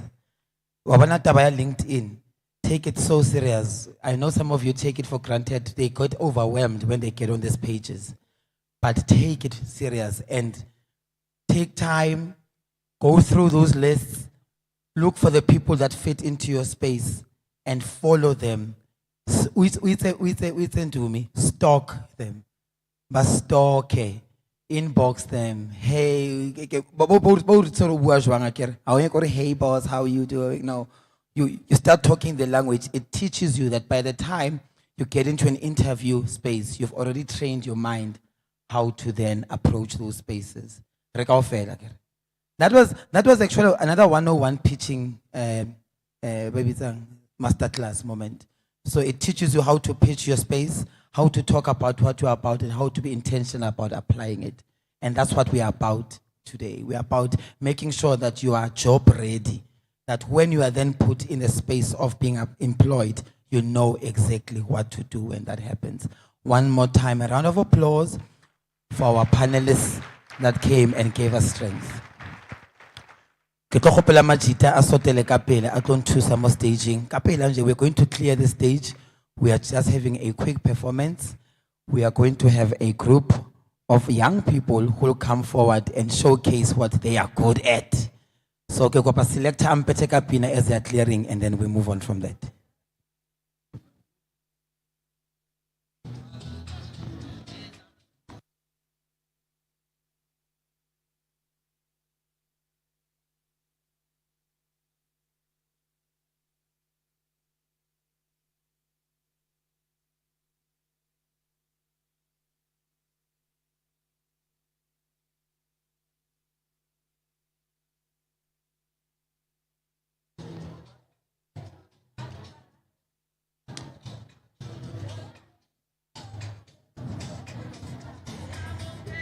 Zasha.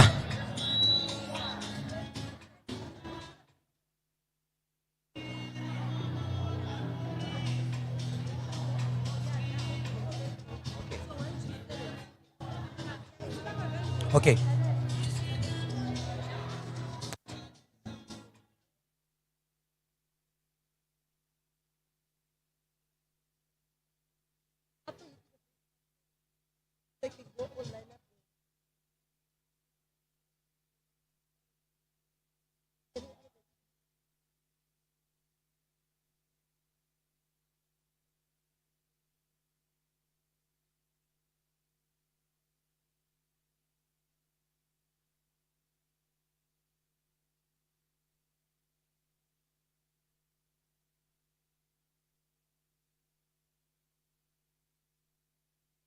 All right.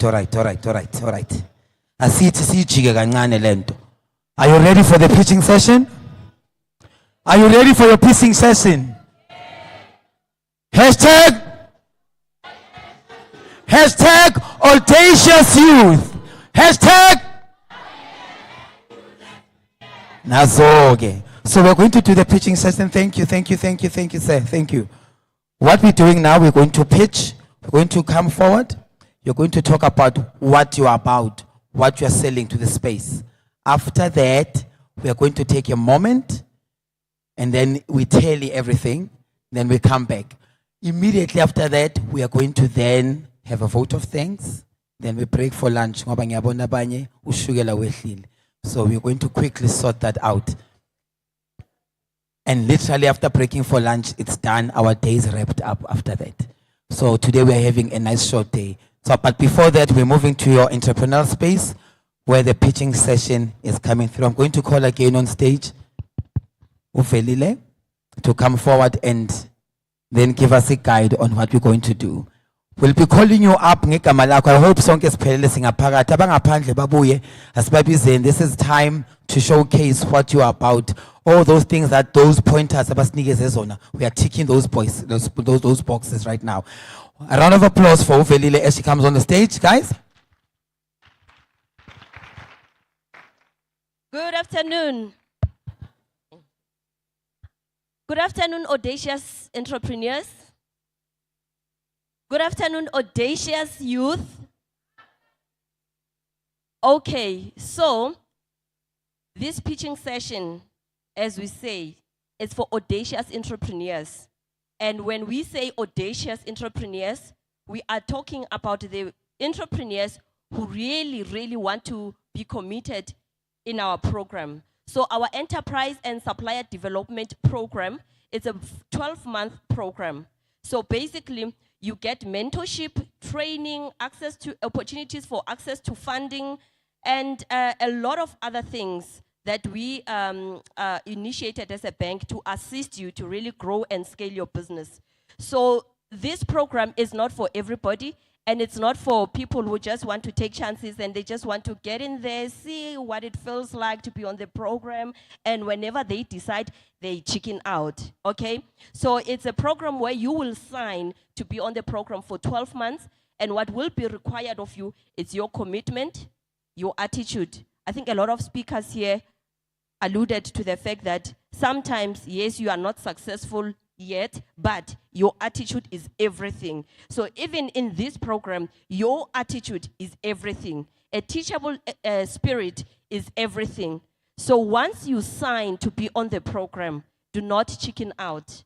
So if you know that you aren't sure about your story, the program is not for you. But if you're really hungry, to see your business succeed, this program is for you. So we are not going to announce the winners of the pitching session today because we are still going to have maybe some interviews just to get a little bit more information about you as an entrepreneur and about your business. So today you are going to pitch, we will shortlist, and then we will communicate with you. Just make sure that you have provided the correct information when you were registering, okay? So we are going to allocate 2 minutes for the pitch session, 2 minutes per person.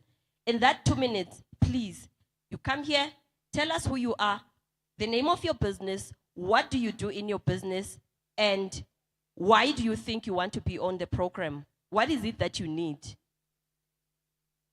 Is that clear? Do you want me to repeat? Okay. Your name, the name of your business, what do you do in your business, and what do you need? Is that clear? Again, in 2 minutes. Okay? So don't talk about a whole lot of other things because at the end of the day, you might lose that 2 minutes. If we don't get exactly what is it that you need from us, then you have lost out. Okay? So maximize the moment. And also, the attitude. When you are here, you know yourself, right? Be courageous. Speak confidently. Tell us about yourself. Usis Primrose was talking about the interview question. Tell us about yourself. She said, be confident and speak up, you know. So you know your business better. So please be confident. Be that audacious entrepreneur. All right? 2 minutes, remember. Thank you so much, guys.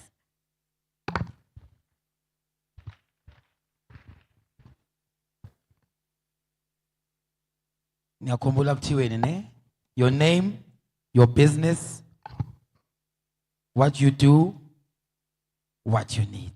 Yeah. Okay, guys, so we're going to do this. I'm going to call everyone that's going to be pitching today. If I call your name, please can you move to this side of the room? Ne? Not on the chairs. You'll just stand here where the banners are. All right. And then from there, while you're still doing that, we'll have our lovely African dancers to come and give us a feel of the Heritage Weekend that we're moving into, right? Okay. Is Muzi Matinzima here? Muzi Matinzima, please quickly go over there. Batobile Mulase, please go over there. Flora Mushwadiba, apologies. Flora Mushwadiba. Okay. Nomsa Mlangeni. Mfundo Zwane. Guys, please don't sit because then you will confuse you. I need you to stand over there on the side.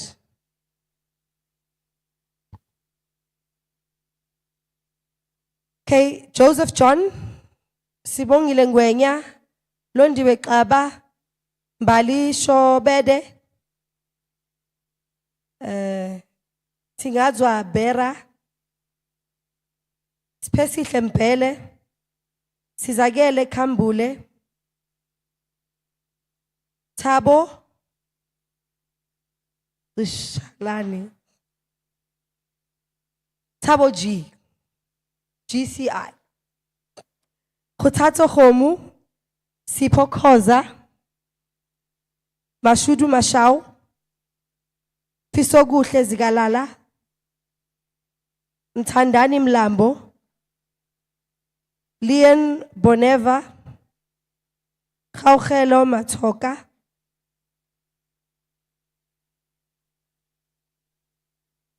Maliftani Muila, Bongani Shireen, Makanda Nyapanga, Zamasheng Ebtelezi, Andi Swamatunsi, Queen Hlela, Nontogozo Shezi, Musa Mafika, Lungile Silepe, Ntantla Ndlebe,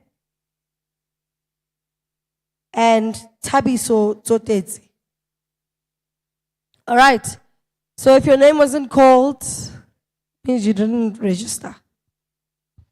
So for now, you guys have a few minutes to gather yourselves while we get the entertainment on stage.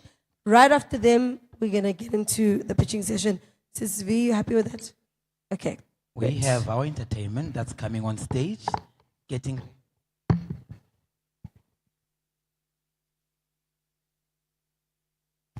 So we have a group called Maibuye Theater. They are a dance group that's going to come and entertain us, but they are not only a dance group, they are a school of arts that goes through everything. All your curriculum that you can think of is under this belt.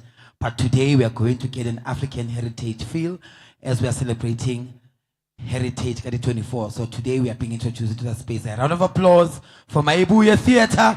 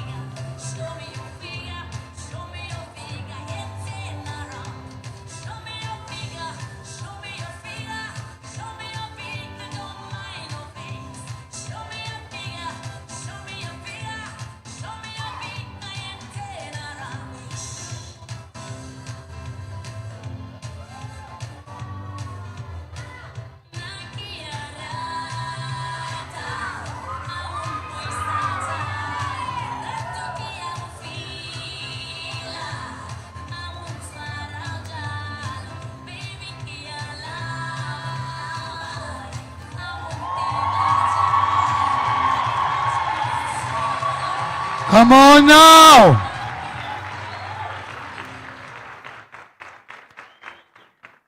Africa Weekend, African Bank, Homonati, Global. So everything yahlakana. Yonke into ihlangene. So we're moving forward. I hope the guys are ready. 2 minutes of your time. As we've been told by Ausvelila, you need to be very prompt to the point and tell us your name, the name of your company, what you do and what you need. Our first speaker. Come on, Mr. Penga Matso. Mokhotatseng, bafethu, mokhotatseng.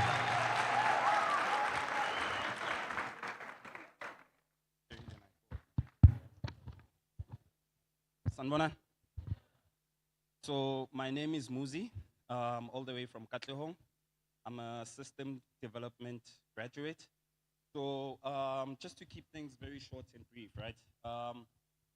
I started a multi-vendor application, multi-e-service application, which is Storbit. So Storbit, what Storbit does, it enables and gives opportunities to everyone, right? Oh, okay.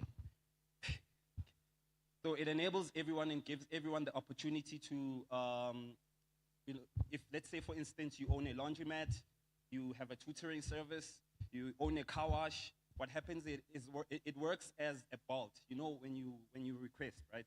So what happens is you go to the app and then you search for any service that you want. It could be a car wash, you could own a car and you want a car wash, you don't know who and where to go. You can just go to the search tab on Storbit and then you search car wash. And then within your radius, distance radius, let's say for instance in Sebasutwini and there's 5 car washes.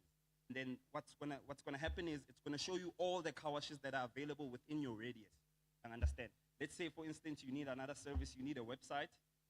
You can just search website and then all your developers are gonna appear on the system.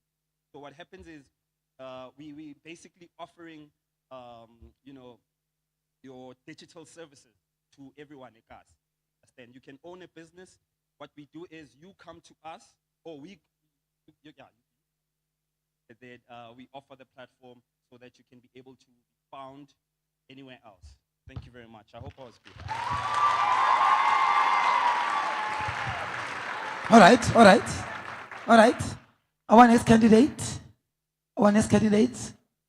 Come on, house. Guys, it's not easy standing on a stage, so just for the mere fact that they are taking this opportunity means a lot. Greeting everyone.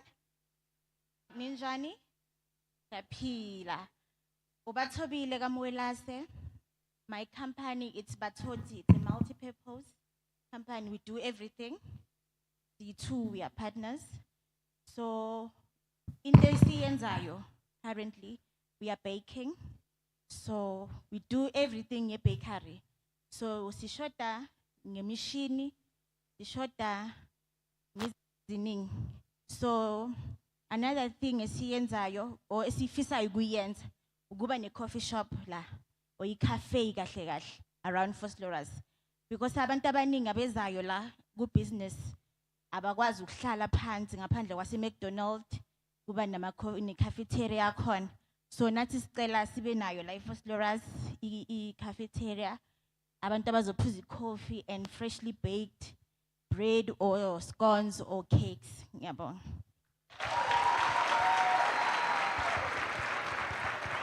Cafeteria. Yeah. Our next speaker. Zwagala, your opportunity is now. Asike sinye isikhathi sakho simanje. Audacious youth. Hi guys, my name is Namasantoza Mashangebutelezi. I have a degree in Become Accounting from Tamlin. I aspire to be a chartered accountant. I'm an aspiring a business owner, so I want to own a business. So my business idea is, you know, when you're going to a taxi, you get in a taxi, then you don't get change. So I want to be the cashiers on the move. I want to provide change for each and everyone who gets in the taxi. So currently, I'm doing crochet bags, and I also do hair, natural hair. Why do I want to get this opportunity? Is to develop my skills, especially in the finance industry. Thank you. A round of applause. We keep it moving. We keep it moving. One more time. A round of applause as she goes up and she sells herself. Sanbonani, Ninjani, Sapila, igama lami nguFlora owakamshadiba. The name of my business is Balperism. It simply means breakthrough. And what do? I do catering. And i-catering angiyenzi kuphela kuma event amakhulu nasendlini mangabe uyazi uchayisa late I come and cook for you at a cost. And what do I need? I need equipment, and I also need a land because I want to be the first female like Ekasi to own a restaurant that will cater both African and modern food. Ngiyabonga. Sweet and to the point. A round of applause. Sanbonani, Ninjani, igama lami uNomsa Mlangeni, elinye Grace, elinye igama lami Grace. We own a business as a family, me, my brother, and my uncle. It's called Front Opposite Coffee Shop. It's in 81 Kosi Street. You can Google, you can check it our business on Instagram. It's front_opposite_coffee. So I had an experience in hospitality industry. I used to work for hospitality industry for more than 20 years. So when I came back out of that situation, we decided to form a company in our family because ET has always been part of our family lineage. Every time when somebody comes to the house, my granny would just say to them, please make them tea, please make them coffee. And when we sat down, we said we can actually make something out of that, you know, and that's where our coffee business started. So what are we looking for? I want to brand, I want to establish a coffee bean now. I want to grow the business into a product of coffee beans where we can actually roast our own coffee beans and put it on the shelves. So that is what we're looking for, who African Bank, to actually get a roasting machine so that we can actually roast our own coffee beans going forward. For the people, by the people, to serve the people. Sanbonani. Sanbonani. Igama mina nguSipho ngokakhoza. Ngihlala khona eFosloras nginickname nguMaster ngize ngacala nebusiness lami ngithi Master Chicken Dust. So into engiyidingayo mina kahle kahle ukuthi ngibone iFosloras la Katoras ukuthi bakhona ukuthi bazokhona uku-order kimi. Same applies njenge African Bank namanye ama opportunities azovela ukuthi bazokhona ukuthi Sipho sicela ukuthi usilethele chicken dust yakho. Guess what? Into engicabangayo mina la ekhanda lami ukuthi noma umunye umuntu ngamlethela chicken dust, lo muntu lo yi-one ozoyithanda ukuthi ngidla into yaseKasi.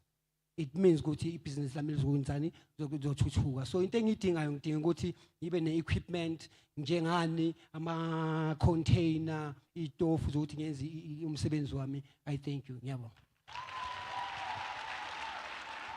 Shoot uthi Ekasi and beyond in general. Next one. Good day, everybody. How are you? Nakalbito Kimalfetane Muilwa. The name of my company is called Black Rascal Entertainment. So what we do, we focus on animation and videography. Now you'll wonder, why do we do animation? Because if you go to any township, you find a lot of artists, great people. People are good at drawing.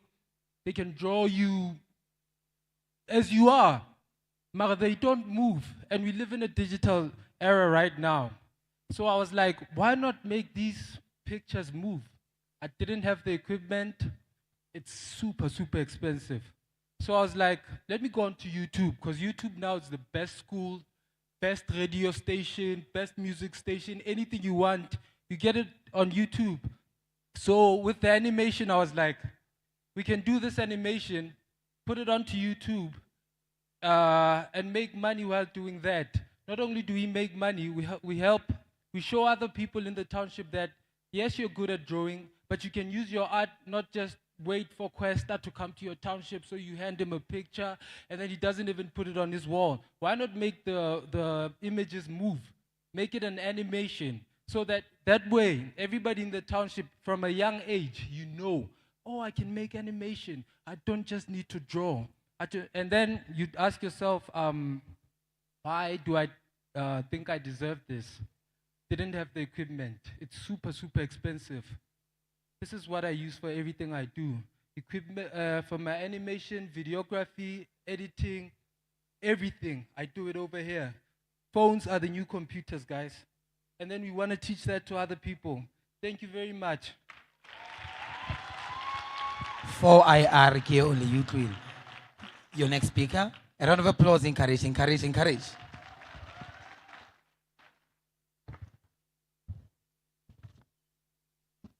Hey everyone, my name is Pesihle Mbele, and I have this business idea. The business is called One Call. So One Call, what it does, it's an extras acting agency. So this agency is aimed at empowering youth because as you are a young person and you are sitting in the community, you don't know where your next opportunity is gonna come from.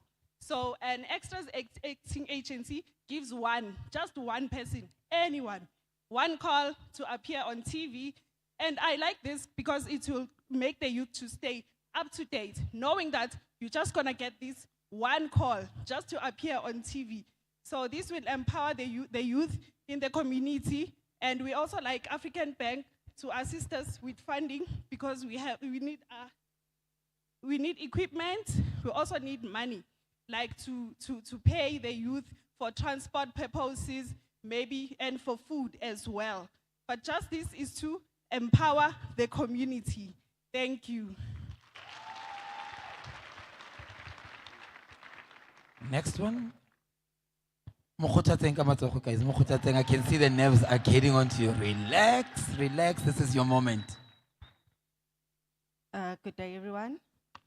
My name is Ulondi Ngogaxaba. Hello, my name of my business is Aseli. So my business idea is e-learning. So the reason why I thought of this idea is because my sister had a problem a few weeks ago. She had to do an assignment and she couldn't type and do all those things. She can't use anything digital. So since the world is moving digital, especially in schools, they're starting asking children to start typing assignments, doing research. So my aim is I want to teach children basically in primary school how to use computers, like give them basic computer skills.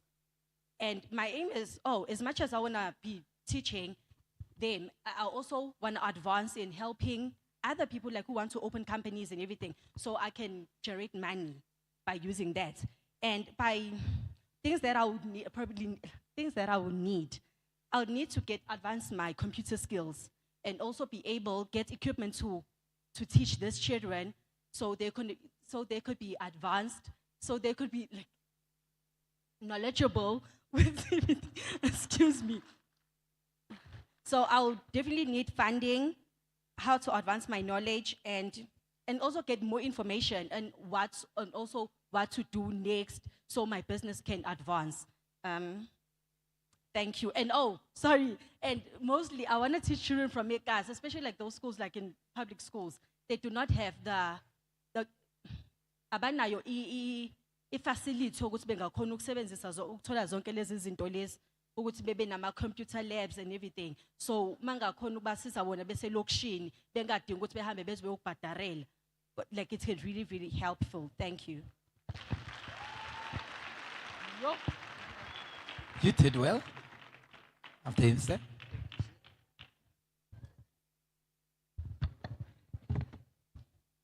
Good day, Sanbonani. My name is Khotatso Khomo. I come from a company called ZG Tasty. So what we do, we are a food and events catering company, which was founded in 2020 from our own funds. So we have two people that work for the business, is me and my partner. and then we've been open for a year now. So our menu has a variation of different foods. So we have cooked meals, we have degwoods, we have slush puppies, we have a different look and feel in terms of the restaurants and the catering businesses that are in Katlehong. So our spot has been established for a year right now, as I said, and we have other events and we have other resources that we use to market and promote our business. So we use YouTube, and our space can be used for people to come shoot their TikToks. As we're moving into a digital space, we have equipment that we provide people from Ekasi to say, come through, do what you do, which in return, we get the marketing from that, from other people. So our business design or our business model is understanding that food plays a huge role in our community right now. And whether it's for pleasure or whether it's for survival. So our menu is designed to be healthy, to be hygienic, so that people can eat and have a way that the food that they're eating, which is good and it's affordable. So this opportunity can allow us also to grow the size of our store, because we have a space, we have a sitting area of over 50 people, and then this opportunity can also give us the business mindset to how can we run the business, how can we make it more efficient and make more profit out of it. Thank you, African Bank, for this opportunity. Yeah, man, come on. Give her a round of applause, a round of applause, a round of applause, a round of applause.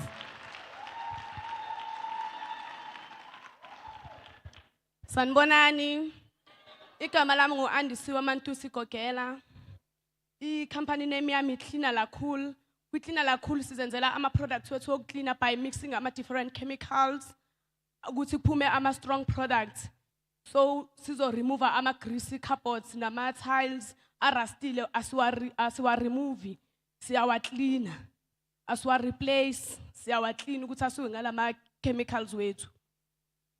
And then kule company yethu si clean ama-dustbin lawa e-Don Park, si clean ama-dustbins, sisusa nama-grease kuma-4 plates. Sinama-chemicals asusa utshani, ama-chemicals wethu asusa utshani kuma-paving, sisusa utshani. So le funding njengoba ngiyidingela ukuthi imishini yethu yokukhatha utshani i-2 and ama-demands maningi. So i-funding ngifuna ukuthi sizothenga imishini yokugunda nesifutho, igubhu lezi zama-chemicals zokufutha ama-shrubs, ama-weeds kuma-pavement. Ngiyabonga. Come on, one more time, welcome on stage.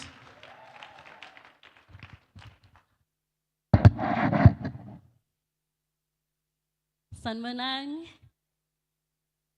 Igama lami uNontokozo Shezi, ngisuka eVilalisa.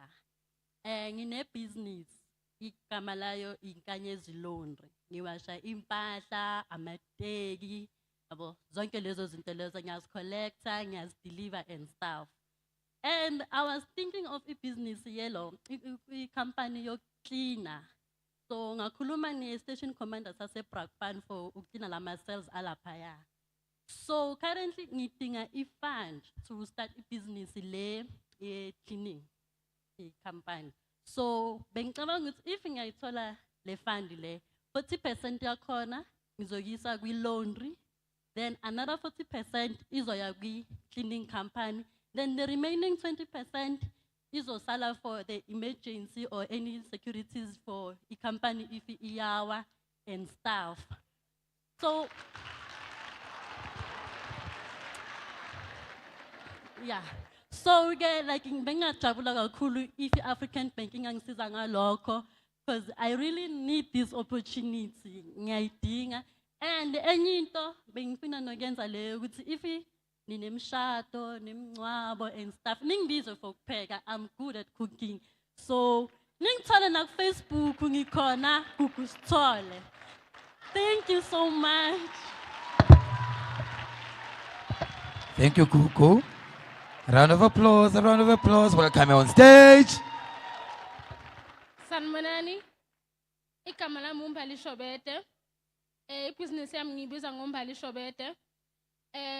good business I'm saying is cold drinks which are cold, and then yeah, cold drinks, nama energy drinks, nama energy drinks, nama energy drinks. So bengingathanda ukuthi i-African banking size ngemishini because ngifuna ukwenza ngibe nemishini ice cream ne-juice. Yeah. Just a reminder, guys, if you want people to respect you, respect others. When somebody is talking, give them a chance. This means a lot to these people, guys. If you wanted to be on stage, you didn't because maybe both but that opportunity to come and afford them an opportunity to then sell themselves. For them, this can mean a difference between them being hungry and being successful. Afford them that opportunity. So, shh. Tell them shh.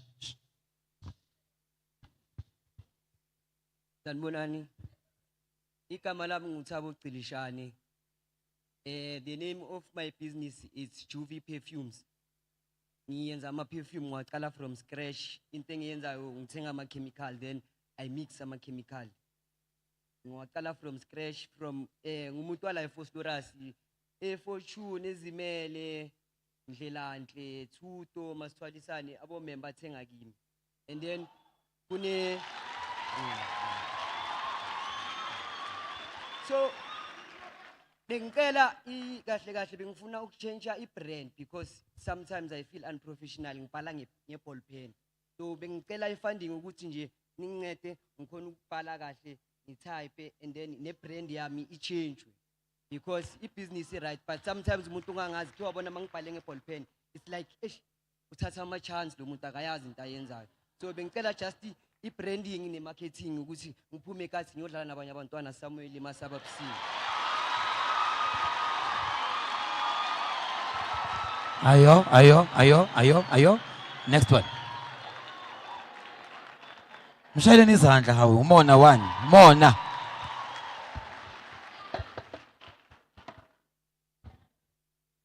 Sanibonani. My name is Tingazwa Becha, and I'm an audacious entrepreneur from All Day Jam.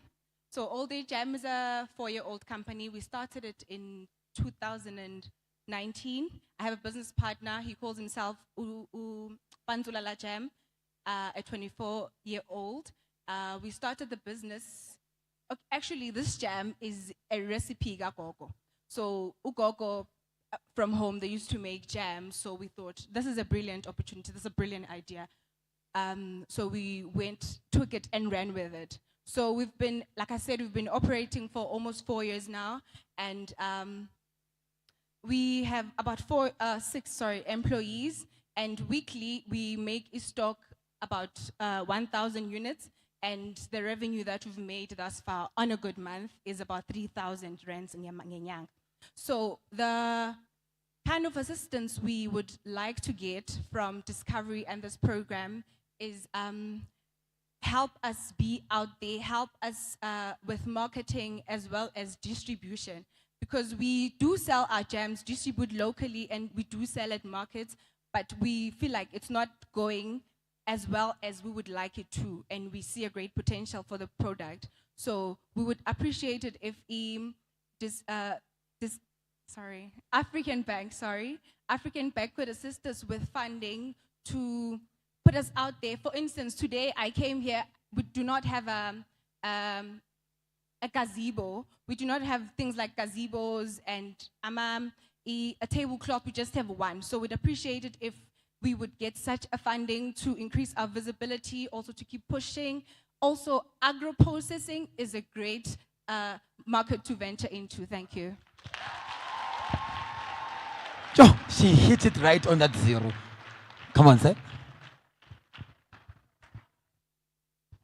Sanbonani, Njani. I'm going with my cousin Dana. So we're pushing a clothing brand, which is our new company actually. So yeah. Good afternoon, people. Nal Vitolaka Kineo Hobani, and this is Botang Monke. We are business partners with Sbongile Nguben, which is registered Vitola Mone. We are basically from K1, Katlehong, we do clothing brand, we sell clothes, hoodies, beanies, whatever.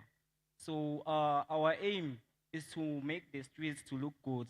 You see, us people nowadays, scarcely youth, yabon. So we have to look good around the streets, yabon. So even now we are volunteers in this event. Ne? We are trying hard to like maintain our business. You see, but right now we're so happy about our job because we have about some few local artists from K1 who are wearing our brands right now.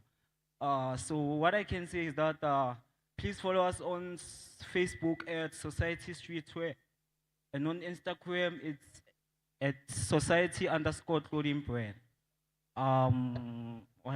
What you can add?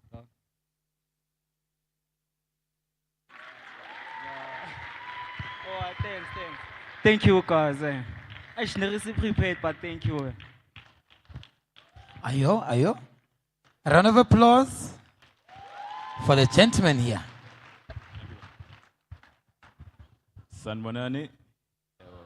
Ikama John from a company called Kungo. So Kungo is a brand on my t-shirt. So Kungo is a movement company. So we basically specialize in movement. We heal through movement. We've been sitting here almost the whole day. But you know, when you start moving, you actually get to feel much better. So we as a team has brought at least about 6 to 7 practitioners, biotechnologists, pharmacologists, to actually make a better solution to our clients to make them feel healthy and better and move also in the safest way. So as a movement coach, so what I basically do, what I do in the company is I analyze movement. If the clients are actually squatting the right way, if the client is doing a push-up the right way, the safest way. So as a company, our biggest challenge has been when we have to take through our clients through a methodology which we use, which is blood type. So every client, when they come through, they need to do their blood type test. Why? It's important to exercise for your blood type. This is the information that a lot of people are not preaching. Why? Because they just want you to fit in a one-size-fits-all. One-size-fits-all doesn't fit anyone. And as a company, we have done is we're making sure that every client, we do their blood type test, but then the challenge is they have to go to a closest lab, which is a distance. Sometimes we lose clients because of that, because they need to go and test their blood type. So our support, what we're looking for is if we could have machinery that we can invest to, education that we can invest to, we'll be able to actually bring a holistic and a one-stop shop to all our clients. We're currently working with PPC Cement. We go there, we provide services for them from the recovery, nutrition, for their blood type. And most of the things that they're going through there is stress. And when we go there, we have to procure transportation, external transportation. So it's quite costly and machinery as well. So we would kindly appreciate that support. Thank you. Yeah. Come on. Come on. Matso. Good afternoon, everyone. My name is Queen Tandihlela. I'm from Extension 2, and the name of my business is Queen's Mobile Hair Salon. Just to put emphasis on the word mobile, it is derived from the word mobility, which means I move around. So the idealistic salon that everyone knows of, it's the one where we just go there, wait in long queues, and then just to get our hair done. But now, I've decided to like take a shift. So now the main purpose, the primary purpose of my business is to bring beauty into the comfort of your home. So you don't have to like go and stand in long queues anymore. I'm just a call away. If there's any service that you need me to render to you, you just need to call me, and then I come to your place, I get your hair done. And then recently, okay, as far as my business is concerned, I have moved from just rendering a service, me coming to you, asking you to bring whatever product that I'm gonna need, to I've moved from that to having my own products now. You don't have to like, I have my own hair fiber now, and then it depends if you want, like the prices are inclusive or exclusive of the hair fiber. So I need the African Bank to please assist me with funding. Where I'm not despising having like like an actual salon, I also want to like accommodate people who are okay with going there, waiting in long queues just to get their hair done. And also, I would also love to render for those who say, I can't go to the salon, I just need you to come to me at my own personal space. Thank you. Yeah, ne? The ideas are many beautiful ones. Come on, a round of applause for the gentleman. Afternoon, young minds. You good? Feel good? Okay. My name is Mashudu Mashao. I'll start my presentation with a quote. One kind word can change someone's entire day. Do we have a youth that values words? Do you have a youth that values information? So I have a business. The name of my business is Christian Culture. Christian Culture is a Christian-based clothing company or clothing line. That is, its mission is to inspire Christ-centered conversation through trendy clothes. So we offer opportunities for the creators out there who are in the same space, who create clothes, create brands, but who don't have the opportunity to get their clothes out there. Isn't that fun? So we aim to reach out to the young people. That is our target market, because we believe that not only do you have to look good, but you have to feel good. So I'll leave my my presentation with a poem. Don't be conformed by the pattern or the fashion, but be transformed by your mind innovation. You follow the weather when it changes. Spring from fall and snap back to summer days. You be looking trendy for the season. It's a perfect scale. Hot chinks matching with short cuts. You show them curves. It's our penetration when they start attracting. Not to mention that we don't even wear no gloves. Some look good but feel terrible. With all these tattoos, it follows pain that the needle. That's why I think before I ink, because words are permanent. Think again. I'm out of my mind, compelled to what the state tells us, and detract our status and let them status. Thank you, ladies and gentlemen. I would like the African Bank to offer us opportunities to grow our company. We do have people that are handy. We do have creators. We do have graphic designers. We just need a place to work. Thank you, ladies and gentlemen. Ayo. Come on now. Come on now. Your hands, guys. Sanibonani. Okay, igama ngumfundo Zwane, and then mina ngi-founder ye-Planda Entertainment. Planda Entertainment, the company yami entertainment and agency ngiyiqale last year. The aim yokuvula ikhampani bewungukuthi la elokishini igcwele abantu ababhema ama-drugs, abantwana abe-exposed to izinto ezwrong.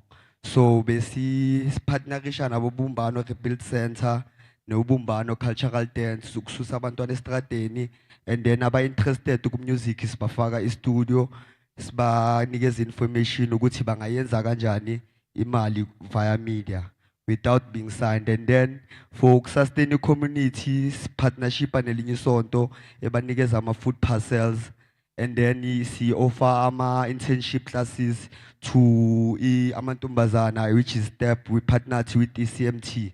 And then if khona umuntu ofuna uke-rehab, nalapho sine-GPL for ukuthi sibathathe sibayise campini, and then sibayise kuma-rehab, and then sibanikeza ama-activities abangawayenza mababuye elokishini, because mababuye rehab babuya bahlale bangabi nento abazoyenza, and then babuyele babheme. So thina into eshoda ngayo, like sinayo equipment, so kushoda a little bit ama-camera just ukuthi sifake is-exposure kwabanye abantwana abayenza i-art nabayenza i-dance ukuthi at least into yabo yaziwe. That's all mina bengacela lokho for funding. Sure. Come on now. Sanibonani. Igama lami ngufisa okuhle wakwazikalala isibongo. So ngine company ebizwa nge-Okuhle General Services. So i-Okuhle General Services sidila ngokcleaner ne-laundry, which is deep cleaning, regular cleaning, soft cleaning, organize and clean. Khona abantu abangakwazi ukucleana noma bangenasikhathi sokucleana. And then we also have i-laundry. I-laundry yethu siyawasha amakhapethi, ingubo, ama-curtain. So ngathanda ukuthi African Bank ingisize ukuthi ngithole i-funding for ukuthi ngithole i-equipment yami yokucleana, then nemishini, ama-ironing board, ama-iron. Ngiyabonga.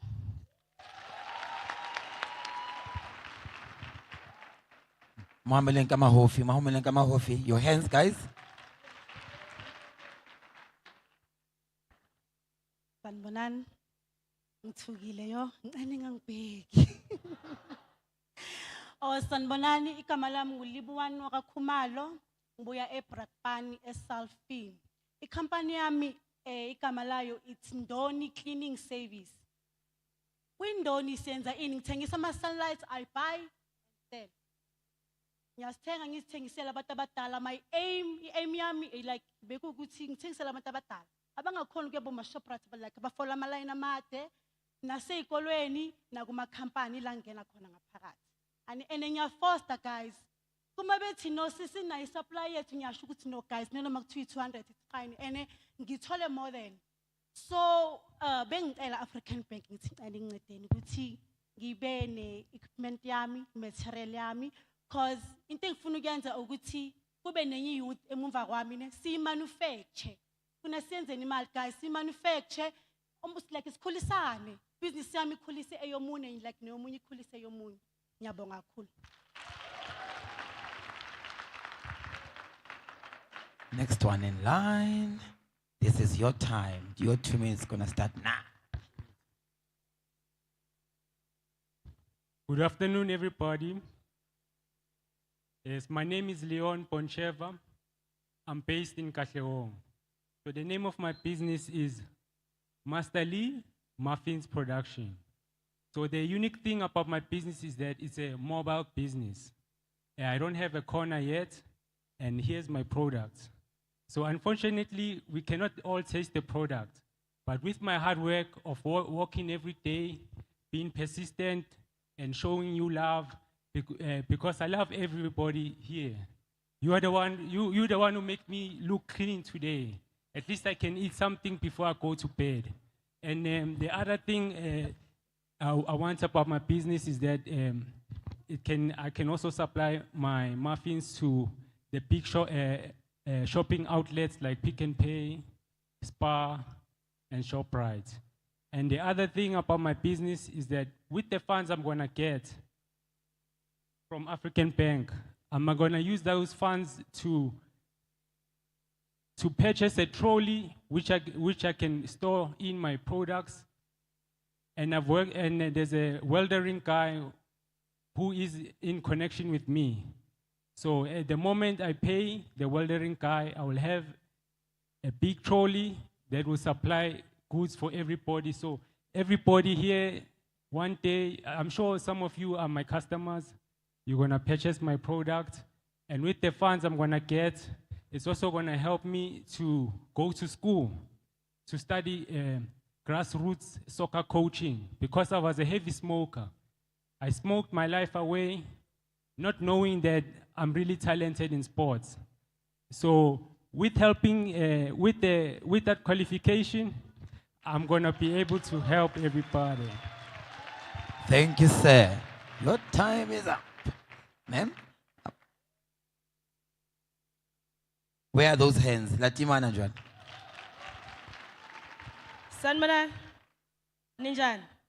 Ekathusa ukuza phambili. Seningenzeleni favor. Bengithi ching ching nina nithi chong chong ne? Ching ching. Ching ching. Okay, ngegama ngusizakele Kambule. Sine family business. Igama le business iCantage Designs. Si designer African print, si designer impahla zesonto, siyathunga, sikrocha icathulo. Siyakrocha, si designer icathulo, ne? So into engicelayo from ku African Bank ukuthi is last thungela khona ispace isincane and then sinama order amaningi. And into esicelayo imshini wokuthunga, also nespace nemshini wokuprint ane ngiyabonga. Okugcina sele sa designela Katlehong Gospel Choir niyayazi. Yes, I designela yawina best dressed choir 2018 and 2020 kumina wa Tlepentek. Thank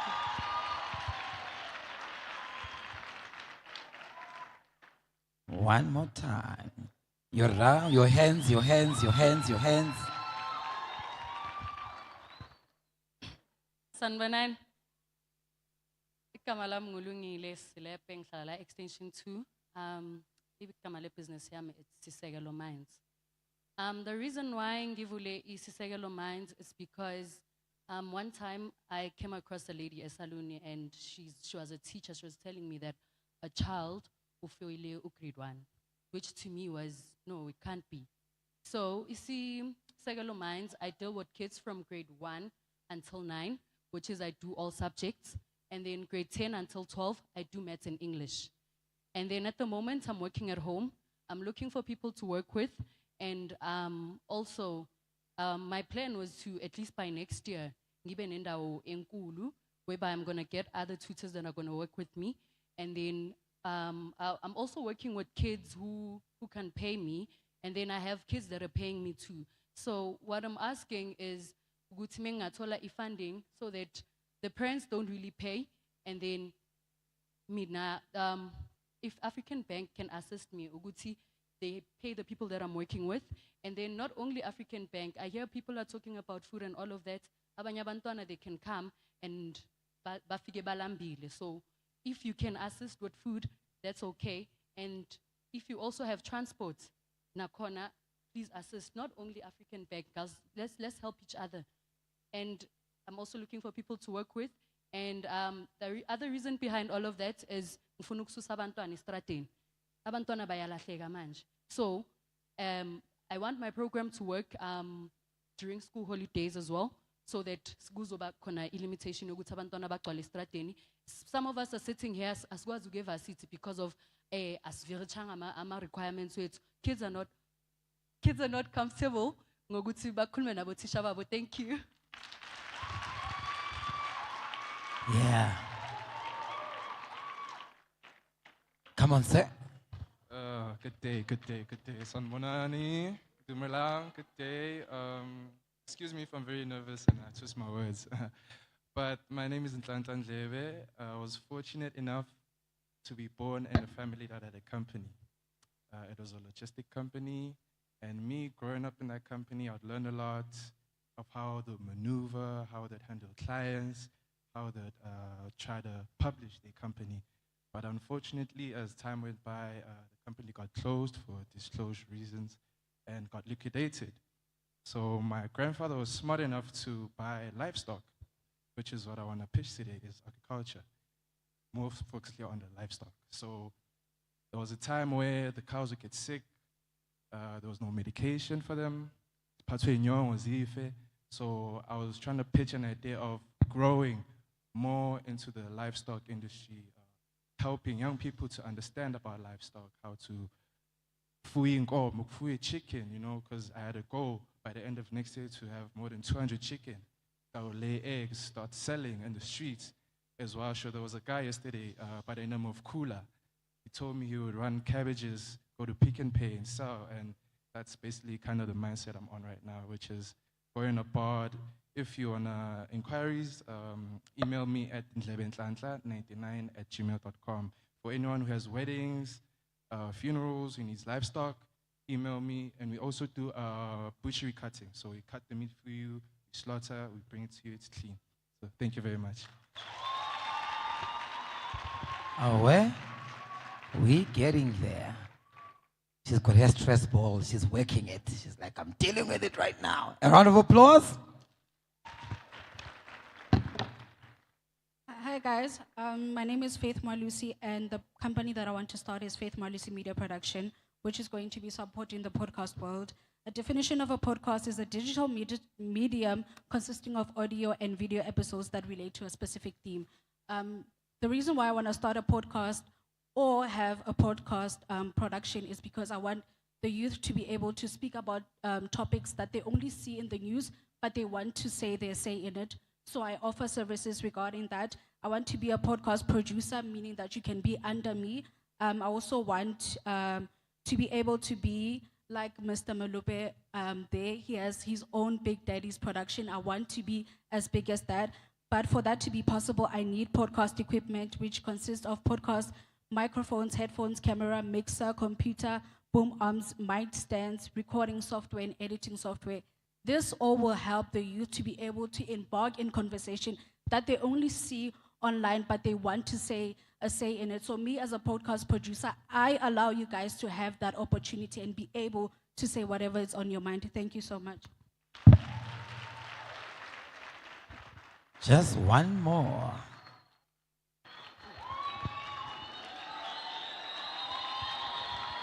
Sanibonani. Igama lami nguMakhanda Isibongo wakanyabhanga. Ngihlala khona la e14 khona la eFosloras. So mina bangibiza ngoZibedu. I-nickname yami leyo uZibedu. Even nabo my friend bangibiza ngoZibedu. So ngizivulele i-laundry mat, iZibedu laundry mat ngiwasha kwasani. And manje umphakathi lo engihlala nawo la uyangisupporta yabona.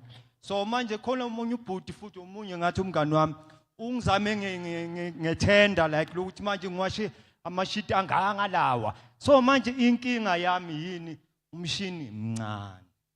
So manje bengizicelela ku-African Bank ukuthi ngathi ngangizama ngithola umshini ongathi mkhulunyana ngizokwazi ukwasha amashiti angaka lawa ama-50 meters ama-in ngoba ngiwasha kasani yingubo amateki nani nani. Yabona. Siwasha kwasani. Hola. Sanibonani. Igama lami uMusa. Sanibonani, igama lami uMusa. So today ngizopresenta i-app igama layo i-hotspot. So the app lena hotspot, for example, let's say you say Josie and you don't know where to go in December. You want to have fun. You have imali ukuthi uye where you want to have fun. So here with the app lena we provide a restaurant, like any type of entertainment.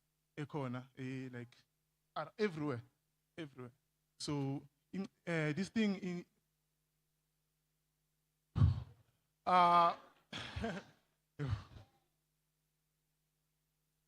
so the app inceda kakhulu inceda nabantu abamabhizinisi amancane, which is if you have a business eqeda uqala you register your business to the app ukuthi izokwazi ukuthi ithola abantu abaningi, because here you get some notifications ukuthi ukwazi ukuthi uwazi ama-event ukuthi yenzeka nini kuphi kanjani and stuff, ukuthi uzoya ngani uzolala, because ezinye izinto sifuna ukuzi-include on the app, which is sort of like our own transport, and we provide Airbnb for where you are, wherever. So ukuthi we are for Eastern Cape, Natal, stuff like that. Yeah. Okay, so if you want to register a business lako, we need some funding from African Bank so that we can progress nge-app. So if you need to register a business on the app, you can take our number to 067 902 6871. Yawong. Maximizing the opportunity. Akudlali ukubamba imic. Ngiyazi abanye abantu bacabanga into encane. Ukuma la ubheka amehlo wabantu so bakuhlahlela amehlo. Yo akudlali. Asipap and fleece. So I want you to come on, give them a round of a serious one. They deserve that. Yeah. Big ups to everybody who came on stage, stood before African Bank, and they pitched their ideas. Big ups to them. Like, wow. I think the ESD team is impressed thoroughly so by what they've seen on the stage and what you have put through. Young people of Katoras and surrounding areas,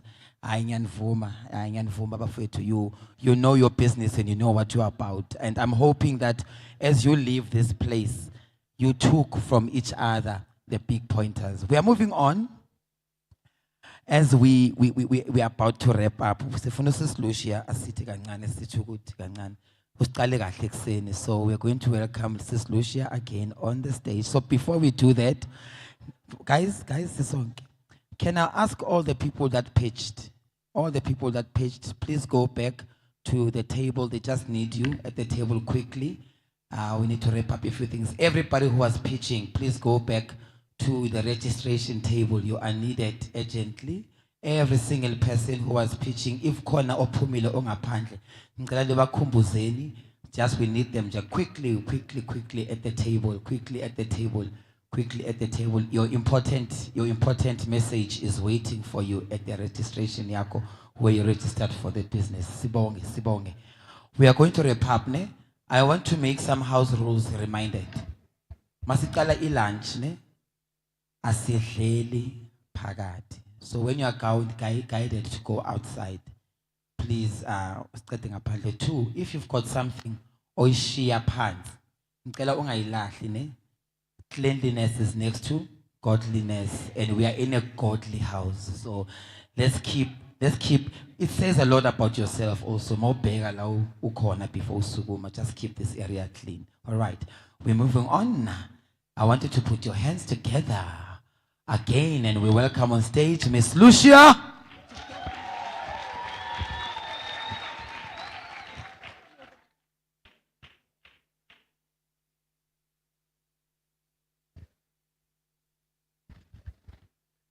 Sanibona guys. Bathe iwani nje yokugcina ngazi nanithini. Mara ngizocula if only nizocula nami.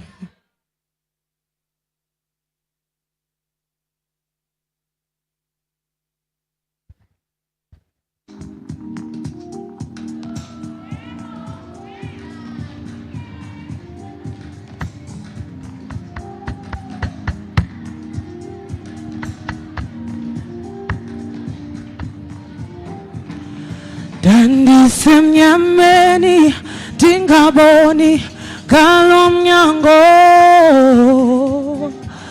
wabaleka insuku ndikhangela indlela yophuma kwenzeka isimanga amaphupha feseka kwavele kwalunga yonke into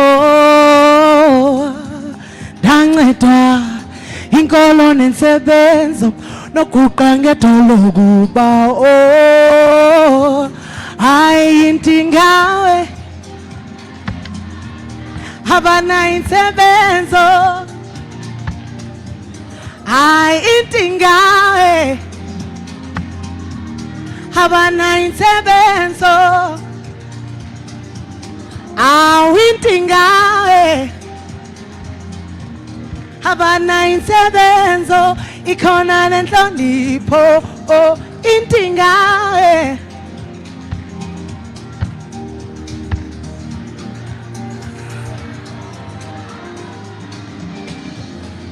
siwelela kwilizwe lenkuthazo isembiso ungaphela amandla siwelela kwilizwe lenkuthazo isembiso sungaphela amandla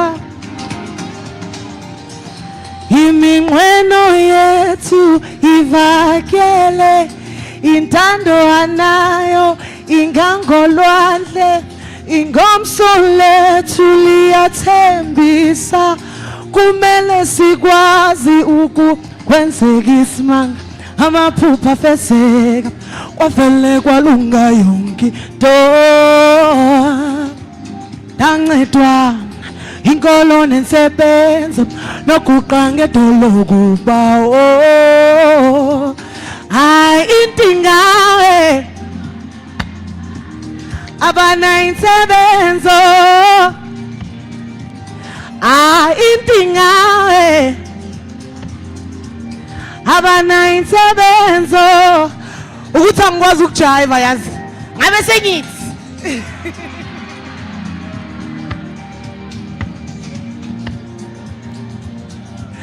ayintingawe abana insebenzo ikhona nenhlonipho siwelela kwilizwe lenkuthalo isembiso sungaphela amandla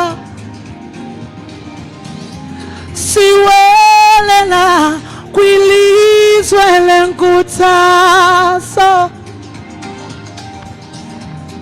isembiso sungaphela amandla siwelela kwilizwe lenkuthaso isembiso sungaphela amandla.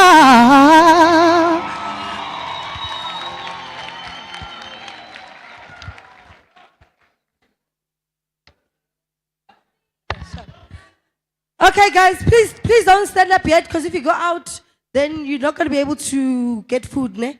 We're about to leave. We're just waiting for the lady from African Bank. Just do a vote of thanks. Bese siyavala. Bese sekuphelile ngithi. So manje tukudla, you guys can just see the exhibitors if they're still there, and then that will be it. So we're just quickly waiting for Sis Elizabeth just to say thank you, and then we will be done. DJ, who won? Yeah, but Sis Vanilla said they're not announcing the winner today. There's interviews. There's social media.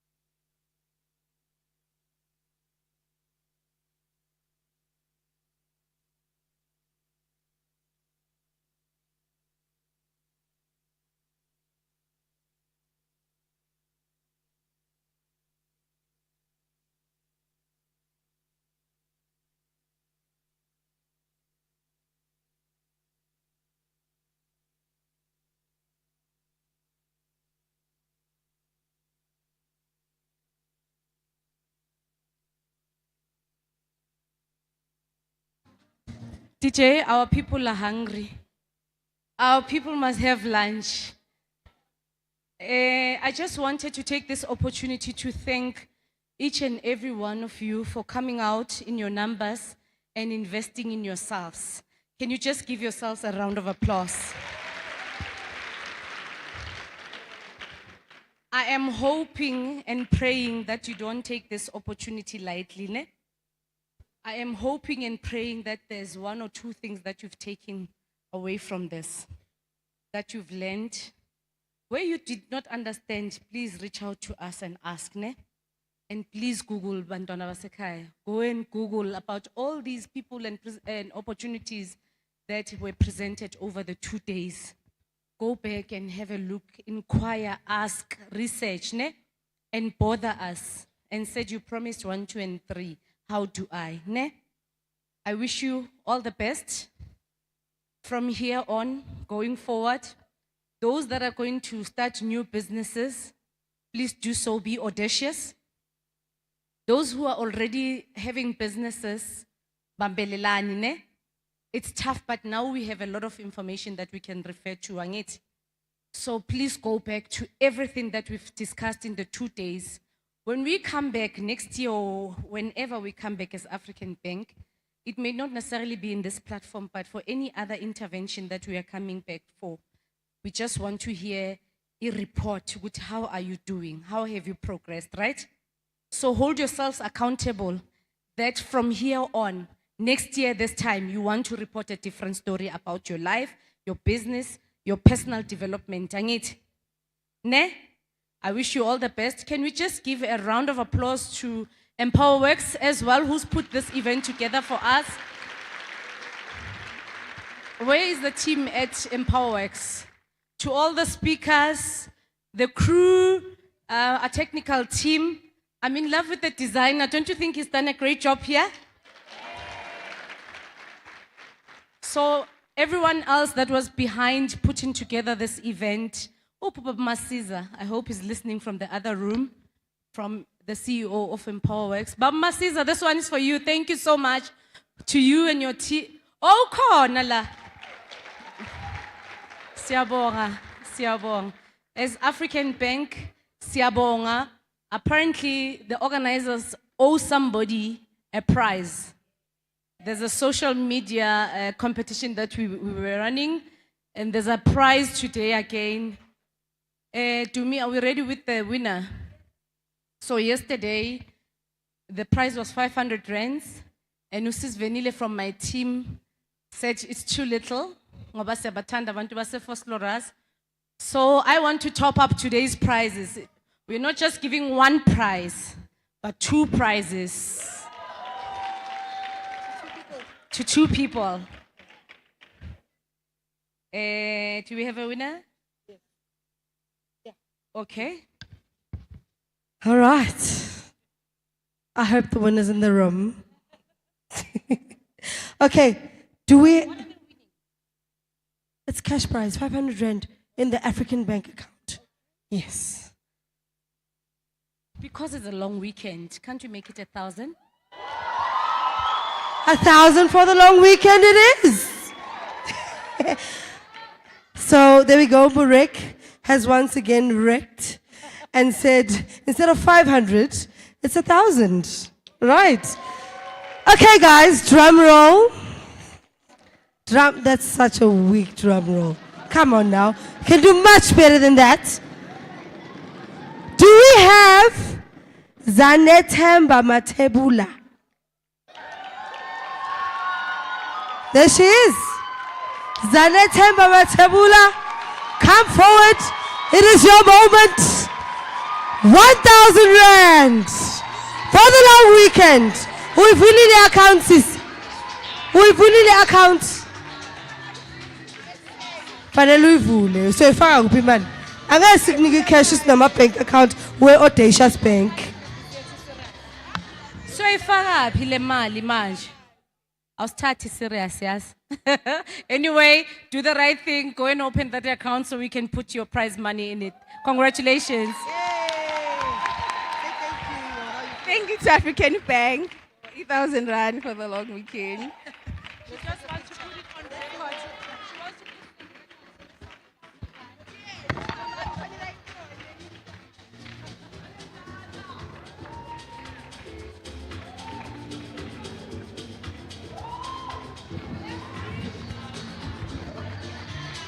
The second winner. The second winner. Right. Let me quickly look at my runner-up.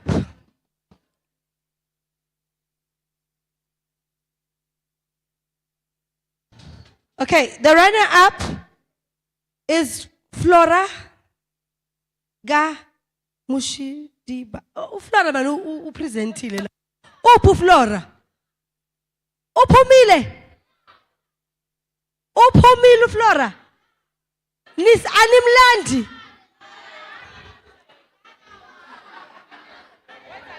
Flora iwina. There's no other one. She's the runner-up. Flora, uzoputhelwa sisters. Flora, we are poster, we are like her, we are share, we are commenter, we are giver. Congratulations. You win yourself 1,000 rand. You will Lily account. The African Bank. Oh, well done. Kade ngaba nayo. It is 6 months. Asbonge, another African banker who just won herself 1,000 rands.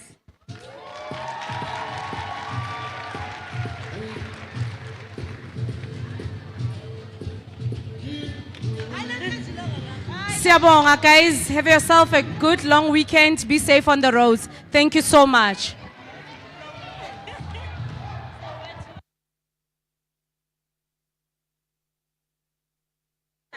Oh, please go to Vanilla, ne? Yes, guys. We don't just walk out, hang it. Fanele ukuthi kube no order, otherwise sizolimazana ngisho. So ngicela nihlale phansi, there's enough food everyone will get. And vele maseniphuma manje sekuyahanjwa. So you eat, you enjoy your food outside, you network, right? And then you go home. Okay, so can we please start with the front rows here? So can I have this row, the first 2 rows here and these 2 rows, please go. Guys, talan buelen nohlala phansi. Lapha move. Now just hold on. Can you guys let the back, please just go. Go back. Oh, yeah, no. I thought, yeah. DJ.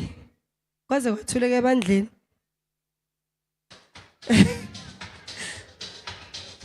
Right, can the next 2 rows, 3 rows here follow, including here? Let's follow, let's go.